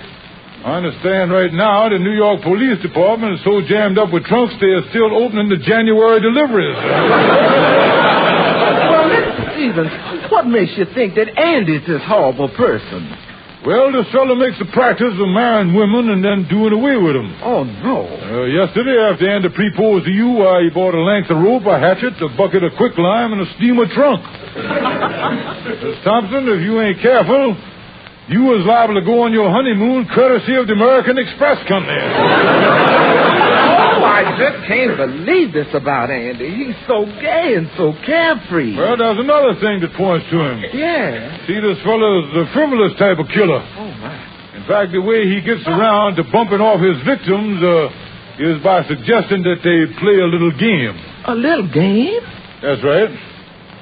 Miss Thompson, so if in the next few days Andy say to you, honey, let's play Trunky Wonky, be on your guard. Be on your guard. Oh, this is terrible. Now, he may or may not be the trunk murderer, Screwy Louie, but natural, there's going to be a big scandal, I just thought. Oh, you're right, Mr. Stevens. I can't afford to take no chances. What should I do? Well, naturally, you don't want to mention this to nobody, but the thing to do is to call Andy up and just tell him that you have changed your mind. Tell him that you never want to see him again and all that stuff. I'll do that. I'll do that right away. But, Mr. Stevens, don't you think I ought to call up the police? Oh, no. Don't do that. No. They'll take care of it. And anyway, they're probably too busy unpacking trunks to answer the phone.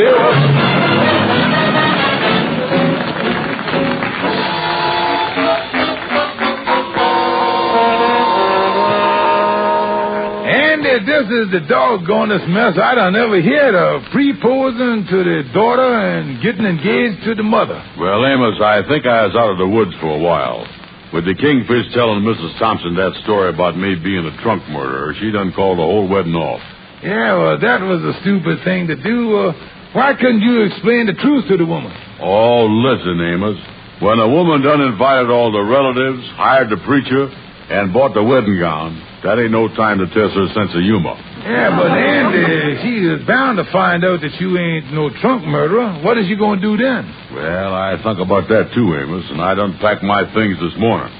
I'm getting out of town for about a month till this whole thing blows over. Oh, Andy, this is a mess. Oh, yeah, the Kingfish is helping me, too. He's checking my stuff at the station now. You see, I'm doing this whole thing on the QT. Don't want Mrs. Thompson to know I'm leaving town. Well, Andy, I never seen anybody in my life getting messed up the way you does with gals. Oh, yeah, Amos.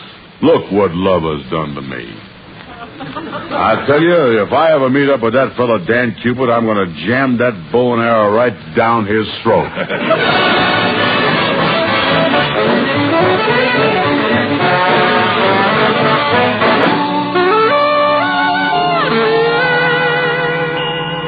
Well, I got all my things from a room here. Done paid the landlord, and Kingfish took my trunk and stuff down to the station. Now, all I can do... Come in. Yes, sir. I'm Lieutenant Barrett of the New York Police Department. I'm looking for Andy Brown. Yes, sir. I'm Andy Brown. What can I do for you?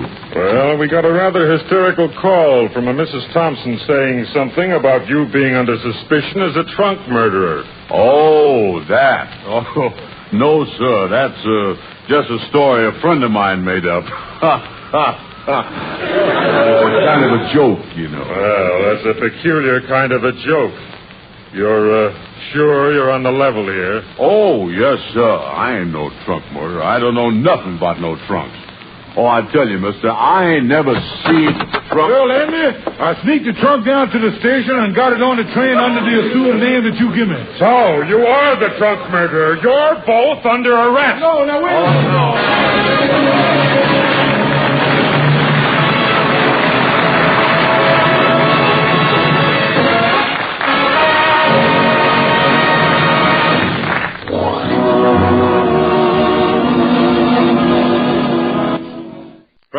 Hollywood, the George Burns and Gracie Allen Show for Hormel and Spam.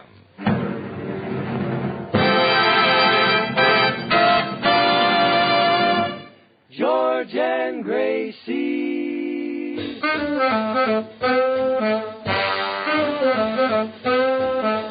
Spam, whoa boy. Spam, what joy. George Burns and Gracie Allen on the show and his orchestra, singing glee with a smooth E3. Last but not least, with Bud Heaston.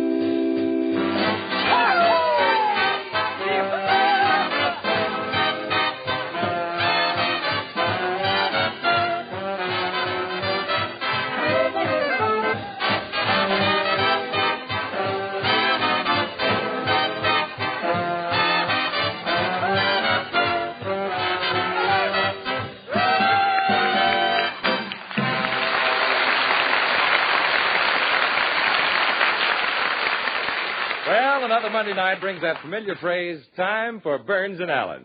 It seems to me there's another familiar statement that says, you'll never know until you try it. And friends, you'll never know how downright delicious Spam is until you use this grand-tasting meat that comes in a handy can. Spam has dozens of uses, and a good way to introduce your family to this tender meat is to fry slices for breakfast. Just open the can, cut off slices of Spam, and pop in a hot pan. One bite of Spam's sweet, juicy goodness and meaty flavor will convince you that Spam will be served often at your house. So when your food dealer says, what'll it be today, ma'am? You just say S-P-A-M, Spam.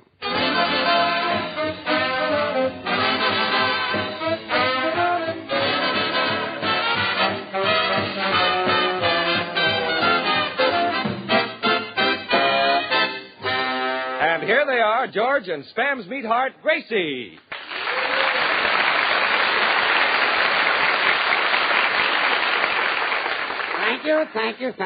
Thank you. Well, Gracie, here it is Monday night again. Doesn't time fly? Fine, thank you. And how are you? Wait a minute, Gracie. What are you doing? I'm knitting. Yeah, but what are you knitting? Oh, something. I love to knit. I'd rather knit than not. You'd rather knit than not? Yeah, and then again, there are some people who'd rather not be knitting than be knitting nothing. Yeah, but what is this thing you're making? Oh, a little thing for my brother Willie. He's the one who's at March Field. He's in the Army, you know. Yes, I know he's in the Army, but what is it? It's just like the Navy, but without water. Well, thanks very much. Well, can I believe my eyes? Is that George Burns in a new suit, new shoes, and spats? Yes, it happens to be George Burns. Burnsy, it isn't because of that society deb, Cabina Wright Jr., who was up here last week, is it? No, it isn't. Well, there are only two reasons to be dressed that way. You're either in love or an end man in a minstrel show. Look, Artie, I'd just as soon you stick to your music. Yeah, Artie, you've got a lot of nerve making fun of George's clothes. Oh, he's just sensitive. Well, you'd be sensitive, too, if you looked as bad as George does. Now, you stay out of this. Yeah, Artie, you heard him. Stay out of this. Are you cracked? Cracked? Cracked? Wait a minute, I'll ask him. George, are you cracked? I must be going out of my mind. Well, George, don't admit it. Make him prove it. Oh, quiet. How did this thing start? Oh, don't you remember you asked me what I was doing, and I said I was knitting nutting. Oh, yes, for your brother Willie. Yeah, he's in the Army, you know. I know. Oh, I love to knit. I do a lot of knitting. I'll never forget, I knitted a bathing suit for my uncle, and I made it out of spinach, and Uncle looked so nice in it, he said... Just a minute. You knitted a bathing suit out of spinach? Well, yeah, and that way he doesn't have to go to the beach to lie around in the sand. Say, Gracie, is there anything that's impossible for you to do? No, but when the thing's impossible, it's harder for me. Look, are you trying to make me an imbecile? No, I'm making the sweater, but when I'm finished, I'll be glad to make you one. How do I get into these things? Oh, easy. They just button up the front. Oh, quiet. Oh, say, hey, George, look, your underwear is hanging over your shoes. Bud, that happens to be spats. Spats? Yeah. Well, now, Bud, don't do what Artie did. Don't say that he got dressed up on account of Cabina, because that's how they got into a big fight. Really? It wasn't Artie. It was on account of you. Now, please, George, how can you say that to Bud? He wasn't even here when it happened. All right, so I've got on spats and I'm wearing a new suit and I like it. Well, gee, George, we all like it. Why, that suit makes you look very athletic. Makes you look like you've got pork shoulders with ham meat added. Yes. I look spick and span. Well, Bud, we got it in. Yeah, didn't we? Yes, we did. George, I can't knit. You're tangling my wool. Oh, pardon me. Ahora que están hablando de la sociedad, ¿por qué no me preguntan? Yo sé mucho. Yes, de I know. No That's the guitar player. Senor Lee, what is it? Senor Burns, that society girl who came here last week, her family came over on the cauliflower? It's Mayflower. Cauliflower is, what is it that has a head like a cabbage, only it's a little softer? Does it wear spats? You know, it's a lucky thing for you people that I can hold my temper. Oh, good, George. You can hold my knitting, too. Look, I don't want to hold your knitting. Well, then how can I read my brother Willie's letter? And I don't want to hear your brother Willie's letter. Well, then you hold the knitting and I'll read the letter. Yeah, that's much better, I guess. Dear Gracie, I can't thank you enough, Gracie, for the lovely toupee you sent me. It'll come in very handy if I ever get bald. Gracie, if he isn't bald, why did you send him the toupee? Please, Judge. Don't talk while I'm interrupting. Oh. And, Gracie, will you tell Daddy it was a swell idea to have my name tattooed on my chest, as it saves me a lot of talk. Now when a sentry stops me and says, who goes there, all I have to do is unbutton my shirt and show him. And, Gracie, I hate to complain. And Gracie, your brother must have been born in Sippet. No, in San Francisco. Oh, well, I'm wrong, I guess. And, Gracie, I hate to complain, but I'm very disappointed in my Army gas mask. It doesn't relieve me half as much as Broma Seltzer. Well, look, I'd just as soon not hear anymore. Brigadier General Lachlan has been teaching us camouflage, and it's really a wonderful thing. I've been camouflaging myself as a rifle, and for 2 days my tent mate has carried me everywhere on his shoulder. Probably didn't know the kid was loaded. Oh, George, please. I wish you'd laugh long. That's all I've got. George, please. More letters. It's fun being carried about, but it gets tiresome having my throat cleaned every day with a ramrod. Had his throat cleaned with a ramrod? Well, we'll have to close now and help the top sergeant hunt for his overcoat. By the way, did it reach you safely? Signed, Brooks. That's all I wanted. And now, Artie Shaw, his clarinet, and his boys will play Canto Caraballi.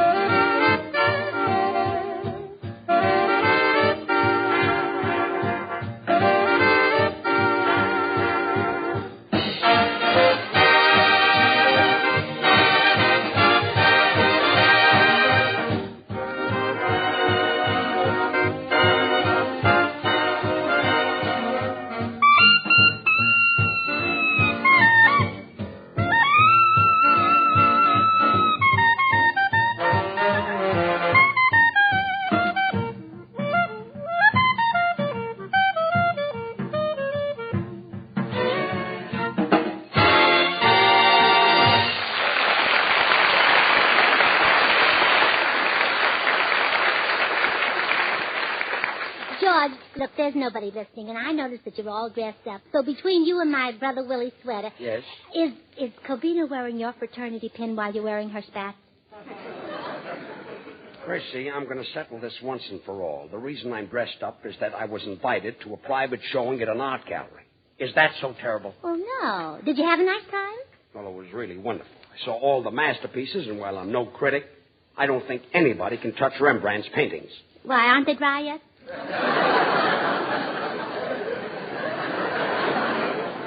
Yeah, they're still wet. Anyway, I looked in one room, and there was Whistler's mother and the blue boy. Oh, please, Judge. I'm not interested in scandal.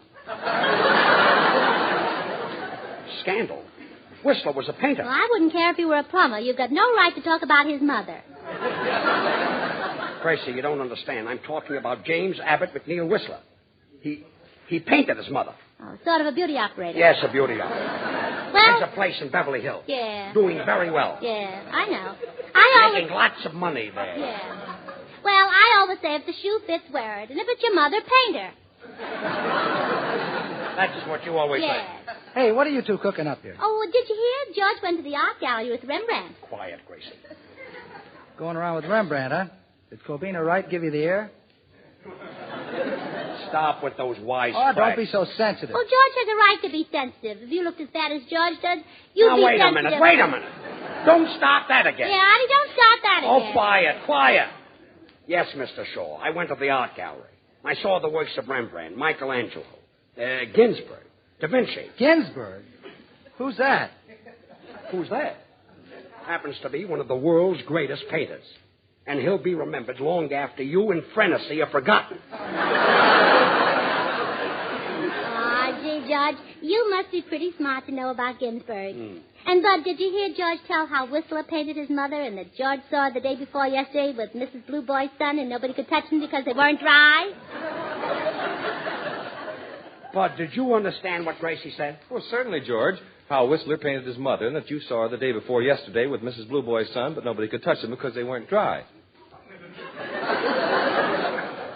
Bud, that doesn't make sense. It does, too. It does not. Oh, please. Senor Burns, you're right about the Mayflower. I looked it up in the dictionary. It isn't dictionary, it's dictionary. A duck is a silly-looking thing with flat feet. Does it wear spots?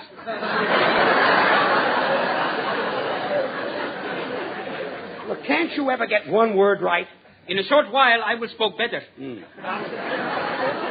I am taking a course from the International Correspondence University. I see you? Peekaboo, I see you too.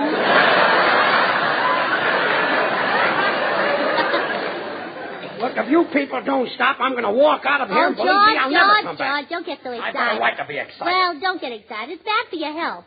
And the blood might rush up to your head, and the first thing you know, you'll see spats in front of your eyes. Stop talking about spats. Can I talk about Rembrandt? Yes, you can talk about Rembrandt. Has he got spats? He's been dead for 500 years. Are those his spats? Look, I got dressed up. I went to the art gallery. I happen to love things that are arty. Oh, thanks, George. I love you, too. I had to bring that up. You did? I didn't know you were Artie's father. I didn't mean that. Mr. Burns, if you'll allow a sound man to interrupt. Yes, what is it, 4 years at Harvard? How can you dare talk about art without mentioning the greatest work of all, the Mona Lisa? Oh, I've seen that, and it's really a pip. A pip? A masterpiece. Well, I'm sorry. In her smile, Da Vinci caught the enigma. Well, maybe he slept with his window open. Please. What depth, what beauty.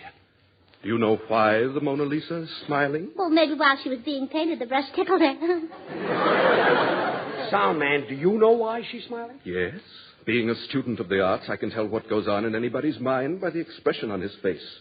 Now take Bud Heaston over there. He's wondering how to get his message over to the millions of people who are not aware of the fact that this is the only meat of its kind that is made of pork shoulder and has ham meat added. Oh, well, that's too easy. That was an easy one. But I'm still not convinced. What's Artie Shaw thinking of? He's thinking of the same thing that I am. Who is Ginsberg? He's a great painter. Well, I can do that. I can read mine. You can? Well, yeah, I'll try it with Bud. Here, Judge, hold my knitting. Come here, Bud. Well, all right, Gracie. Now, Bud, concentrate. Close your eyes. Very close. All right. Well, Gracie, that wasn't on my mind. Oh, isn't that silly? I read my own mind.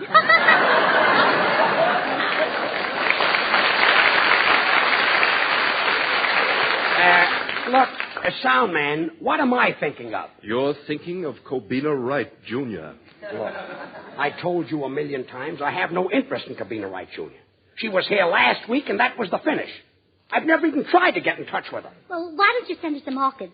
I don't send girls orchids. Well, why don't you send her some daisies? I don't send girls flowers. How about a package of seeds? Look, I don't send girls anything. Only a chump buys flowers and things like that for girls. What do you think I am, a clarinet player? I can't do it, kids. No, please. Say, what's going on there? Well, George, Charlie of the Smoothies here wants me to sing a song they wrote. Well, do me a favor, bud. Get me out of this and sing the song. Do anything. All right. Spam is a meat that's delicious. It's pork shoulder blended with ham. That's why it has extra goodness and flavor found only in Spam. Spam, Spam, Spam, Spam. Hormel put grand tasting meat in a can. Saves time, tastes fine. Ask your food dealer for Spam.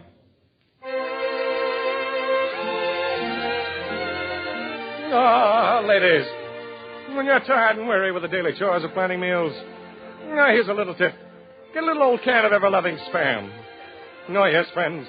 Spam is delicious meat put up in a handy can originated by Hormel.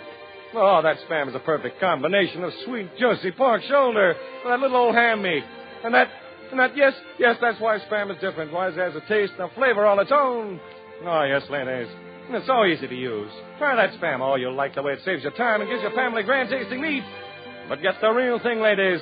Ask your food dealer for Spam. Then, instead of worrying about what to serve, you'll start singing. Spam, Spam, Spam, Spam. Hormel put grand-tasting meat in a can. Saves time, saves time. Ask your food dealer for Spam.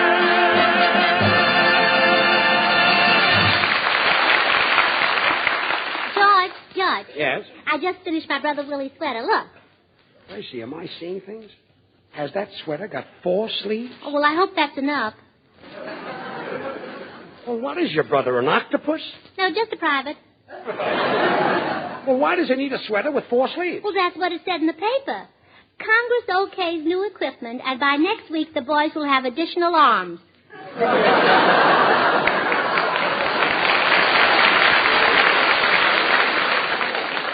Well, if I were you, I'd add a few more sleeves. Oh, you think so? Come in. Why, Kobina. Well, look, everybody, it's Kobina Wright, Jr. Why, Kobina, this is a surprise. Well, George, I'm sorry to intrude now, but I simply had to see you. I just can't accept this mink coat you sent me this morning. A mink coat? A mink coat? Oh, well, Kobina, that couldn't be from George. He said he wouldn't even give you a package of seeds. Please. Kobina, let me explain about the mink coat, you see. You're taking it the wrong way. Well, why don't you take it like my sister Bessie does? She just goes to the Brown Derby, buys a cup of coffee, and takes a mink coat. You see, Kobina, I gave you that mink coat just as a token of our friendship. But I wanted it to be platonic. Well, platonic is pretty, but personally I'd rather have mink or sable or silver fox or caracal. How about Fitch? I don't like Fitch. Good. Bones get stuck in my throat. Oh, I hope. Oh, please don't be offended, George. I don't want you to think I'm a prude. I don't like prudes either. Good. The wrinkles get stuck in my throat. Oh, quiet. After all, Kobina. But don't feel too badly, George, because I will keep that nice quart bottle of perfume you sent me. He sent you a quart of perfume? Yes, and it's beautiful. It's the first time I ever saw Christmas night come in a seltzer bottle. Well, you see, Kobina, I thought it would be handy in case you didn't have an atomizer. It's sort of... sounded like Senor Lee. Well, figured I couldn't get a laugh the other way. A quart bottle of perfume and a mink coat, huh? Brother, I quit. Why? One clarinet player on this program's enough. Now, Kobina, I think you're very selfish not to accept that mink coat. You're not only making George very unhappy, but all the other little minks, too. Look, Gracie. After all, it took 250 minks to make that coat. And if you throw them all out of work, George will have to support them. He's already got a lot of relatives. Gracie, so I always say... Look, Gracie, how can you talk so much and say so little? Well, that's because I don't open my mouth when I talk. Quiet. And, George, weren't you going to extremes when you put that envelope in the coat pocket saying, enclosed fine $100 for alterations? Well, I don't know what to say. I could never accept that. But, Cabina... Here's $50. $50, Cabina? I'm sorry, George. That's all there was in the envelope. Well, you see, it was dark, and I wrote the note in the phone booth. Well, Cabina, I think you're silly not to accept George's offer. Why don't you accept George, too? George and Alfred Vanderbilt are exactly alike. Well, you certainly went by the way of Syracuse for that. Alfred Vanderbilt and I are exactly alike? Well, of course, he has blue blood in his veins. Mm-hmm. And yours is more like a greenish blue, more like a brown sort of... White. White blood. Yes, I thought so. But outside of that, we're exactly alike. Gracie, stop helping me. There's one thing I don't like about Vanderbilt. He wears spats. Oh, well, then they're exactly alike. Gracie, thanks for the help, but Cabina, I wouldn't be so hard on George. You know, you have no idea what he's gone through for you. Why, he even went through an art gallery. Listen, Bud. Yeah, Bud, and he even saw a blue boy while he was still wet. Yeah. That's right, and he knows all about that great painter, Ginsberg. All right, Ignoramus. I'm glad you mentioned that. Cabina, wasn't that masterpiece that you pointed out to me painted by Ginsberg? Ginsberg? That's Gainsborough. Well, I was probably thinking of that old vaudeville act, The Three Painting Ginsbergs. They used to make pictures with sand. No, very well. They were handled by Tom Fitzpatrick, a great actor. Hey, Carbona. You're making a mistake not taking that minky. Oh, please, senor. It's not Minky, it's Monkey, aren't you, George? Stop helping me. And, Cabina, won't you please accept this coat? No, George, I couldn't. And now I've got to get back to 20th Century Fox. And for being such a dear, here's a kiss. Well, come on, Cabina. I'll see you to the elevator. Now, don't forget the party next week. I won't forget. Hey, Rembrandt, so you don't send girls flowers, huh? You just send them seeds. Say, George, I know where there's a sale and you can get a dozen mink coats for $50,000. Yeah, with $100 bills in the pockets. You boys all finished? Yeah, that's right. Was I invited to the party? Yes. Did I get a kiss? Yes. Did she take the coat? No. Look, wise guys, this happens to be my own little system. I take a $5,000 mink coat on approval, and it always works out like this. You see, no girl like Cabina would ever accept it.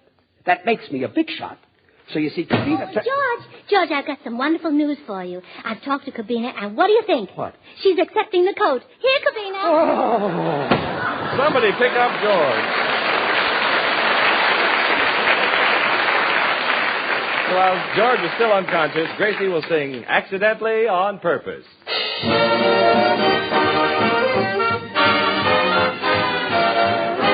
Accidentally on purpose. You paused while passing by, accidentally on purpose. You tried to catch my eye. You made that chance remark that the day was mild. And let me ask you incidentally, was it accidentally that you smiled accidentally on purpose?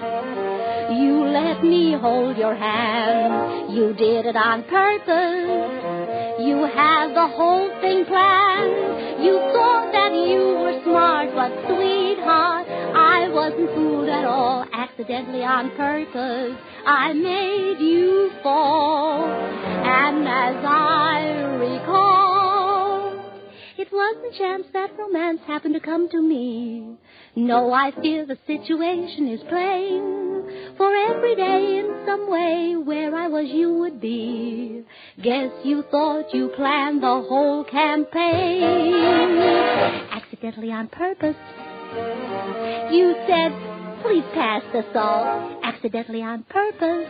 I spilled my chocolate malt. We both began to laugh. and then I forget. I sort of kind of wonder incidentally, was it accidentally our eyes met? Accidentally on purpose. I left my gloves behind. I didn't intend to, but they weren't hard to find. You thought that you were quite aggressive, but you weren't the one at all. Accidentally on purpose, I fooled you, 'cause it wasn't any accident that made you fall.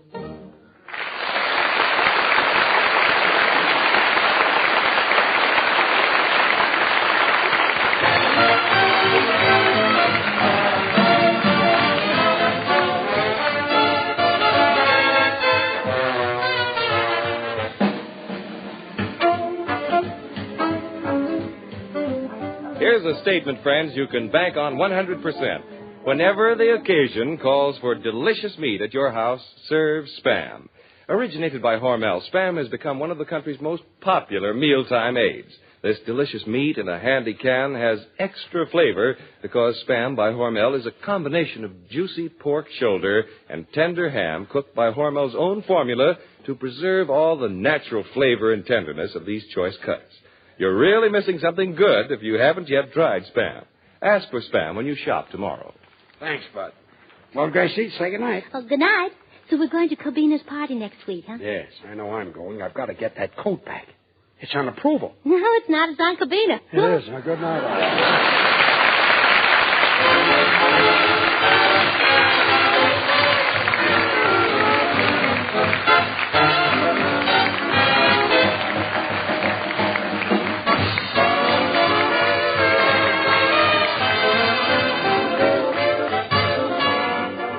Ladies and gentlemen, may we call your attention to your community's campaign for the celebration of the President's birthday.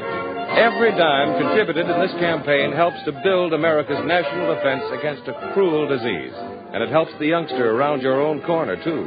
So give a dime or $1 if you can. Fight infantile paralysis.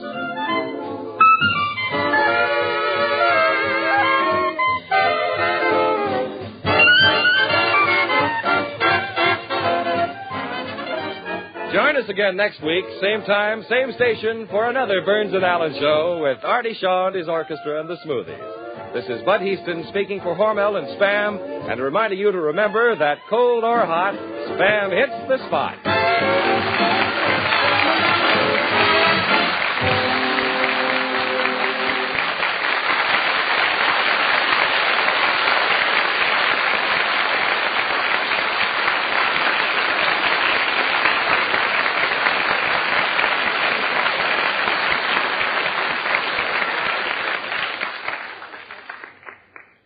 Have you tried Hormel chili con carne? Even those who think they don't like chili do like chili con carne the way Hormel makes it because it's different and everybody likes it.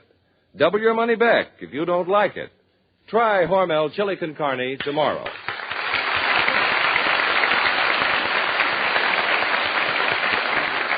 This is the National Broadcasting Company.